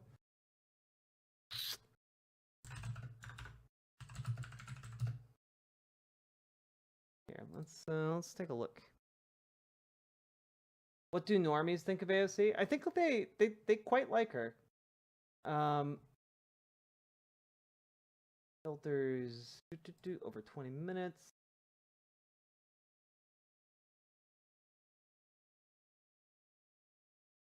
Or, you know, I think I might have been looking at the South Carolina Democratic Party convention. There we go. That's wow. Much Good better. morning, South Carolina. Wow. Wow. Well, first of all, Madam Chair, thank you for the kind introduction. More importantly, thank you for the commitment to making sure that our representatives are there to make sure they're improving lives of the people all across this great state. So thank you for that. Boy, I'll tell you, and I think some of you were here, can Jim Clyburn put on a party? Holy smokes. I got to tell you, the fish is one. I do have to say, I do despise Jim Clyburn, but, you know, I appreciate that Tim Walz can say niceties. Thing, but the sense of excitement down here is really something, and I think for many of you, paying tribute to the patron saint of the Palmetto State and Jim Clyburn is something that was a privilege for me. I tell people this: when I first got to Congress, I did not know my ass from my elbow when I got there. So it's a common affliction in the House of Representatives, so as you well know. But Democrats do something a little different, and there was a cure, and that cure was Jim Clyburn. He took me and so many of my colleagues when we got there and showed us how to be good public servants, showed us how to be good members of Congress, not just showing us how things work, but showing us how you conduct yourselves. And I always remind this to people, yeah, as a brand new congressman, I equated it was like learning music from Beethoven, someone who had done it. Someone who had the gravitas to teach it, but someone who understood and demonstrated it. Congressman Clyburn's superpower is his moral compass. And I'll tell you this, it's wherever he goes is where our party should go. It's where his moral compass takes us is where we should end up. So again, a huge thank you. I understand. Like, the reason he's doing this, guys, is because Jim Clyburn is basically the political Democratic powerhouse in South Carolina. And, like, if you want to get support in South Carolina as a Democrat, you have to go through Jim Clyburn. And, you know, it's just good politics to be really, really nice to him in case he retires. Yeah, it's playing the game, and I'm not happy about it, but I'm glad someone can do it, because I would have a hard time. And I'll never get the privilege of being able to serve in Congress, but the privilege of serving alongside someone like Jim Clyburn. And there were days when I would have to, like, think they were going to throw me out because I didn't belong there. I would sit between Jim Clyburn and John Lewis and listen to them talk about how we got to where we got. That is pretty special. So it's actually pretty cool, though, that he can leverage that personal connection to Jim Clyburn. You know, like, that's good, actually. This is one of the reasons why I think Tim Walz might actually have a shot of the people who are, like, progressive and throwing their hats in the ring. He just knows people. Like, dude has been in Democratic politics for a long time. He knows the head of the DNC, you know, who Ken Martin was, Minnesota's head of the DNC. So, like, there are some built-in advantages here that could really help him out. So to South Carolina, on behalf of the other 49 states, thank you for Jim Clyburn. Thank you for saying that. Well, now the real VIPs. To all of the delegates here today, thank you. Thank you, thank you, thank you. And that's very true, late bloomer. I totally get that. He is old and white, though not as old as you would think. I swear I keep thinking he's like 70, but he's like just turned 60. That being said, like, it means a lot here in Minnesota as a Minnesotan that, like, this dude did get free school lunch passed, or free school lunch and breakfast passed. And, like, that, I don't know, that means something to me, and I think it's something that means a lot to a lot of people in this country that would love to have that in their states.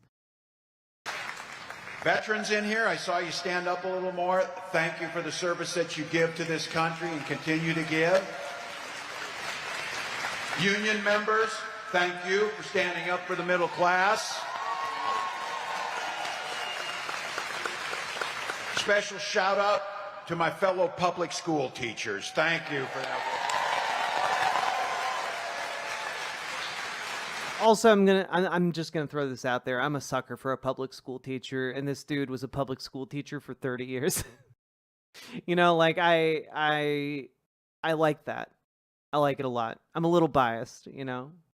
And to all the party leadership, you are the true leaders of the Democratic Party. When I get asked who's the leaders of the Democratic Party, well, I'm looking at them right here today, and that's the way it's supposed to be. So thank you for all you do. Okay, let's get to the meat of the speech. And the real reason is because all of you could be anywhere else. My God, it's summer already. I was saying that I don't know how to respond to this because it's still a little bit wintry in Minnesota, and I come down here and it's warm. You could be anywhere. The midterms aren't for 500 days. But you come here for the simple reason, very simple reason. You love this country. That's why you're here today. That's the reason. And that's the reason I'm here. And I just need to say this to you all. I could not have been prouder to have been on the ticket last fall with someone as talented and as accomplished as Vice President Kamala Harris.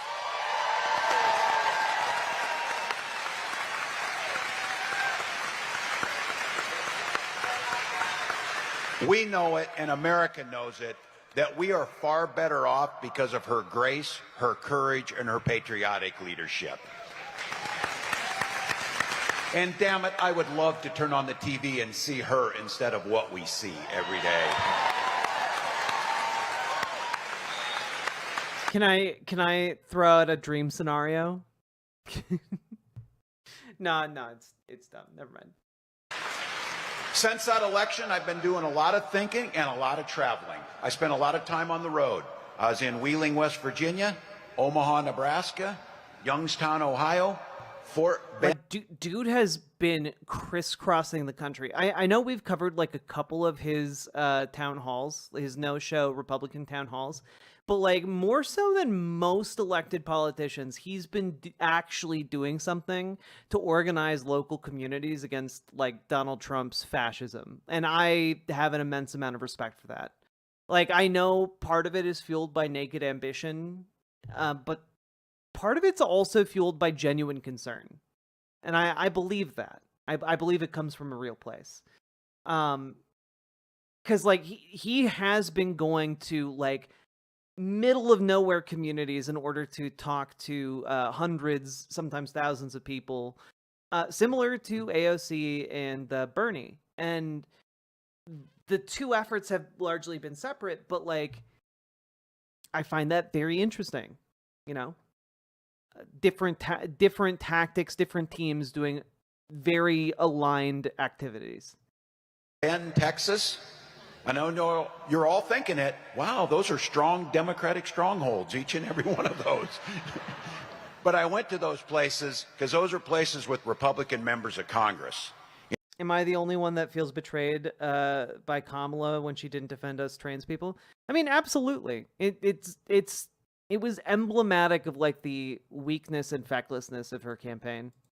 You know, I was really, really hoping that they had internal polling that showed rosier numbers with Republicans as a result of that more conservative pivot, but they didn't. They literally tried the moderate conservative campaign on like trans people and such, and like it didn't work. And now a bunch of them are saying let's go even more conservative, and it's just not going to work, guys.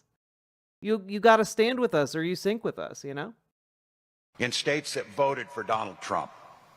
And I went there to listen to folks. True. Tim Walz has long been a defender of trans people and is still a vocal defender of trans people to this day, which is fitting because here in Minnesota, we've literally had, at least in Minneapolis, had trans protection since like the 70s. And I want to tell you, they are really pissed off about what's going on in Washington.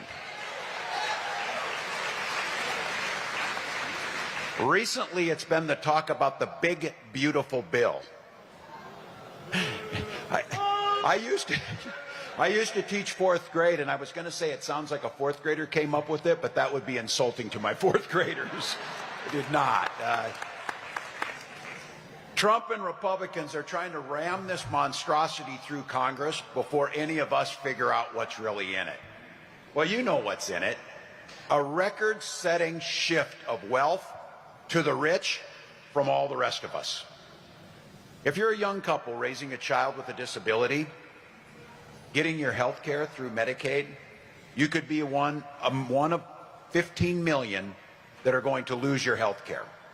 If you're a single mom working, relying on SNAP, this bill would kick you and your kids off and nearly 11 million of our fellow Americans off this vital lifeline.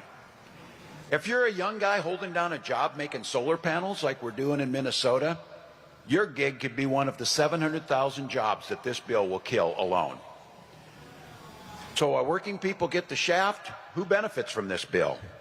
I don't know if anybody, there may be one, we'll see if somebody in here, if you make $4 million a year, if you make $4 million a year, you get a $400,000 tax break. And if you and your spouse are worth over $30 million, you get to pass that wealth down to your Nepo children tax-free. But if you make less than $50,000 a year, the best you're going to get out of this is about $300. Less than a decent set of tires will buy. Can I just say, again, he's talking from experience, you know? Dude has not historically been a very wealthy guy. And I think that him being able to put this into, like, understandable terms helps a hell of a lot. But it is a little something, I'll give you that. But it won't make up for what you're going to lose in having to pay to go to the doctor's office or the grocery store. So to put it plainly, the rich are going to feast, and the rest of us will be lucky if we get scraps. 13 million kids will be kicked off free school lunch. Those kids get to go to school hungry. And all but 2 Republicans voted for this big, beautiful pile of bullshit. All but 2. You know when they voted for it? Right before 3 a.m. Every heist needs the cover of darkness to get through, as you all know. But when Trump and the Republicans aren't sacrificing our livelihoods at the altar of massive tax cuts for the rich.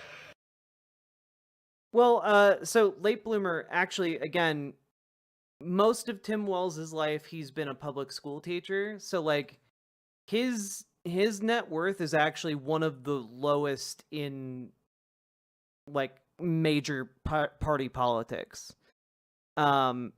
Like, his net worth might be just shy or just a little bit over $1 million, but the vast majority of that is tied to his pension as a teacher for working for 30 years for the public school system.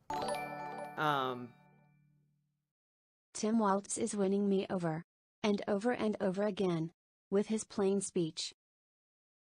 I understand that you're concerned, but understand that when he says, like, the rest of us, he doesn't make like $1 million per year. He doesn't make like hundreds of thousands of dollars per year. So, like, I'm just pointing that out. Like, he's not like he doesn't even have Bernie Sanders money. They're finding plenty of other ways to screw us over and make life hell. You can talk to my mom, or roughly 1 in 5 South Carolinians who rely on Social Security as their major retirement income. They're terrified. You've got some 19-year-old Doge dweeb rooting around in government systems, mainlining 4 locos, and messing everything up. If they flip a wrong switch... Can I like that a lot.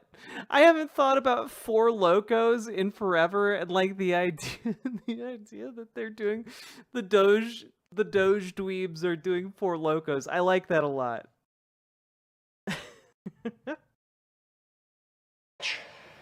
My mom, your relatives, people that depend on Social Security, they don't get a paycheck, which means they don't get to pay for the heat in their home or their groceries. But I want to give Elon a little bit of credit. I know you're finding that hard to believe, but I'm going to. Somebody said, do you think he does anything right? Yes, this week he did. He finally quit and found government ways. He did do something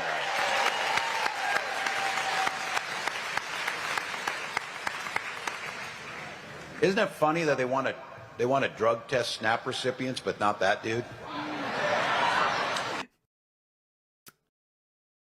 Get his ass. Get his ass. Saying. And I know this one's going to really depress you on a beautiful Saturday morning when you're here. This shit show has only been going on for 4 months. 4 months. But the story of Trump's second term is already clear to all of us. Everything this guy does has 2 motivations. It's either cruelty or corruption. It's very simple with this guy. He's not a complicated guy. Ripping your health care away, that's the cruelty. Cutting taxes for his billionaire buddies, that's the corruption. Oh, Late Bloomer, you got nothing to apologize for. It's all good. Tariffs, blowing up all of our budgets and destroying small businesses, that's the cruelty. A free jet from Qatar, that's the corruption. Disappearing people off the streets, that's the cruelty.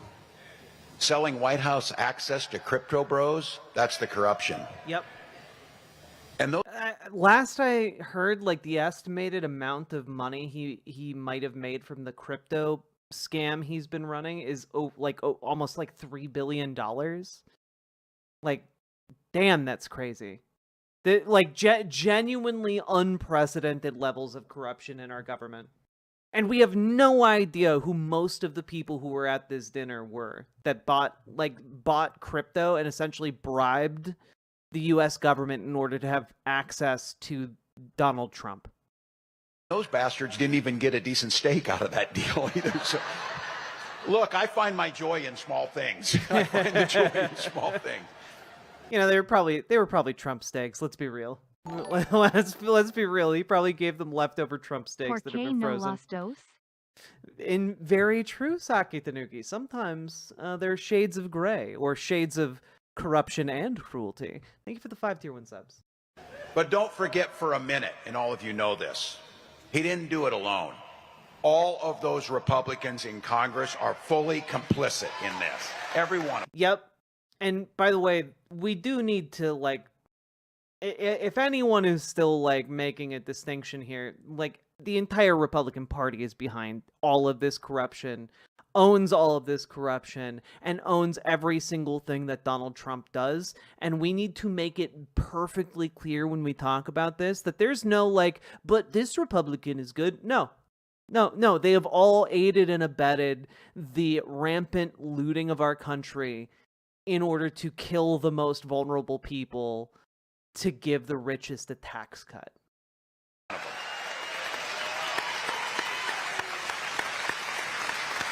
And here's the thing that really gets me, the ones who've tricked the press into calling them moderates. You know, they get Susan Collins on TV and she's always deeply concerned about things. Well, do something then, instead of being deeply concerned. He's got a point there, Susan Collins. Do something and block that big, beautiful bill in the Senate. Because there's nothing moderate about caving to Donald Trump every single time he asks. Every single time. Which brings us to why you're here on a beautiful Saturday morning, giving of your time. You could be doing things for yourself, things for your family. You could be thinking about your little part, but you're not. You're not only not just thinking about yourself, you're thinking about others, neighbors. You're thinking about people you don't even know. And you're thinking about those who are less fortunate that can't be here today because they're working 3 jobs just to put food on the table for their kids. That's who you're thinking about. And you know what the payoff at the end of this is? We're going to make them pay come the midterms for everything they're doing.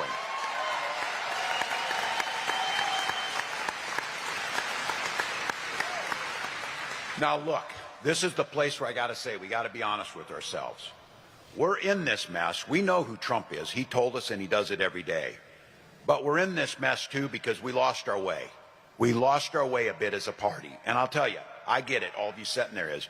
This dude's the last guy I want to tell us about we lost our way. You're the guy who lost. But I'll tell you what, none of us can afford to shy away right now from asking the hard questions and doing the things we need to do to fix it so that we win elections. It's when we lose elections, people's lives are put at risk. This is very true. Very, very true.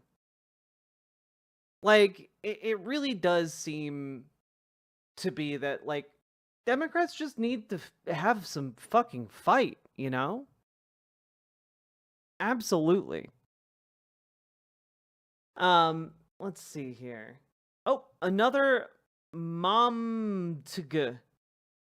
I live in Minnesota. Tim Walz destroyed this state. He brought us from 6th in education to 19th in the nation. He had a $10 billion surplus to now a $6 billion deficit. I'm glad they defunded hospitals that are performing gender care on minors.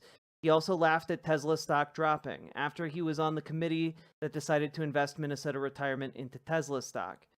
When was he in that committee? Just out of curiosity.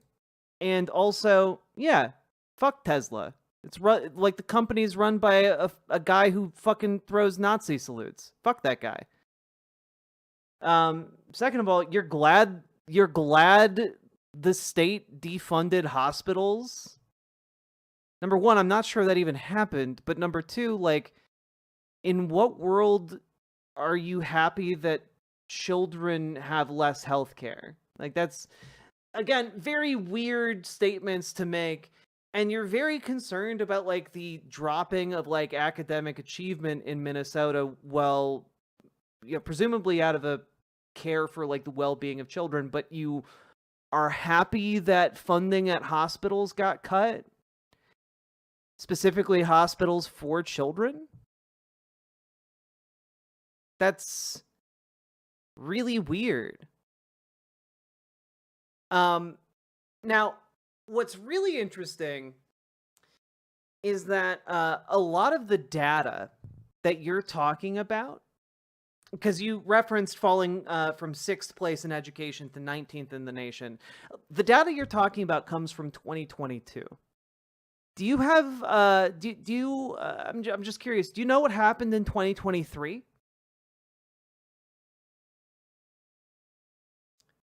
He's on the committee as a governor?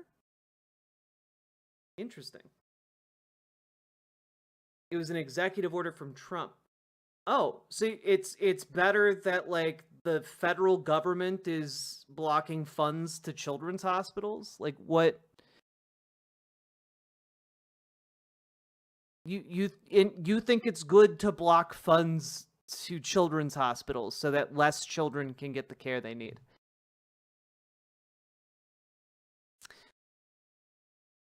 But another Manticore, what happened in 2023?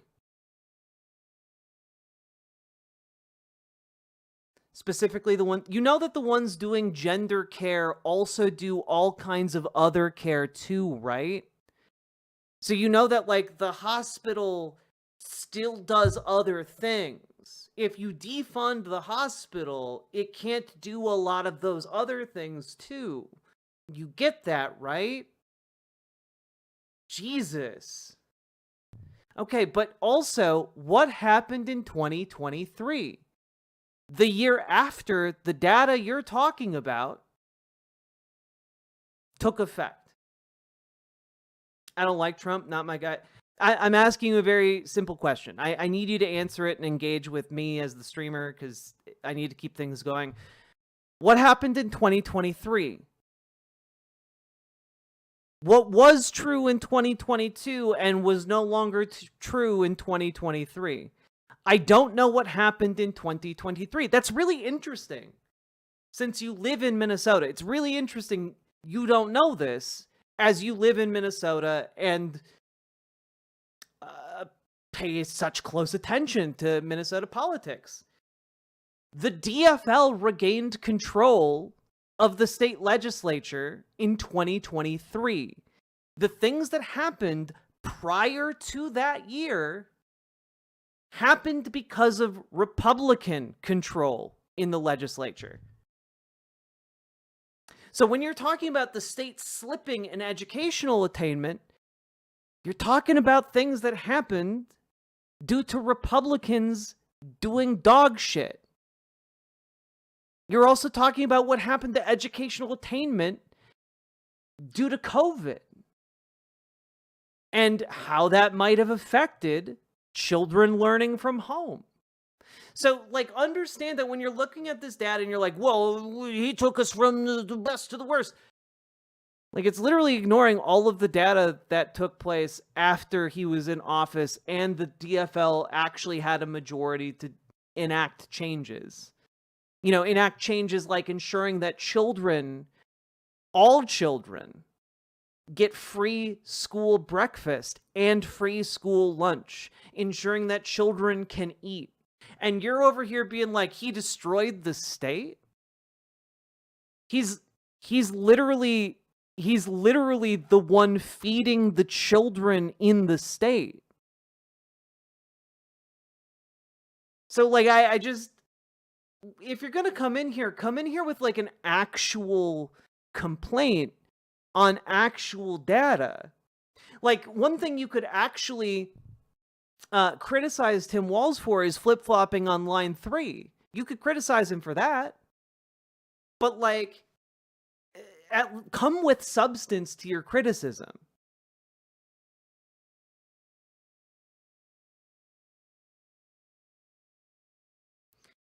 So, I don't know. This is not a game. This is not yay, yay, our team wins. This is people's lives at stake. Yeah, because frankly, I don't give a shit. I don't give a shit about the team sports. I just want good policy to happen. So here's what I've come to terms with. Here's what I've come to terms with. The party that my party, the party was there to lift my family up when my dad dies and my mom's got 2 kids staying at home. The Democratic Party that was the party of the working class, we lost a big chunk of the working class in this last election.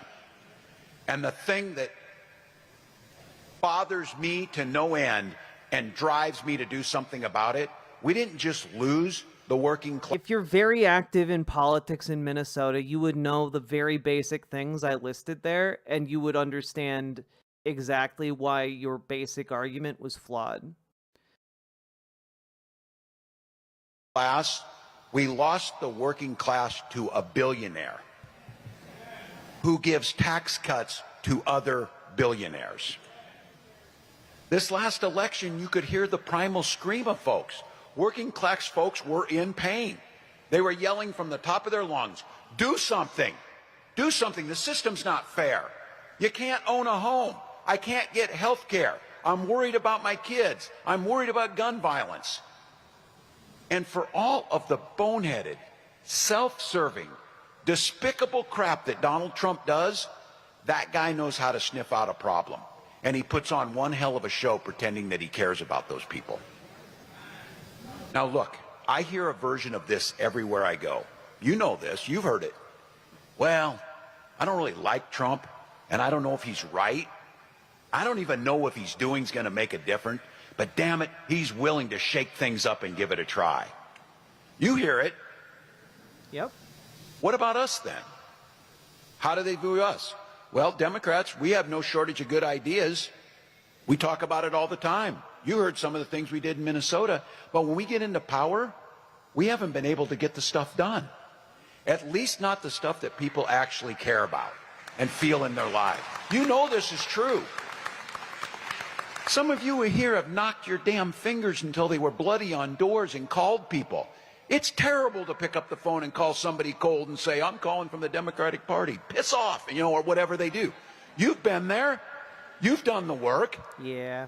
But they don't see it transferring. And you have to keep going back and asking folks. The other day I saw this. I read about a Democrat down in Georgia. They asked this woman, simple question, describe the Democratic Party. This is a Democrat. This woman is a Democrat. And she said, a deer in the headlights. She said it's like they see the car coming, but they just stand there and get run over by the damn thing anyway. That's a review of our party by someone who actually likes us.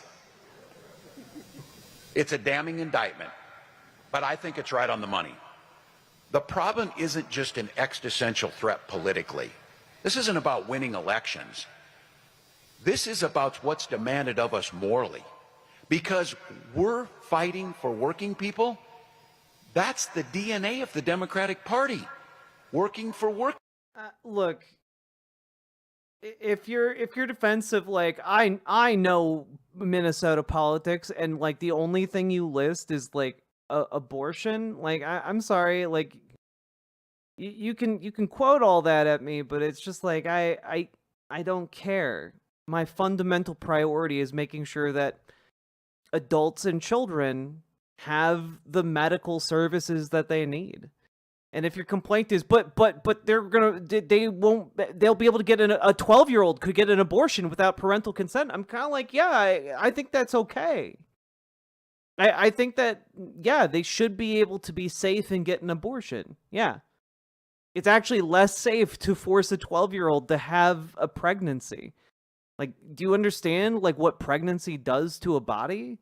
And how, like, deeply, deeply unsafe that can make a child? Like, Jesus. Working people. Our party used to have the courage to do big and bold things. We're the people. And the people... that enables the predator to continue to abuse the child. Hey, just out of curiosity, How often is the predator in question here one of the parents of the child? Just out of curiosity. What percentage of the time would you say?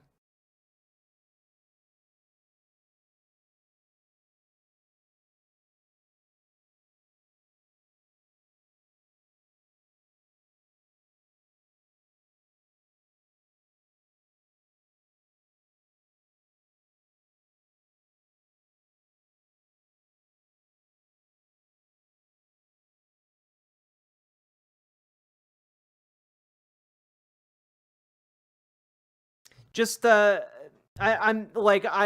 just want to like get past this particular talking point. If I had to guess, I would say it's very low. Wrong, actually. It's about 42% of the time. It is one of the parents of the child.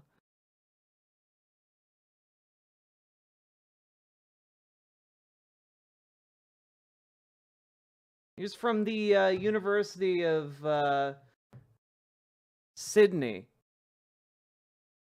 New research shows parents are major producers of child sexual abuse material.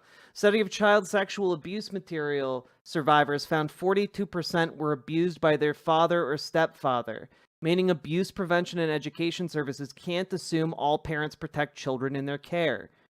This is from 2021. This isn't from that long ago. So again, this is why when we talk about like abortions and not alerting parents to them, it's to protect the children.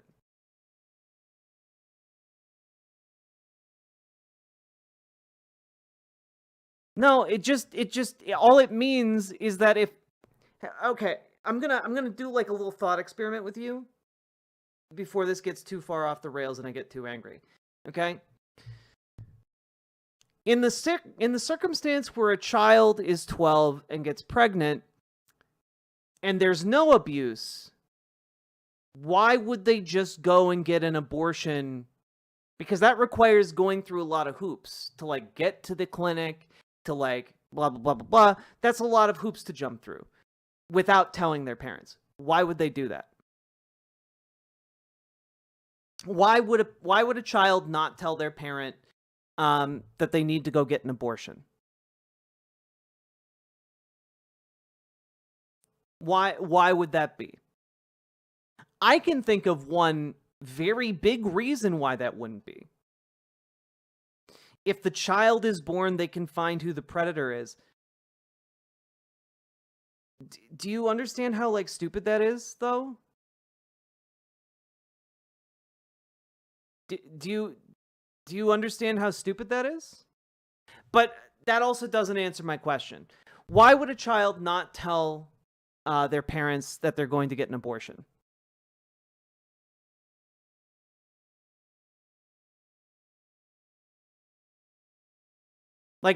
Like batting aside that is absolutely not based on any of the science whatsoever, and that you could get the same data from abortive tissues. Why would a child not tell their parents that they need to get an abortion? If the next thing you post in chat isn't an answer to that question, you're gonna get banned. I'm sorry. We got to keep this rolling.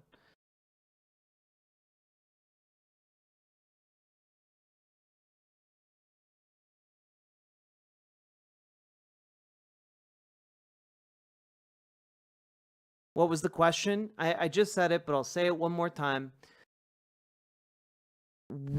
For what reason would a child not tell their parents that they needed to get an abortion?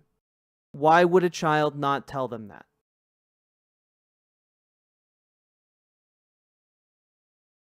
Can you understand why a child might not tell them?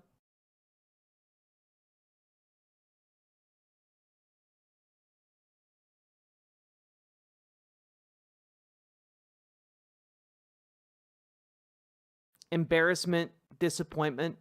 So, given the fact that I just listed that 42% of all like child sex abuse material, that's child pornography, is produced by fathers or stepfathers or guardians of children.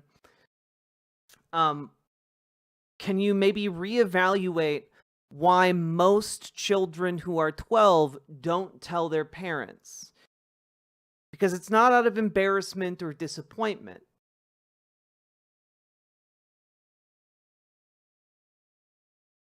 I'm not asking what you think should be done to the people providing abortion services. I know you're probably very much in favor of like firebombing clinics or whatever, but like what do you think the actual reason is, given the facts that I've presented you?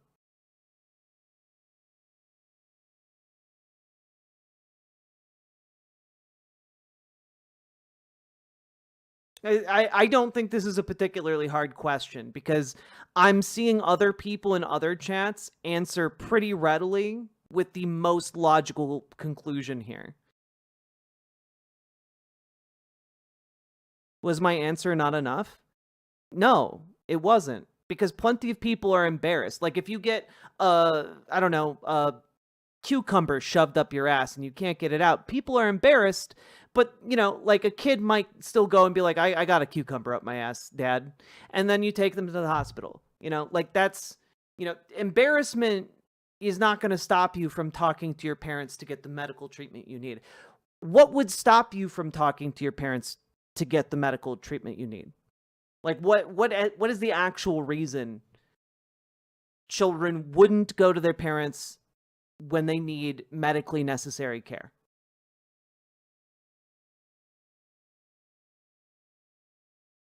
You're looking for one answer? Well, that's because there is one answer. And the answer that I'm looking for is fear. It's not embarrassment. It's not disappointment from their parents, though those might be factors. But it's fear. Because a lot of children, especially given the fact that I presented to you that 42% of people who have been sexually abused were done, that was done by their fathers. Okay?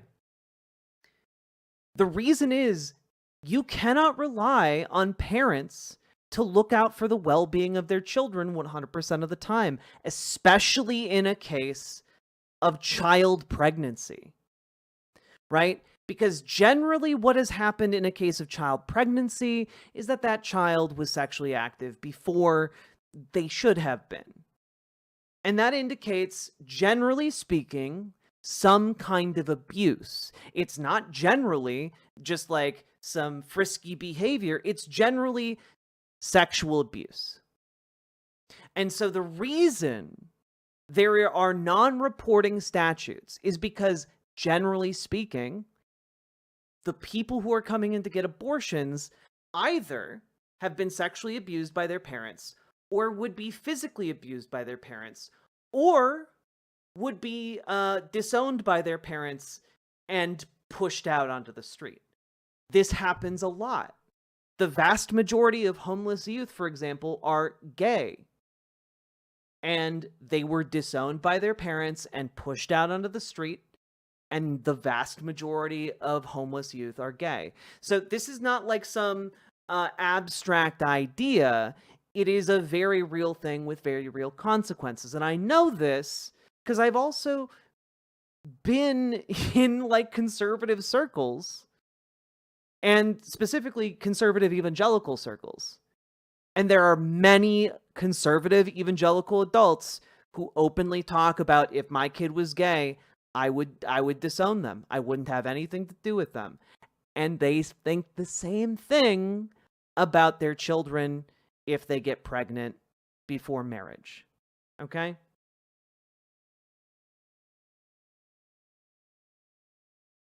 So all I'm putting out here is that these age limits are put in place, or these protections are put in place to protect kids. It's not to like trick them into getting abortions, because people don't need to be tricked into getting abortions. They're pregnant and they don't want to be. It's not a trick. The only trick really going on in the abortion sphere are fake abortion clinics. that literally trick people into thinking they can get an abortion there while secretly denying them and delaying their care until, oops, you have to have the baby now, haha. Like, that's the real trick. That's the real switcheroo. And I have no patience whatsoever for someone who would happily watch a child suffer and possibly die. I just don't get that. I'm sorry. There's no political philosophy that I think justifies that. So, that's not a thing in Minnesota. We moved abortion up to the date of birth. Unfortunately, it is a thing in Minnesota. You see, there are fake abortion clinics in Minnesota. And the longer that pregnancy goes on, they know this. It makes it harder to get the abortion. Because generally speaking, the people who take their abortions all the way up to almost the point of pregnancy, do you want to know what happens? They just do a C-section. If the fetus is viable as a baby, they do a C-section and the fetus lives. The people who are waiting up until like almost giving birth, they're experiencing catastrophic medical issues. Okay? And when you put in the stipulations that people like yourself often seek of like, oh, well, not, if the life of the mother is, at risk, obviously they can get an abortion. Those exceptions aren't real. It's been moved to the date of birth. Yeah, but the people who take the people who take it all the way to the date of birth, day of, can't just say to the doctor, by the way, kill the baby on the way out. That's not how that works. The only reason that is the final result of the operation is if it comes down to either the fetus was never going to be viable in the first place, or it comes down to either the fetus or the life of the mother. So again, there aren't these people going up and being like, all right, doc, take it out and break its neck. I want to see and hear the crack. Like, that doesn't happen. That only happens in your mind. When the mother's life is at risk, it's due to a dead baby inside the womb. No, there are so many other ways pregnancy can go wrong. And honestly, I'm shocked that the thing you take away after apparently being very involved in this movement, you just don't get it. You don't know what you're talking about.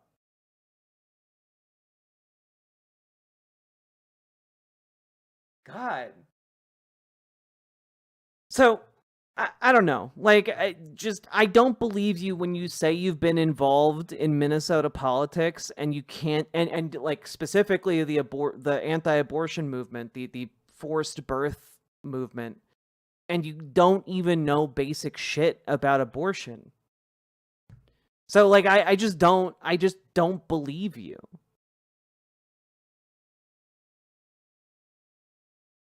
Yeah, like, I don't know. I'd be more concerned about like parents abusing their kids, but like that's just me. I was a delegate for CD1 and for the state convention. Well, then you might want to know more about what you're talking about, Like you might want to like actually look into the issues that you're flapping your gums about online, because you haven't demonstrated any kind of like competency on the issues you've professed to care about.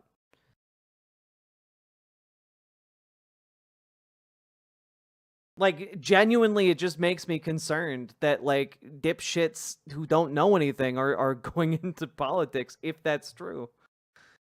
Know a bit more. I'm not asking for a high bar here.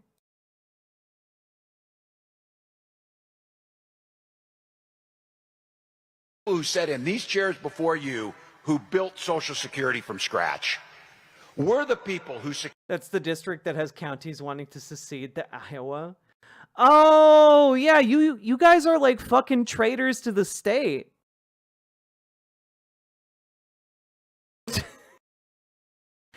Oh yeah, we're from Minnesota. Tim Walz has destroyed the state.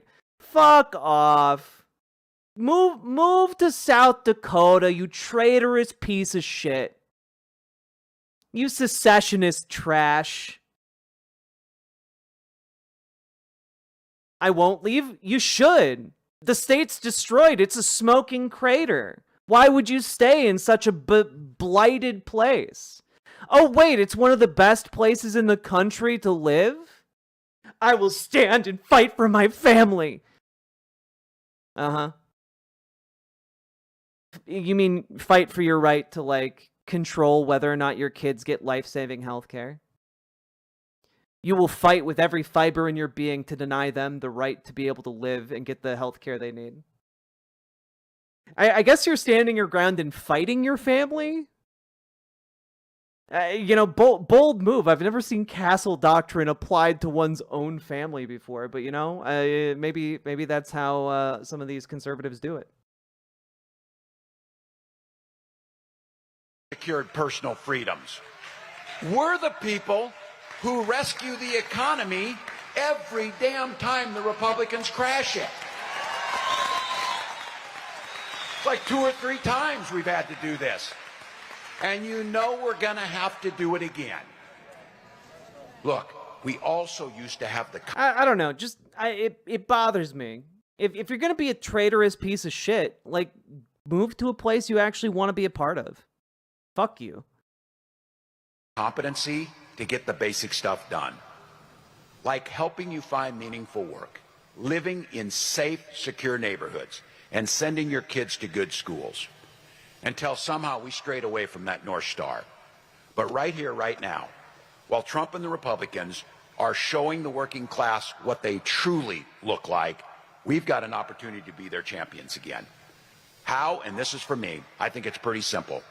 We've just got to show them that we've got the guts to fight for them, that we truly believe it, that we will fight for the working class. All of you are saying, I will stand and fight for my family by trying to get Republicans elected to office so that they can kick my family off of Medicaid. Yeah, so that they can give massive tax cuts at my expense and at the expense of my children to the richest people to ever exist on the planet. I will fight for my family's right to die in poverty. Hell yeah. I want to move to South Dakota, but I'm too much of a chicken shit to actually do it. Get the fuck out of here. Do you think George Soros cares about the working class? I don't give a shit what George Soros cares about. That's the difference between me and you. I have my political beliefs off of principle, and you have yours fed to you by billionaire sycophants. we brought this guy all the way down here to tell us that, and you're like thinking, no shit, that's what we have to do. That's what we have to do. But I will make the case. I think it's been missing, and I want to be specific here, at a national level. At a national level. You keep saying George Soros. I don't give a fuck about George Soros. You know, it really just kind of seems like you think the Jewry have controlled America when you say George Soros. It just sounds to me like you're doing like an anti-Semitism, you know? So like, I don't know. Is that the case? Because I think you might want to look at who's in office right now and has gotten literally billions of dollars from unnamed people investors. Are coming after you tonight, Jack. Oh, Tony Sanfilippo. I'm not pressed about it. And thank you for the $5 super chat. He funds the left. He controls a lot of the Democratic Party. No, he doesn't. Like, the illusions you have about George Soros that have been fed to you by Fox News day after day are just largely not true. Of who we are, what's our party brand? Right now, I think governors have an opportunity as much as anyone. Jack, have you been missing your Soros checks again? You know, I haven't gotten one in quite some time. You know, I've been doing this for roughly 5 years, and he's 5 years late. Not very timely, despite running everything in the Democratic Party. you know? To make a difference. And I would make the case. That's why you need to elect one here, by the way. I'm gonna defend my family by being insane and spouting gibberish about Jews. That's how you defend your family. Jesus Christ.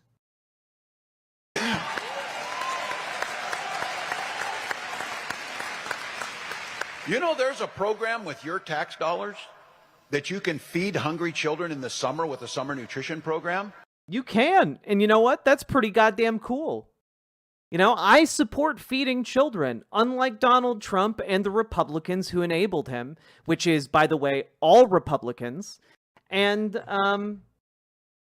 yeah, they're looking to kick millions of children off of SNAP, the government assistance program that allows them to eat.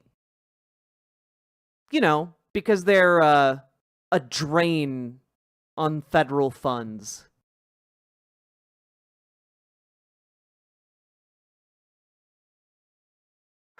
And you got governors like right here that say, we don't want that money. We don't want to turn it away. We don't want to expand it. Or Medicaid. You can expand Medicaid coverage. Don't want to expand Medicaid coverage. Yeah, another Manticore. You literally just said George Soros funds the left and he controls a lot of the Democratic Party. You know, kind of sounds like you're saying he controls the Democratic Party. And, you know, by extension, when you say, I would say the people that run the country are the candidates in the House and the Senate, that you are saying are controlled by George Soros. You guys, you understand the logic, right? Like, have you followed your train of logic before? Because I feel like if you evaluated that train of logic, you'd realize that it's going to, like, concentration camp, Hitlerite mentalities. Maybe reevaluate that if that's where you don't want it to end up. Get a better conspiracy theory. In Minnesota, though, I think we've got a little different proof point. Now, you may have heard us. We talk about this a lot. In Minnesota, we are not the Democratic Party.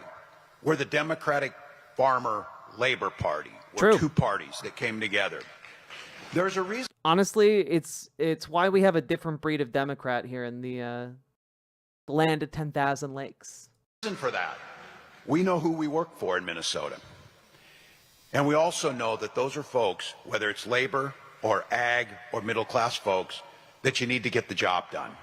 So look, I was just mentioning to some of your senators this morning, we were talking together. You think of Minnesota as being a blue state? Oh, my. We are a purple state. From 1990 to 2010, we didn't have a Democratic governor. It was all Republicans. When I got elected in 2018, that was the first time in our state's history we ever had back-to-back Democratic governors. We'd never done it before. And when we took full power in 2022, where we had the House and the Senate and the governor's office, we had a one-seat majority, one seat in the Senate. And what I said when we all got together the day after the election was, we don't win these elections to bank that political capital so that we can run again and win again. We burn this capital as fast as we can to improve people's lives, every bit of it. And that's what we need to be doing. Like, genuinely, that needs to be the new thrust of the Democratic Party in general. We need Democrats that are actually going to do something, and to have those things actually materially improve working class people's lives. Fuck the rich, empower the worker. And I said, we get everything done, we can go home and do something else and sit up here and argue about politics all the time, because I don't know about you. I enjoy being here and everything, but I wouldn't mind mowing my yard or golfing or doing something else. But it requires us to be here. So I said, let's get to work. And the first thing we did was we created the nation's biggest child tax credit, cutting childhood poverty by a third and making Minnesota having the lowest childhood poverty rate in the country. Oh no, we're basically destroyed. Minnesota having the lowest childhood poverty rate in the country, it's basically done. Oh no. Cutting it by a third with a state level program. Oh no, the horror. But how will the poor billionaires in Minnesota ever get along? In Minnesota, if you or someone in your family gets sick, or you have a child, or you need to have something done, you get 12 full weeks of paid family and medical leave for the work to be able to do that. Oh no. We're destroying the state by having basic worker protections enshrined in state law so that they can't be subverted when the federal government, is run by a dipshit with authoritarian tendencies. Oh no, the horror. The very fabric of our society is eroding at the seams. And I taught school for a couple decades, and I'll tell you what, the saddest damn thing in the world was to see a kid come in, put their number into the machine, and see they had no money in their lunch account, and see them turn them around. So in Minnesota, we don't ask you to fill out any damn paperwork or say anything. Every kid who walks through the door of the school gets free breakfast and free lunch every single day. Every day. The horror. Fed children? What will they start thinking of? Being housed by the state? Where will it end? Having functional heat and cooling to keep them alive? The horror. When will the horrors cease? And we're damn tired of corporations having all the decisions about this, so we expanded the nation's largest and most aggressive expansion of labor rights and union organizing in the country. Oh no! A state that's friendly to the creation and perpetuation of unions so that workers can better advocate for their conditions and their compensation, evening the playing field between millionaire, billionaire, and average working Joe. The horror. Society will surely collapse if workers have more of a say in what's done with the product of their labor. Oh no! However will Minnesota survive?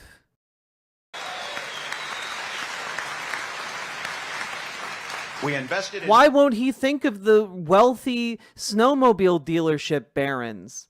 What about them? They're basically going to be penniless with just a scant couple $1 million instead of a $10 million. Manufacturing, we are home to the per capita highest number of Fortune 500 companies, and we have the longest longevity of new company startups of any place in the country. Wait a minute. You mean that in this hellscape of a state, new startups have a better chance of succeeding than almost anywhere else in the country? Oh no, it's basically socialism. We made the largest investments in our public schools, and we are now at a 30-year low of driving down violent crime across our state. Oh no, it's safer than it's ever been in my lifetime? We're basically gonna cease being a functional state. However, will we be able to survive? With record investment into our school system, the children are fucked.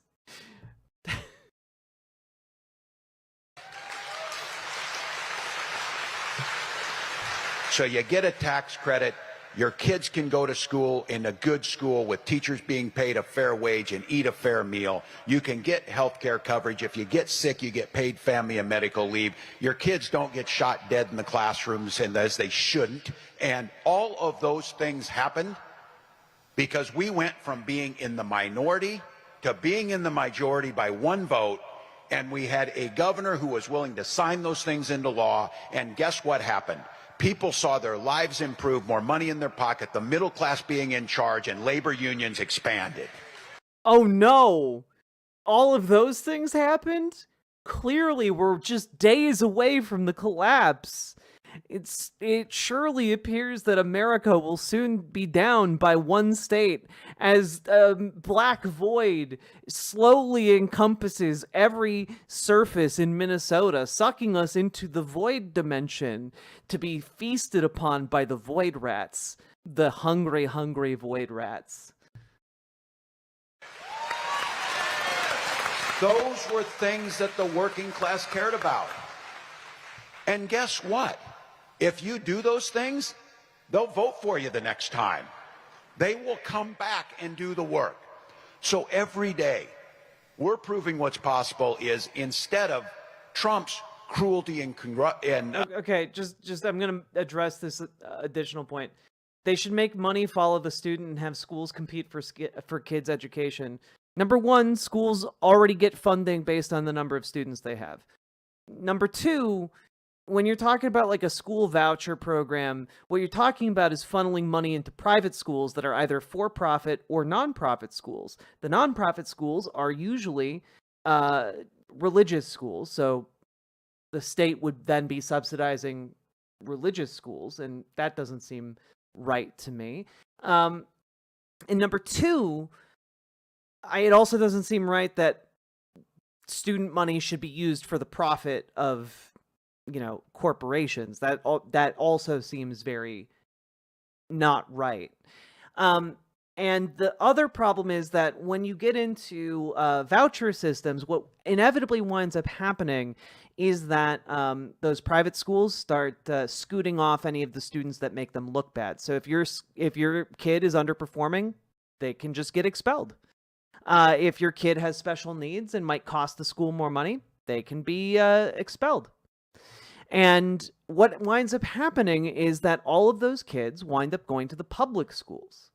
And what winds up happening is that those public schools then are chronically underfunded, meaning that your kid doesn't get the special education programs that they need, doesn't get the remedial education that they need, and simply continues to fall behind.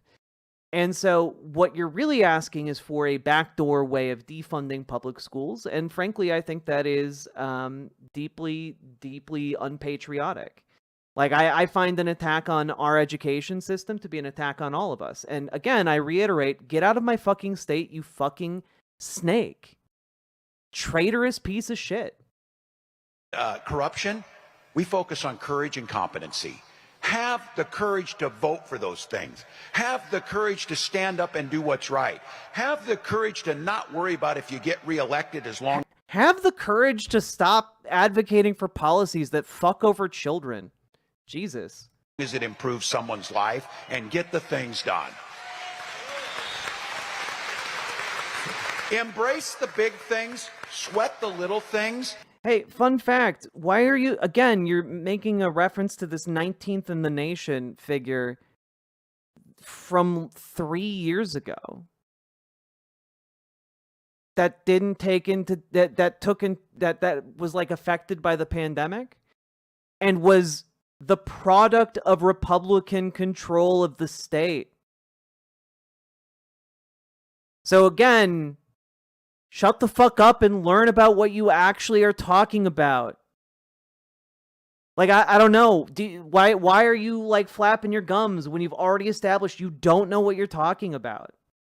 Go learn something. Go open like a fucking periodical that isn't Fox News or the Post Millennial. And we're not afraid. I'm not afraid to reach across and work with Republicans. But I'm also not afraid to stand up and say there's no way in hell that we are compromising on basic human rights and basic personal freedoms. So now, we're one of the friendliest states to start a business in. So Democrats, get this. You can stand up for working people. You can stand up for labor unions. You can stand up for fair wage. You can stand up for the idea that healthcare is a human right. But you can also be, because all of those things make businesses healthier, make the economy healthier, make businesses grow. We're the party of business. We're the party of the economy. We're the party that grows personal wealth. And I'll tell you what, we're also one of the freest states in the country where you make your decisions. We trust you. We're no damn nanny state that tells you what to read and who you sleep with and whatever else you do. Those are your decisions. Those are your decisions. Hell yeah. Berillian, thank you for the $5 Australian. Trump has ruined the word taco for me now. Nah, you can keep taco, okay? Taco's great. Because he doesn't like it, you know? That alone is worth it. It indicates how weak he is. And in the surveys that come out, there's two that I'm really proud of. We were recently ranked the best place to have a child in the country, from health care to the things that we have. And I'll tell you what, this one, we dropped to second in this category, and we got a little more work to do, but I think this matters. When they rate all the 50 states, Minnesota ranks second in happiness. We are the second happiest state. And it's cold as hell, too, and we're still happy. No such thing as bad weather, just bad clothing. The reason I'll settle for second is Hawaii's first, so they're happy as heck. Look, I left a public school classroom at age 41 to run for public office. For that very simple reason all of you are here, to fight for working families just like my own. Now, there's those that doubted us, but I'll tell you what. I ran in a district, by the way, I didn't know this, I'm glad I didn't know it. There had only been one other Democrat since 1892 in that congressional district. I know, and you know how it goes. You see this, oh, we can't put money in South Carolina, that's a red state. And I said last night, and I'll say it today, it doesn't look very red to me. It looks pretty blue. Looks pretty blue. Said we couldn't win because we didn't have any experience. You're going to watch candidates come up here and say, I don't know, but I'm running for office. And they'll tell you their name and they're going to do it. Support them. Help them out. What are we going to do? You ever see these races where we don't even run anybody? Look, we got them in Minnesota, trust me. We got these people who I don't know how they get elected, but I don't know South Carolina. This Nancy Mace thing is really something to me. I'm saying it. But just think about it. In 500 days, we work hard, we get somebody up here, she's got to answer for the damage she's done to people, and then you won't see her on TV anymore again, and you'll see someone else. Hell yeah. And to the teachers out here, I'm going to encourage you this. You have to listen to people tell you that, you know, oh, I don't know, you're overpaid, you only work 9 months out of the year. You know this, right? One of the reasons I ran for office, too, was I was sick and tired of people beating up on public servants, like our police and like our firefighters and like our teachers and like our nurses. Look, none of us expected to get rich doing those jobs, but we didn't take a damn oath of poverty to do it. So you pay them. You pay them. And guess what happens when you do that? You get really good people who can afford to buy a house and raise their family, and they serve the rest of us. And the thing is for all of you out there, and I'm speaking to you public school teachers, this is one thing I learned when they told us we weren't going to do this. Just don't ever underestimate a public school teacher. They're pretty damn tough. They're a pretty damn tough group of folks. So look, it's a bit old school in this, and I'm doing some soul searching, and I was the guy who was there during this last one.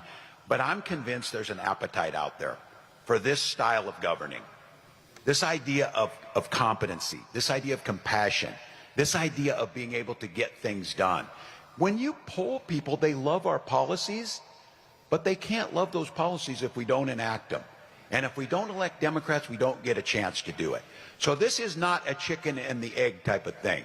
You need to elect people who are in it for the right reasons, who want to improve people's lives, who are willing to do the work, and build the coalition behind them with a strong party unit, strong county units, strong democratic infrastructure to get those folks word. And look, the thing we have to do is we have to get past this thing. That I saw recently that apparently the Democrats got together and hired a bunch of people, and they went with the hotel to discuss how we could best message to people, how we could come up with, calibrate our words that we're using.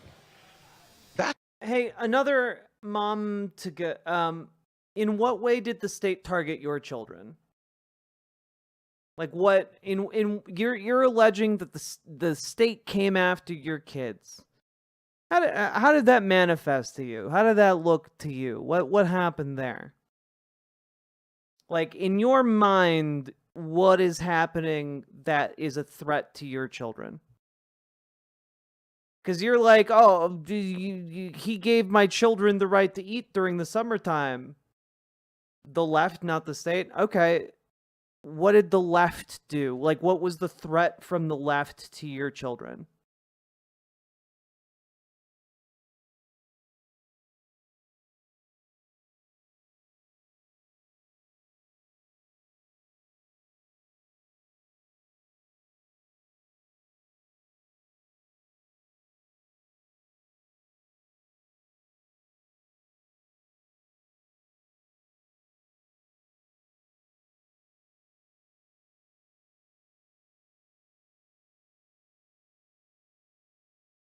Transgender ideology being pushed into the public school system. So when you say that, like, what do you think that means? Like, oh, okay, I'm curious. What do you think that means?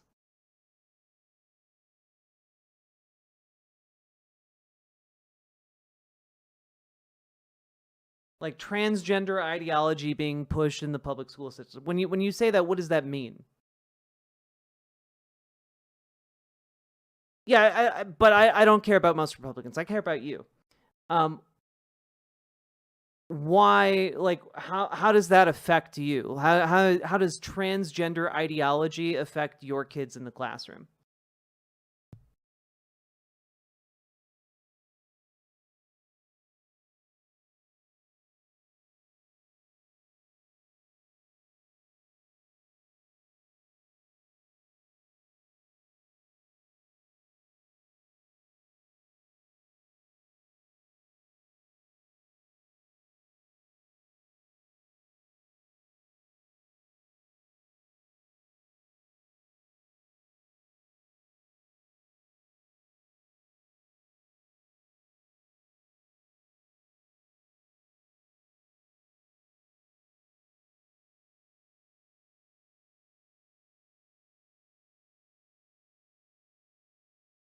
Kids didn't ask for that propaganda. School board. Wait, what propaganda?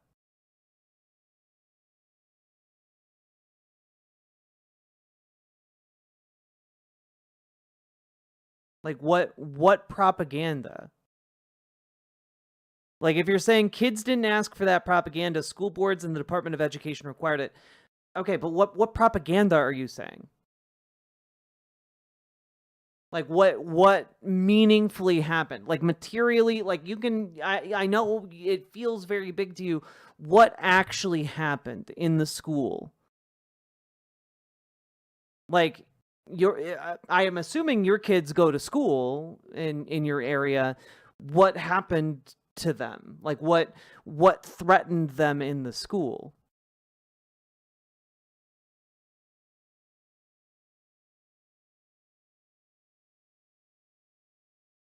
No, this isn't the same troll under a different name. It seems like it. I understand, but the brain structure is very similar. But no, not the same person.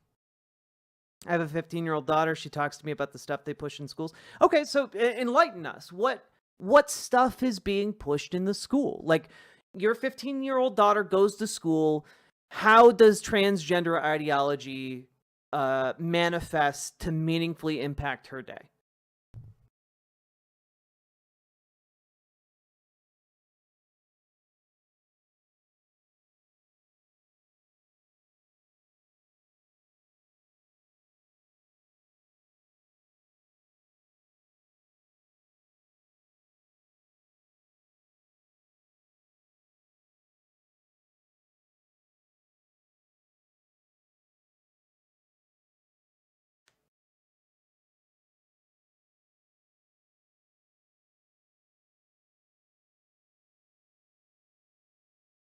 Quasi-spec. Do brain-poisoned right-wingers actually believe they're living in the cartoon world their media feeds them? Yes. Sorry, I don't have a mic in front of me, so I have to type. I understand. Take your time.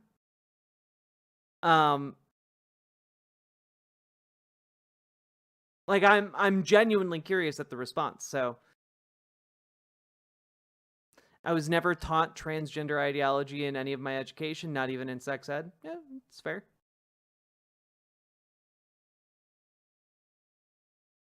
We're too lascivious.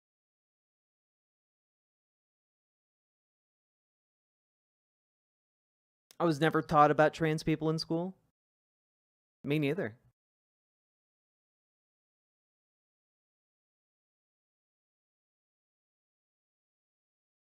We'll continue until we get a response.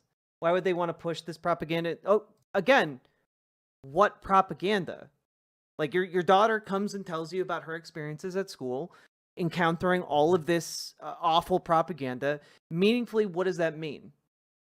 Like, what happens when the transgender ideology comes? What happens? Like, what does that physically mean in the classroom?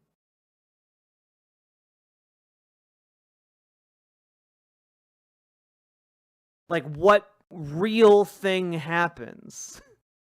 Like you're like saying like propaganda. Like, I just want to know what are you alleging? What have you seen happen in your child's school? Like, what is it?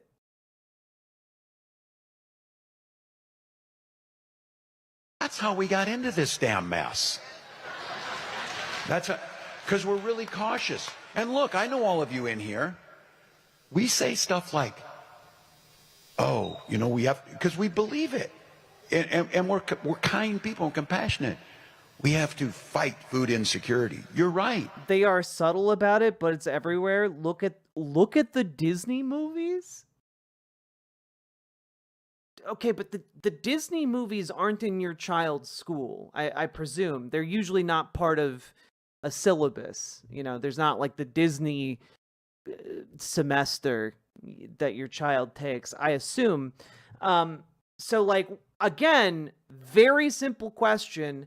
When your 15-year-old daughter goes to school and sees the transgender ideology propaganda everywhere, what does that meaningfully look like? I've asked this question like 3 or 4 times. It shouldn't be that difficult to answer, but you keep like saying like, oh, it's so subtle, you can't even tell it's there. Well, like, that kind of seems to indicate to me like that it's not there, right? If you have to then point at like Disney movies over there doing something like that, I'm asking about the school, not Disney movies.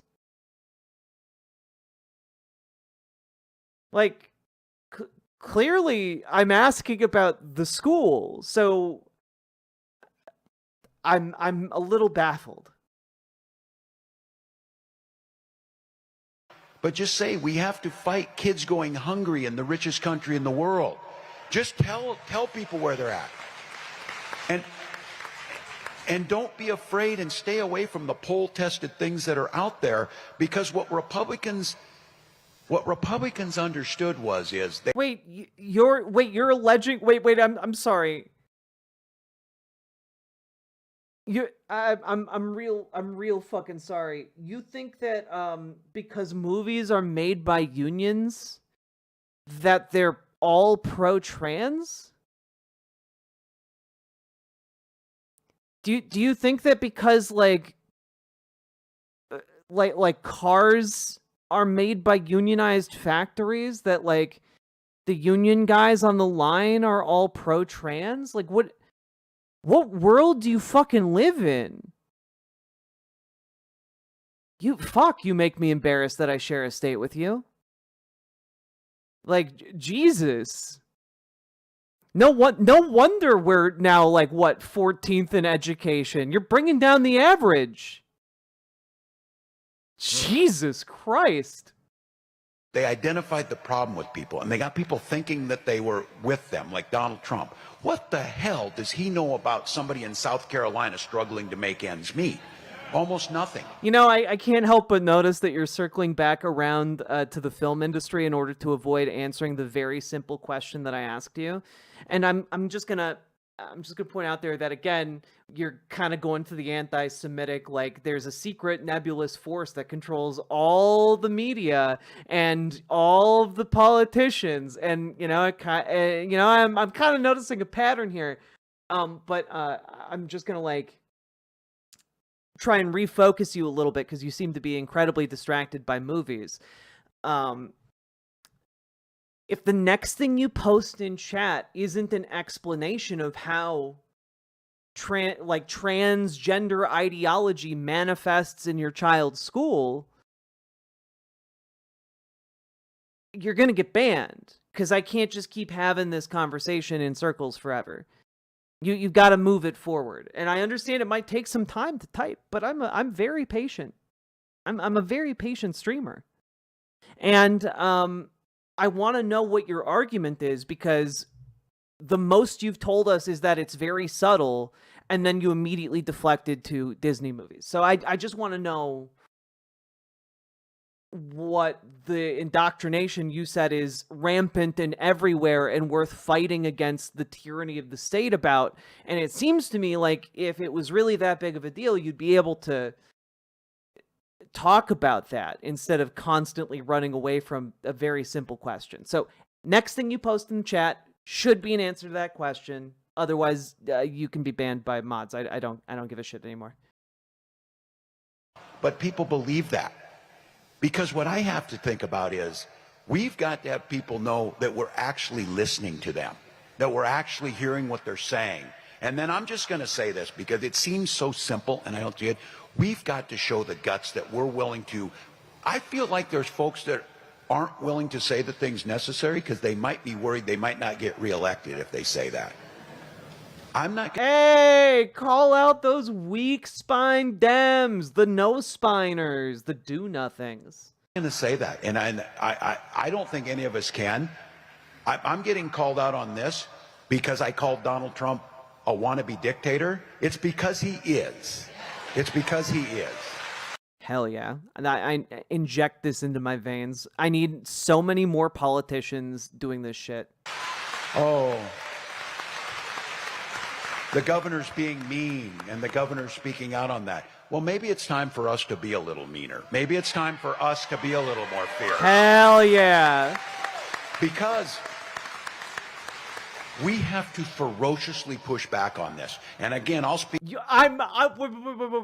I'm sorry. So, transgender ideology manifested in your 15-year-old daughter's school as her teacher trying to refer to her as they, them?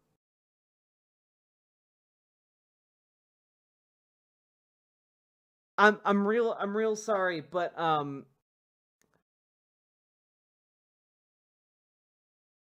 I happen to know teachers. That's a lie. I'm just gonna be straight with you here. That's just a fucking lie. That's some batshit malarkey right there. And I don't mean to call your daughter a liar. But there's never been a teacher in this country that has insisted on using non-binary pronouns for students. You know, unless that student identifies as non-binary, in which case they absolutely will go to the mat for that.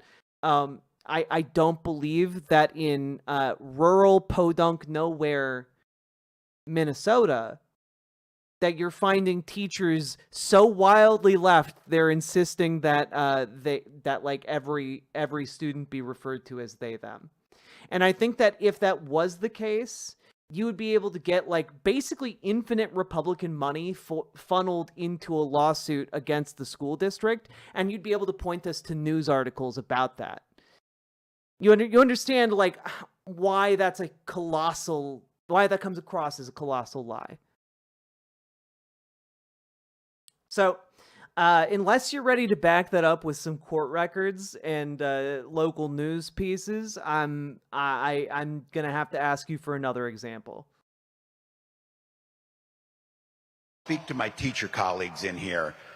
The thing that bothers a teacher more than anything is to watch a bully, to watch this bully and to stop it. And when it's a child, you talk to them and you tell them why bullying's wrong. But when also, you want to know why I know you could sue a teacher over that? Because I'm pretty sure you can sue a teacher over refusing to use the proper name and pronouns for a student in Minnesota. It didn't go to court. It wasn't in the news. So just to really summarize here, what you're saying is that transgender ideology manifested because a teacher said they instead of her one time, and then your daughter confronted the teacher and the teacher corrected their behavior? That's how it manifested?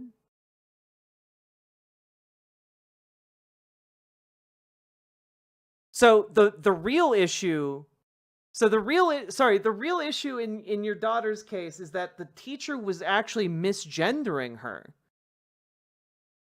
for 4 weeks. And your issue here is pro-trans ideology. Do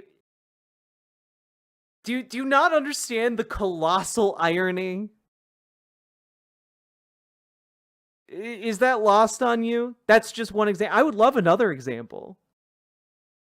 I would love another example. Like your daughter's complaint was that she was being misgendered in school, and you're against transgender ideology in schools that would, ensure that she wouldn't get misgendered. Okay, give me another example. I would love this. I think they are making shit up. I mean, I agree with you, but I'm enjoying this a lot.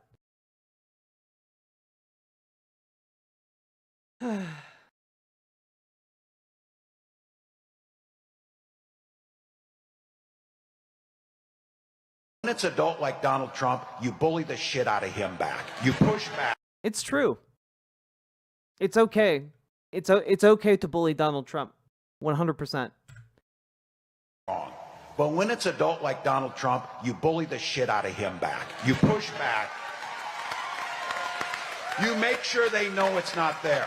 Because at heart, this is a weak, cruel man that takes it out and punches down on someone who's calling him. Oh, God. What they don't want to do is stand toe-to-toe and punch back with someone who's calling them out for what they do, who's being there. And for Democrats, here's what we need to know. I would love to do a call-in stream. What? I think during my fundraiser stream for the Palestinian Children's Relief Fund, we'll do some call-ins. I think that'd be really fun. You need to embrace this. We win hearts and minds. We win the issues. If you go ask people if they want children to eat, they'll say yes. Hey, chat, chill. Chill a little bit. If you go ask people if they want smart things... I'd be a call-in for you. I mean, you certainly can. I just... Like, you seem like you don't understand a lot of stuff. So I'm happy to talk to you on a call-in next weekend for charity, specifically. So, yeah. Feel free to come back and call in. To make sure our children aren't shot in schools, they'll say yes. If they say, do you want us to pay our public servants a decent wage, they will say yes. Wait, is that how transgender ideology is manifesting in schools? Like the policies to help children not get shot in schools? Is that transgender ideology? If so, that sounds pretty based. I also don't like children getting shot in schools. We win the hearts and minds. They win power. And when they take power, they move with it and exercise it. So I'll tell you what. We have got to have and understand an unshakable responsibility that we have to make sure that come hell or high water, everyone in this country can afford a decent life, enjoy a secure and dignified retirement. Women can still get reproductive care, and no one, regardless of their status, goes without due process and the rights to rule of law.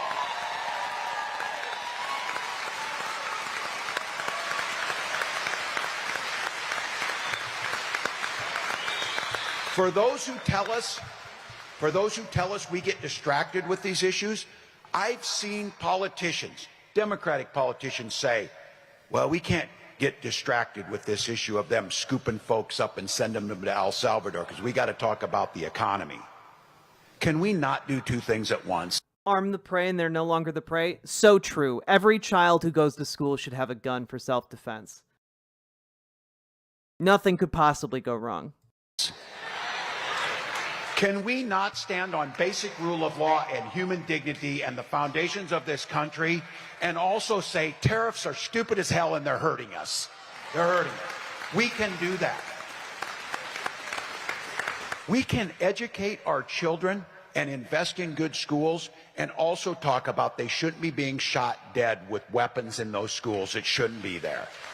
We can... Okay, but counterpoint, Tim Walls, what if we just gave all the children... bulletproof clothing and backpacks?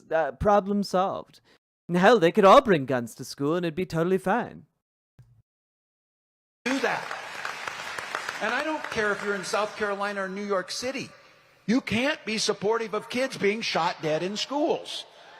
Surprisingly, conservatives can, and that's bizarre to me, a fact that will never cease to amaze me, but here we are. It's just acceptable cost of doing business in America, I guess. That's a unified position. So look, we've allowed ourselves, and I think it's fine. Will teachers get paid better if they have guns? Fuck no, they won't. Are you kidding me? They'll actively be penalized for the privilege of being the gun teacher. Because we are this. We're defined as anti-Trump. You damn right. You damn right. We are anti-Trump. But we also have to spend the time letting voters know what we stand for.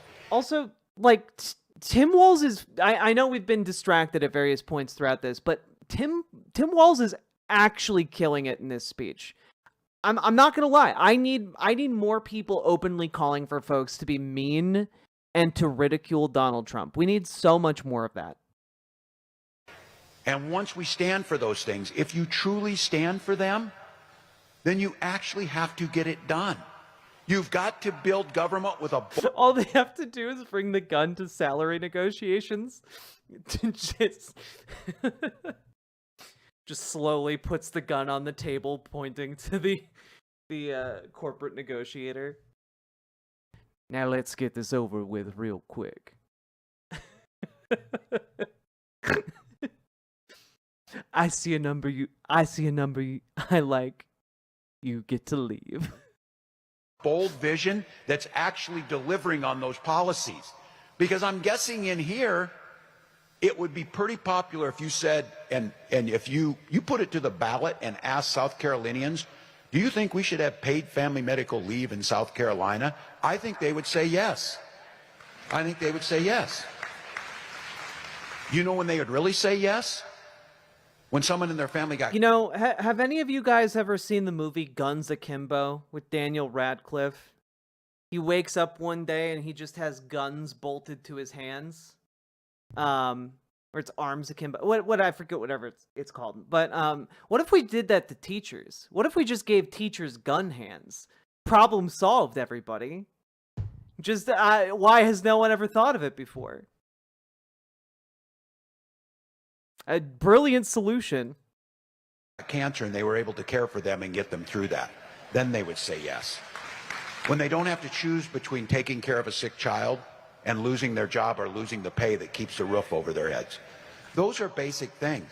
And when you do those things, guess what happens? The economy grows.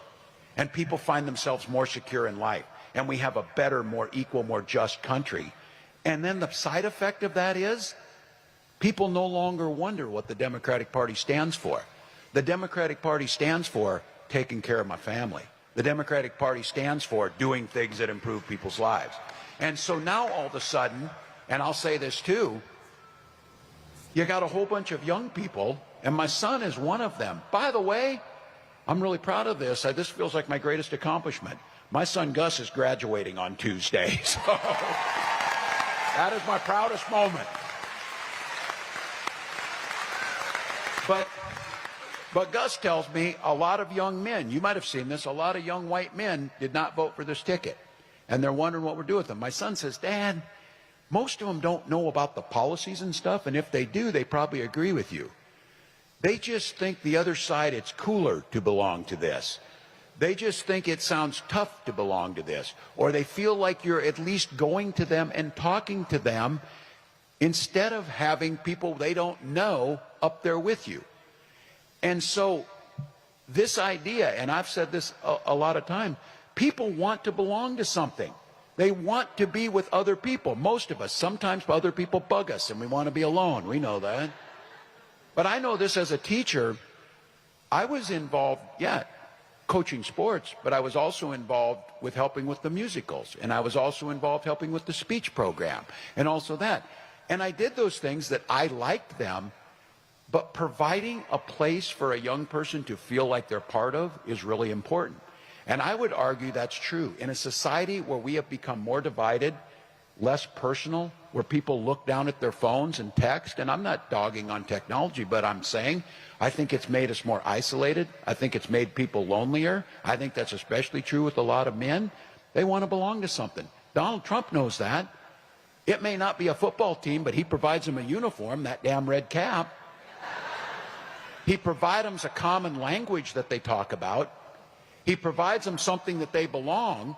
Now, we know in healthy organizations, you don't need to demonize someone else, but since he's only offering anger and animosity and belittling. Oh, I see where he's going with this. This is going to be a good turnaround. I like this a lot. Tim Walz has really, like, done a good job refining this speech. I think he's about to list, like, Donald Trump is only offering you blah, blah, and blah, and then he's going to go into what Democrats can offer in the future. I think that's a great way to structure this. Belittling others, he still offers something. We, as a Democratic Party, have to offer a place that is, yes, welcoming, but I can't imagine. People don't go to his rallies to listen to his dumb crap that he's saying. I don't believe that. I think they go to those rallies to be next to people who think like them. I think they go next to those rallies to feel like they're part of something. I bet you they go to those rallies to talk about their kids to one another and talk about what's going on in their lives. And in a society that seems more divisive, that political party or that movement that he has, I would argue a compassionate, kind place where everybody's involved is a place they should be too. But damn it, we should be able to have some fun and be joyful. We should be able to gather in these places. We should make them feel like they matter. So look, we've got the guts, and we need to have it, to push back on the bullies and the greed and punch them right where it needs to be done, to telling our policies are better, our policies improve your lives, and what you're doing is cruel and corrupt, and it cannot stand. We need to say that. We need to bust down systems.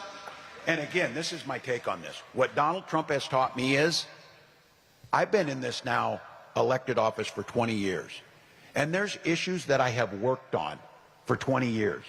And they're like, well, it takes a little time to get this done. People have been born and gotten old. And yes, I'm proud. In 2010, I voted for the ACA to improve health care to everyone. I voted for Obamacare. And I went in front of town halls and defended that vote. And I heard people tell me, you're going to lose your job over that vote. And I said, sounds pretty good to me. If people are going to get health care, I'll go back to teaching school and coaching football, because that's worth it. That's worth it. What Donald Trump figured out was it shouldn't take 20 years. So I'm just cautioning everybody. When we win, and we will, we're going to win the Virginia governor's race come this November.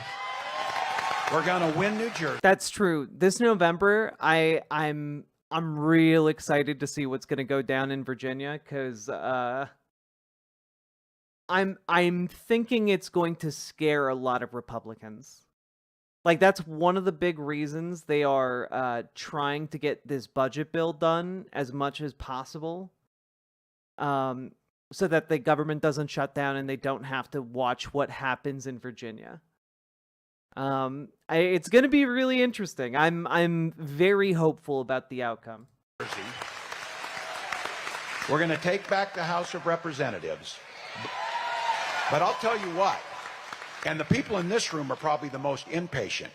When we get back and win that election in 28, we damn sure better not say, you know, I think we're going to tweak some of these things around health care to make it easier for you to talk to your insurance companies. Really, you think you better maybe deal with that? You think maybe we better be bold? You think maybe we better make real changes in people's lives? Because here's the deal. I think it's unconstitutional, and the courts will determine if it's illegal. But what Trump learned from his first term to this one is, if you say you're going to get things done and actually do it, even if it's not the right thing, people still give you credit for getting something done. They give you credit for doing it. Now, it's destructive as hell on their side. Think how powerful a tool that will be if we move with the same speed that he's moving to give everybody health care, to improve our education system, to address the climate crisis, to defend human rights, both here and abroad. Imagine how powerful that is. So look, here's the time. Here's the time for all of us. Donald Trump is the existential threat that we knew is coming. It is going to be, I'm not going to whistle past the graveyard, It is going to be a challenging few years here. But it starts this November. Actually, it starts this Saturday as us starting to organize.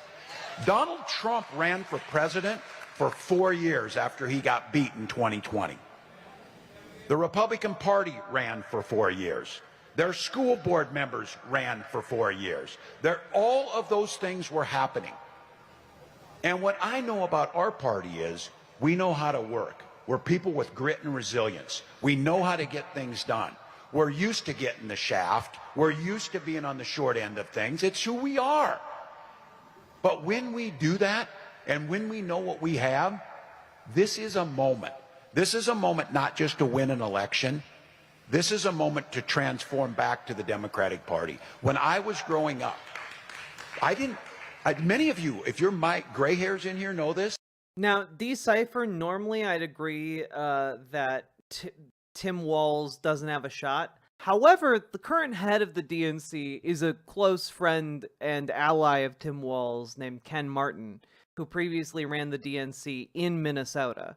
So, like, I think he has an advantage that Bernie didn't have in a couple of different ways. One, in that he has more inroads with the DNC, and two, being that he has far more name recognition now than Bernie did starting out. So I think he actually has some pretty interesting advantages to him that are currently being underrated. My family wasn't overly political. They weren't overly political, and we were in a small town. But there was no question for me as a 17 or 18-year-old, if I got asked, what's the Democratic Party? Oh, that's the unions, and that's the folks that work for working people. That's who they are. Well, who are the Republicans? He has a better chance if we do our part. And, like, and again, like, he might not even be the guy. I'm just saying, like, if he throws his hat in the ring, like, of the prospective people who are looking to do it, he's the one I'd back. That's the country club and the rich people. That's who they are. And it was pretty clear. And then you started to figure out, this Social Security thing is a good idea. Who came up with that? Democrats. This GI Bill and Pell Grants to make college more affordable. Who came up with that? Democrats. This idea that you should trust women to make their own health care decisions. Who came up with that? Democrats. You knew that. This is our opportunity, and for the leadership that's in this room. And I'm sorry.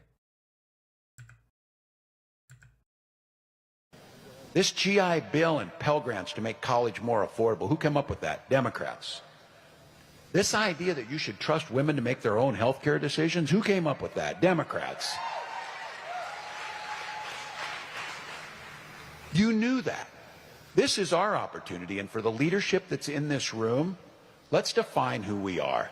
Let's define it with a fierce defense of those who can't defend themselves against a bully.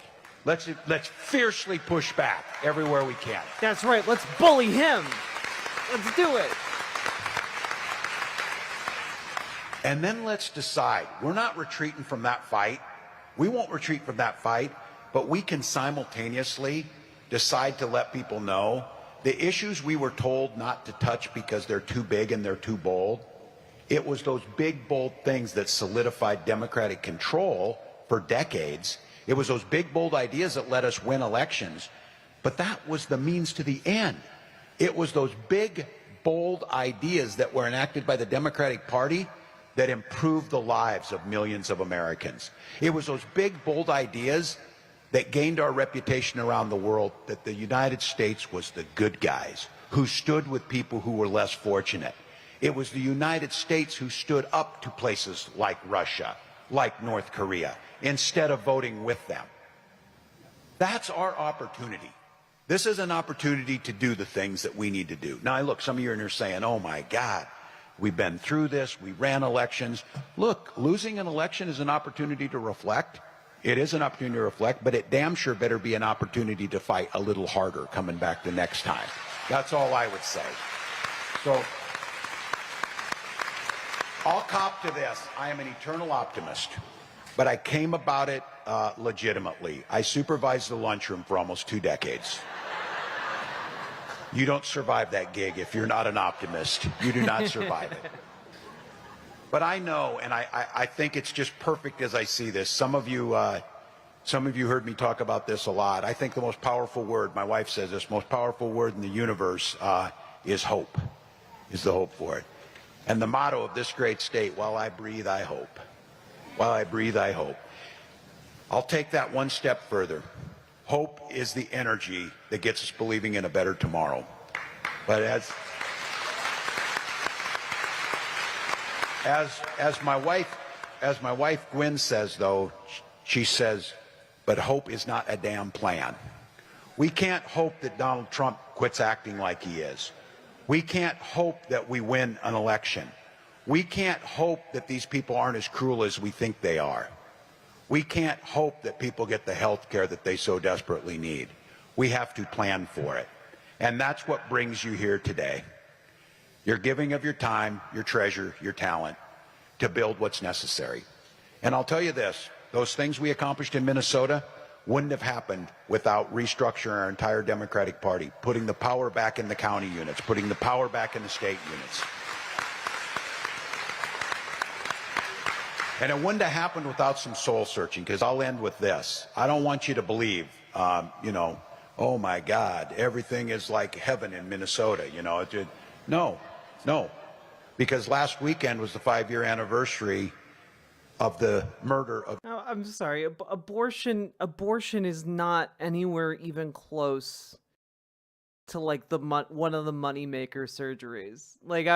I'm sorry. The idea that we're just making so much money off of abortion, it's just not true. Like it's just not. Like genuinely, I'm kind of baffled that you would even say that. Considering like the amount of money, for example, LASIK surgeons make, or like the amount of money like any heart surgeon makes or neurosurgeon makes off of those surgeries. Like the idea that like, the hospitals are scamming the system by doing surgery. Big abortion over here is just a colossal industry titan. It's just not. Of George Floyd on a streets in Minneapolis. We always like to think of ourselves that we're on the right side of that Civil War. But I want to be very clear with this. I had a woman a few years ago, and we were talking about racism, intolerance, structural barriers that were put in place to hold people back. And this woman was sitting with me in Duluth, Minnesota, about as far north as you can get up on Lake Superior. And she well, that's not true. You can get a lot further up north, but okay. Neither here nor there. Came from Arkansas, and she said, yeah, Arkansas is racist. She says, but in Minnesota, the racism's quieter, but it's meaner. And I think the acknowledgement of this, we know we've got work to do. That's why we're a group of people that believes it's important to teach our history, our true history, to every one of our children. And a great state and a great country can acknowledge where we've got it wrong. But once we start to do that, and in the 5 years since George Floyd, whether it was getting rid of some of the techniques in policing, or coming to the grips that our police can't be asked to solve all of our problems in the middle of a crisis, while we brag a lot that Minnesota has some of the highest graduation rates and achievements, it starts to a little different when you disaggregate that data and you start to see the gap between black and white students is as big as any place in the country. So we took those things on. We didn't admire the problem by calling it out. We tackled it. And just this couple weeks ago, we announced we had closed that graduation rate to the greatest amount that we had between black and white students in state history. But I heard that we were one of the worst states for education. And by worst, I mean in the top 15 or top 16. Now, I tell you this, for all of you in here, I don't believe you get patted on the back for doing what you're supposed to do. So we as a Democratic Party, I know those will say, oh, you focus too much on this diversity and this equity and this inclusion. We focus on it because it's foundational to everything we do. We focus on it that closing that gap is not only morally the right thing to do, Our future depends on us closing that gap. Our future depends on it. The leadership in this country, in Minnesota alone, 80% of our workforce will come from communities of color over the next 75 years. Even if you have no moral courage in your body at all, if you want to see us survive economically, you damn sure better start investing in black communities and making sure they're healthy and educated.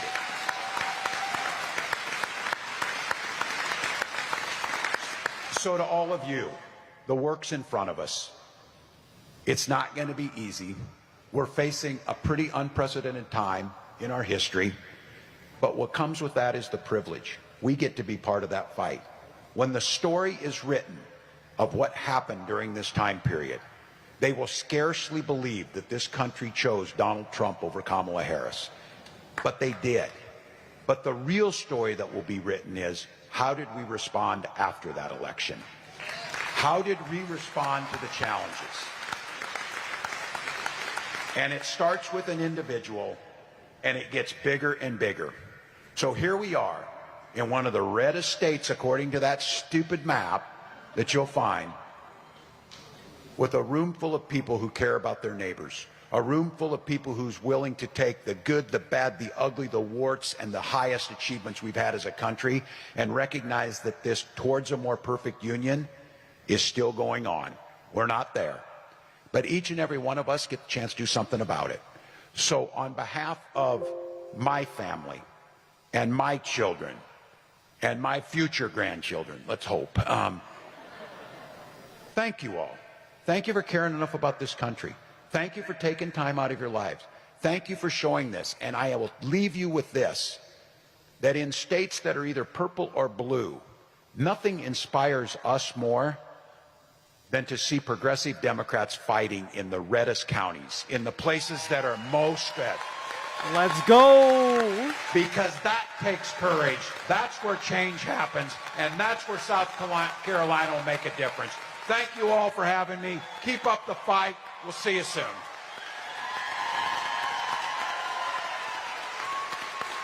I just gotta say, like, I think this guy's got the juice. You know, this guy's got the juice, guys. I don't know what to tell you. Okay, like, he's talking about actual issues. He's talking about, like, a practical way that, like, Democrats can actually win the states, can actually form a movement, you know, and focus on actual issues, on actually delivering, on using their political capital in order to deliver for working class folks. Like, I think that is exactly what we need. And meanwhile, Republicans are doing shots of raw milk. That's not a Photoshop, by the way. That's real. That happened today. Rather than talking about how they're actually going to improve anyone's lives, they're going to drink unpasteurized milk. And I need to remind everyone, the reason we invented pasteurization is so that people would stop dying of very preventable illnesses. It looks very thick. It does look very thick. Let them cook. I mean, genuinely, I'd be fine. I honestly, I'm kind of okay with this as a concept, if only it didn't have hugely negative effects on the rest of society, and like it didn't also gut the funding for like federal checks on and regulations on the pasteurization of milk and various products. So by allowing this to exist, we actually make all of ourselves less safe.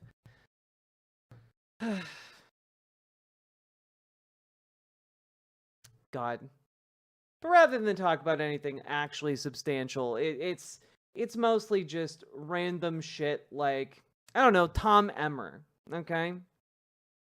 Tom Emmer here is the House Majority Whip for the Republicans in Congress. And he's been spending his time tweeting about teenage girls, which is very weird and frankly disturbing behavior.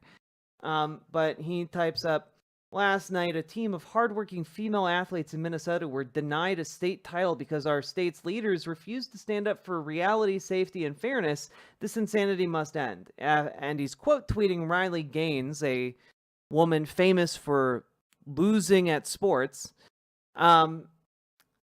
who says, last night, a man single-handedly carried his high school in Minnesota to a Class 4A softball championship. He pitched 14 shutout innings in back-to-back, fashion. And I just want to point out something to you guys. I don't know if any of you are familiar with how baseball or softball works, but if it is 14 innings of shutouts that got pitched,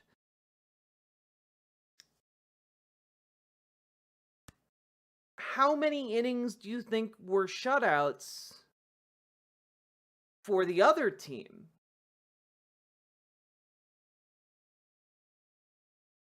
Anyone?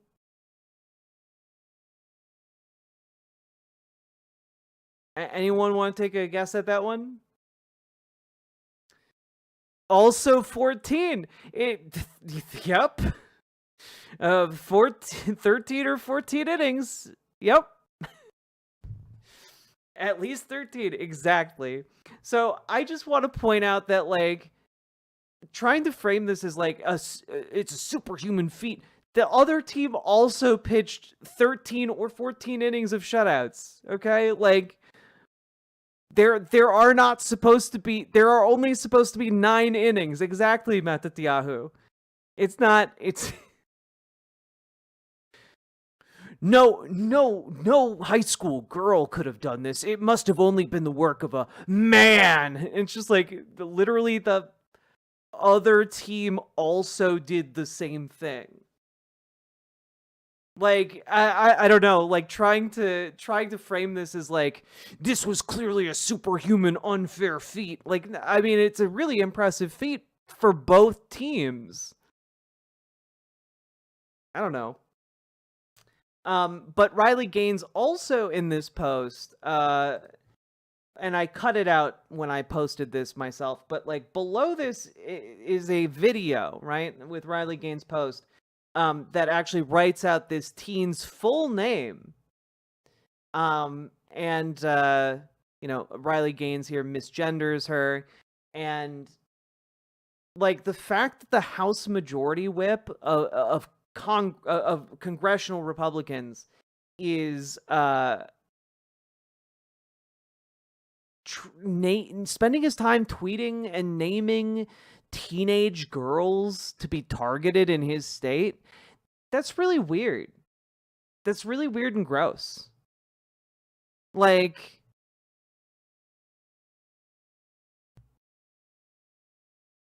I just don't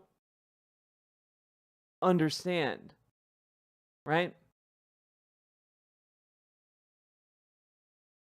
So I just want to point out here, right, that what Republicans are doing is doing literally anything they can in order to obfuscate that they just voted for a bill that is going to kill millions of their constituents. You know? They voted to kick over 15 million people, predominantly Republicans, off of Medicaid. They just voted to kick predominantly Republicans off of SNAP assistance. They are voting to kill children in this bill. All in order, and also, by the way, $500 billion from Medicare. So also the elderly. Okay? They are doing this to give the largest tax cut in history to the wealthiest people to ever exist. They are trying to steal from the poor to give to the rich. And what's happening here is that rather than focus on anything to do with that reality, that Tom Emmer has voted on this, and he voted in favor of it, rather than try and spend any time engaging on that topic, he's casting around to distract everybody from what he and his allies are doing, right? And that will go up to and including attack a high school girl for playing high school sports in accordance with the law and in accordance with the rules of the league.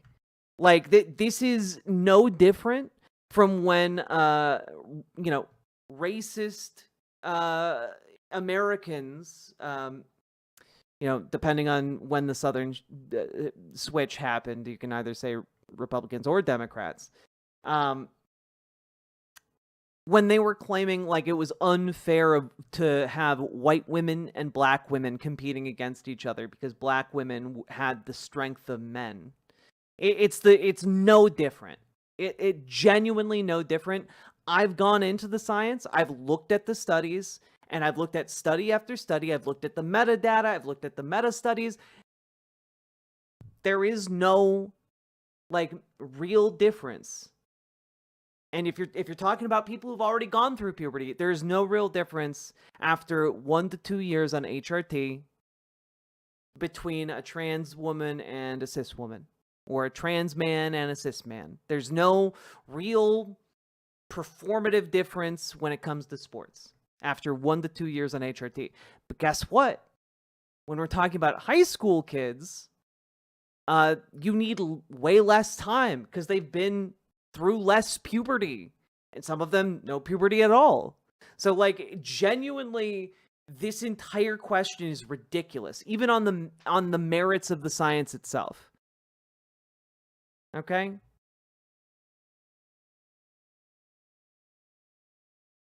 So that's kind of where we're at. Rather than focus on the actual real issues that are coming down the pipeline that are going to potentially kill millions of Republicans, Republicans want to talk about trans high schoolers. They want to talk about, literally anything that isn't the harm they have already done to their own constituents. So, yeah, anything they can do to distract until the Senate passes that bill and they can retire to become lobbyists,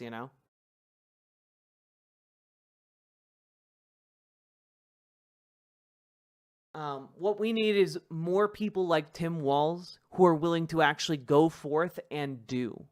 We need people who are willing to go and make our country better. We need people who are going to look at, hey, what are the policies that actually help working class people? Because frankly, the millionaires and billionaires of our country have gotten enough help. They get enough corporate handouts every year. Okay?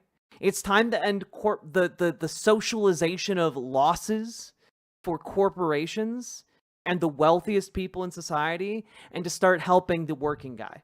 Okay? That's what we need to do. That is the necessary step. And we need people who are willing to actually use their political capital to that end. And that really narrows down the field of people who are potentially running in 2028 to just a sparse handful. Okay? So, with that being said, I think we're done. Tim Walz seems to be one of those guys. Others might be JB Pritzker or AOC, but it's a narrow field, and frankly, not everyone who's attempted to set themselves up in that lane has been terribly successful. Ruben Gallego is one of those names. I mentioned him at the beginning of this segment, I think, and dude's, he's thrown out his principles in order to align himself with the abundance liberalism, and we all know what that is by now.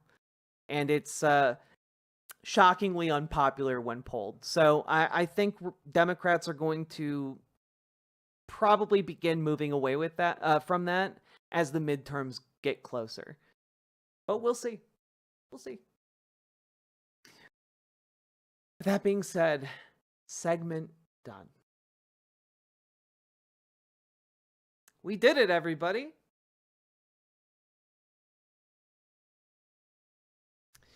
Now, folks, if you're enjoying the stream, it is 5 o'clock in the morning. I have, in fact, been going for 6.5 hours If you've been enjoying the stream, please hit that follow button on Twitch, hit that subscribe button on YouTube, like the goddamn YouTube stream, and consider dropping those subs, donos, memberships, super chats, etc. because I'm very tired. And you guys are the only people who make this show possible. I don't get corporate sponsors. I don't get, like, ad revenue that is capable of keeping me afloat. You guys are the ones who enable me to do this day in, day out. Get on here on a Saturday because I missed Friday. All that stuff. Can we button song? I think we can, but I don't have my soundboard here, so it's always a bit of a toss-up if I can pull it up. Let's see. Yes, you can get the button song. Here you go. Hit the goddamn button.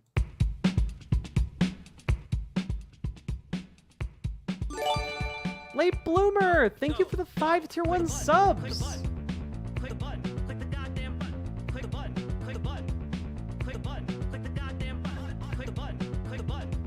Click the button. Click the goddamn button. Click the button. Click the button. Click the button. Click the goddamn button. Click the button. Click the button. Click the button. Click the goddamn button. Click the button. Click the button. Click the button. Click the goddamn button. Click the button. Click the button. Click the button. Click the goddamn button. Click the button. Click the button. Click the button. Click the goddamn button. Click the button. Click the button. Click the button. Click the button. Click the button. Click the button. Click the ACAB includes Tone Police. Thank you Here, for the take $20 my super energy. chat. I really appreciate that. Thank you so goddamn much. And Late Bloomer, I'll read your comment because it's very sweet. I wanted to make a comment about it being the first of the month, and this is one of the few times I can afford.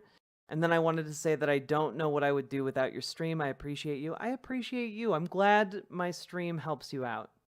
What? Thank you for the $4.99 super chat. Yari for button anog the spell check. I don't know what you're trying to say.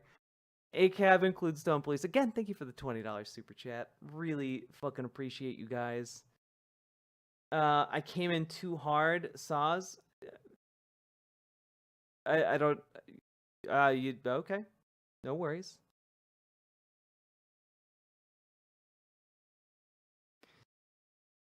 That's a lovely dono. I agree. Folks, I am tired as fuck. And there's a big day today. Remember, it's the launch day of Imogene Olivia. My partner has been hard at work using her skills to launch a gender euphoric lingerie brand. So I don't know if any of you are looking for accommodating lingerie or for various body types and that can fit you comfortably and has different fit styles and is cute as hell and provides support regardless of your chest size, consider coming on over to ImogeneOlivia.com today. It's going to be going live around 2 Had a few bucks p.m. left in PayPal. You're the best friendo. Lady Ringclad, thank you for the $9.16. I very much appreciate the dono, and I very much appreciate you and our friendship. Thank you so goddamn much. This was a wonderful live. Thanks, chat, and thanks, Jack. I'm Amber Brains. I'm glad you had a good time. I'm gonna check out. I'm also gonna check out because I'm sleepy as fuck. With that being said, let's raid you guys into a good channel home. Let's see.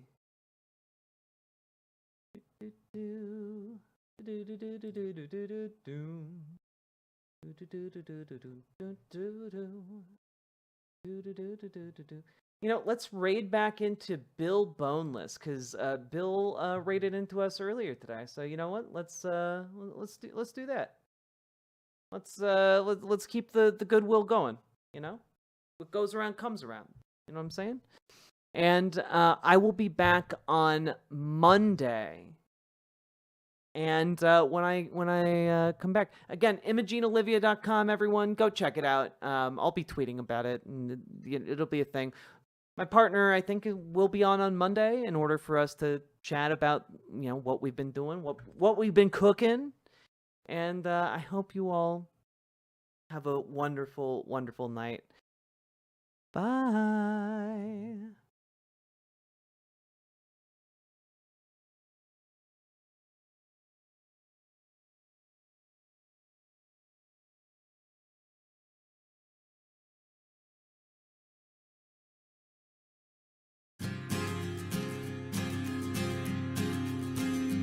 In a pleasant wooded valley lived a huntsman tall and able.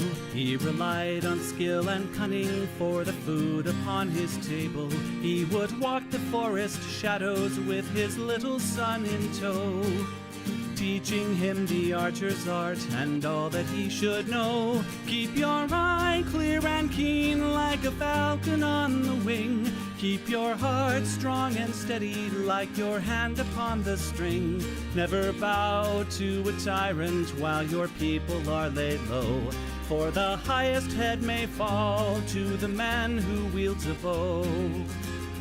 In the valley there was freedom, and a man was left to living. But as year gave way to year, the ruling men grew less forgiving. On a day as black as death, a governor to rule them came, turning landsmen into slaves, and Gessler was his name. In the center of the village, Gessler set a lofty pillar, and he ordered every subject, be he serf or be he miller, to do homage to the hat that Gessler placed atop the pole, or to forfeit to the crown his life, if not his soul.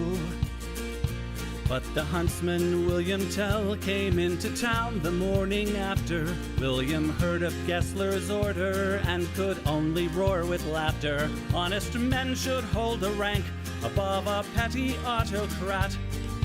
I would never bow to him, I'll not bow to his hat. Keep your eye clear and keen like a falcon on the wing. Keep your heart strong and steady like your hand upon the string. Never bow to a tyrant while your people are laid low, for the highest head may fall to the man who wields a bow. Gessler's soldiers seized the huntsman and his little son for treason, but the people of the village cried for mercy and for reason. Gessler stays the execution, but a cruel test contrives. Prove to me your skill, and you may ransom back your lives. I have heard it said you have no peer with longbow and with arrow, that your shaft can find the quickest hare and fell the smallest sparrow. On the head of your young son I'll place an apple ripe and red. Split it with one shot, or at my word you both are dead. William Tell went to his son and said, I swear I will not hurt you. Courage will not bow to fear, nor shall this evil conquer virtue. Turn your face towards our home and stand as still as any tree. I will split the apple, we shall soon be home and free. Keep your eye clear and keen like a falcon on the wing. Keep your heart strong and steady like your hand upon the string. Never bow to a tyrant while your people are laid low, for the highest head may fall to the man who wields a bow. Every tongue was still and silent as the archer paced the distance. Gessler's soldiers lined the square, and there was no hope of resistance. William knocked a single arrow, put his shoulders back and drew. Then the arrow sang and split the apple clean in two. All at once the crowd erupted into cheers and into chatter, and a second arrow fell from William's quiver with a clatter. Gessler said, why hold two arrows when I bid you shoot but one? That one would have found your heart if I had shot my son. Take the archer now and hang him, Gessler to his men was crying. But before the soldiers moved, the archer and his son were flying. From the shelter of the wood, the hunter loosed a final dart. Gessler died with William's arrow buried in his heart. Keep your eye clear and keen like a falcon on the wing. Keep your heart strong and steady like your hand upon the string. Never bow to a tyrant while your people are laid low. For the highest head may fall to the man who wields a bow. Keep your eye clear and keen like a falcon on the wing. Keep your heart strong and steady like your hand upon the string. Never bow to a tyrant while your people are laid low. For the highest head may fall to the man who wields a bow.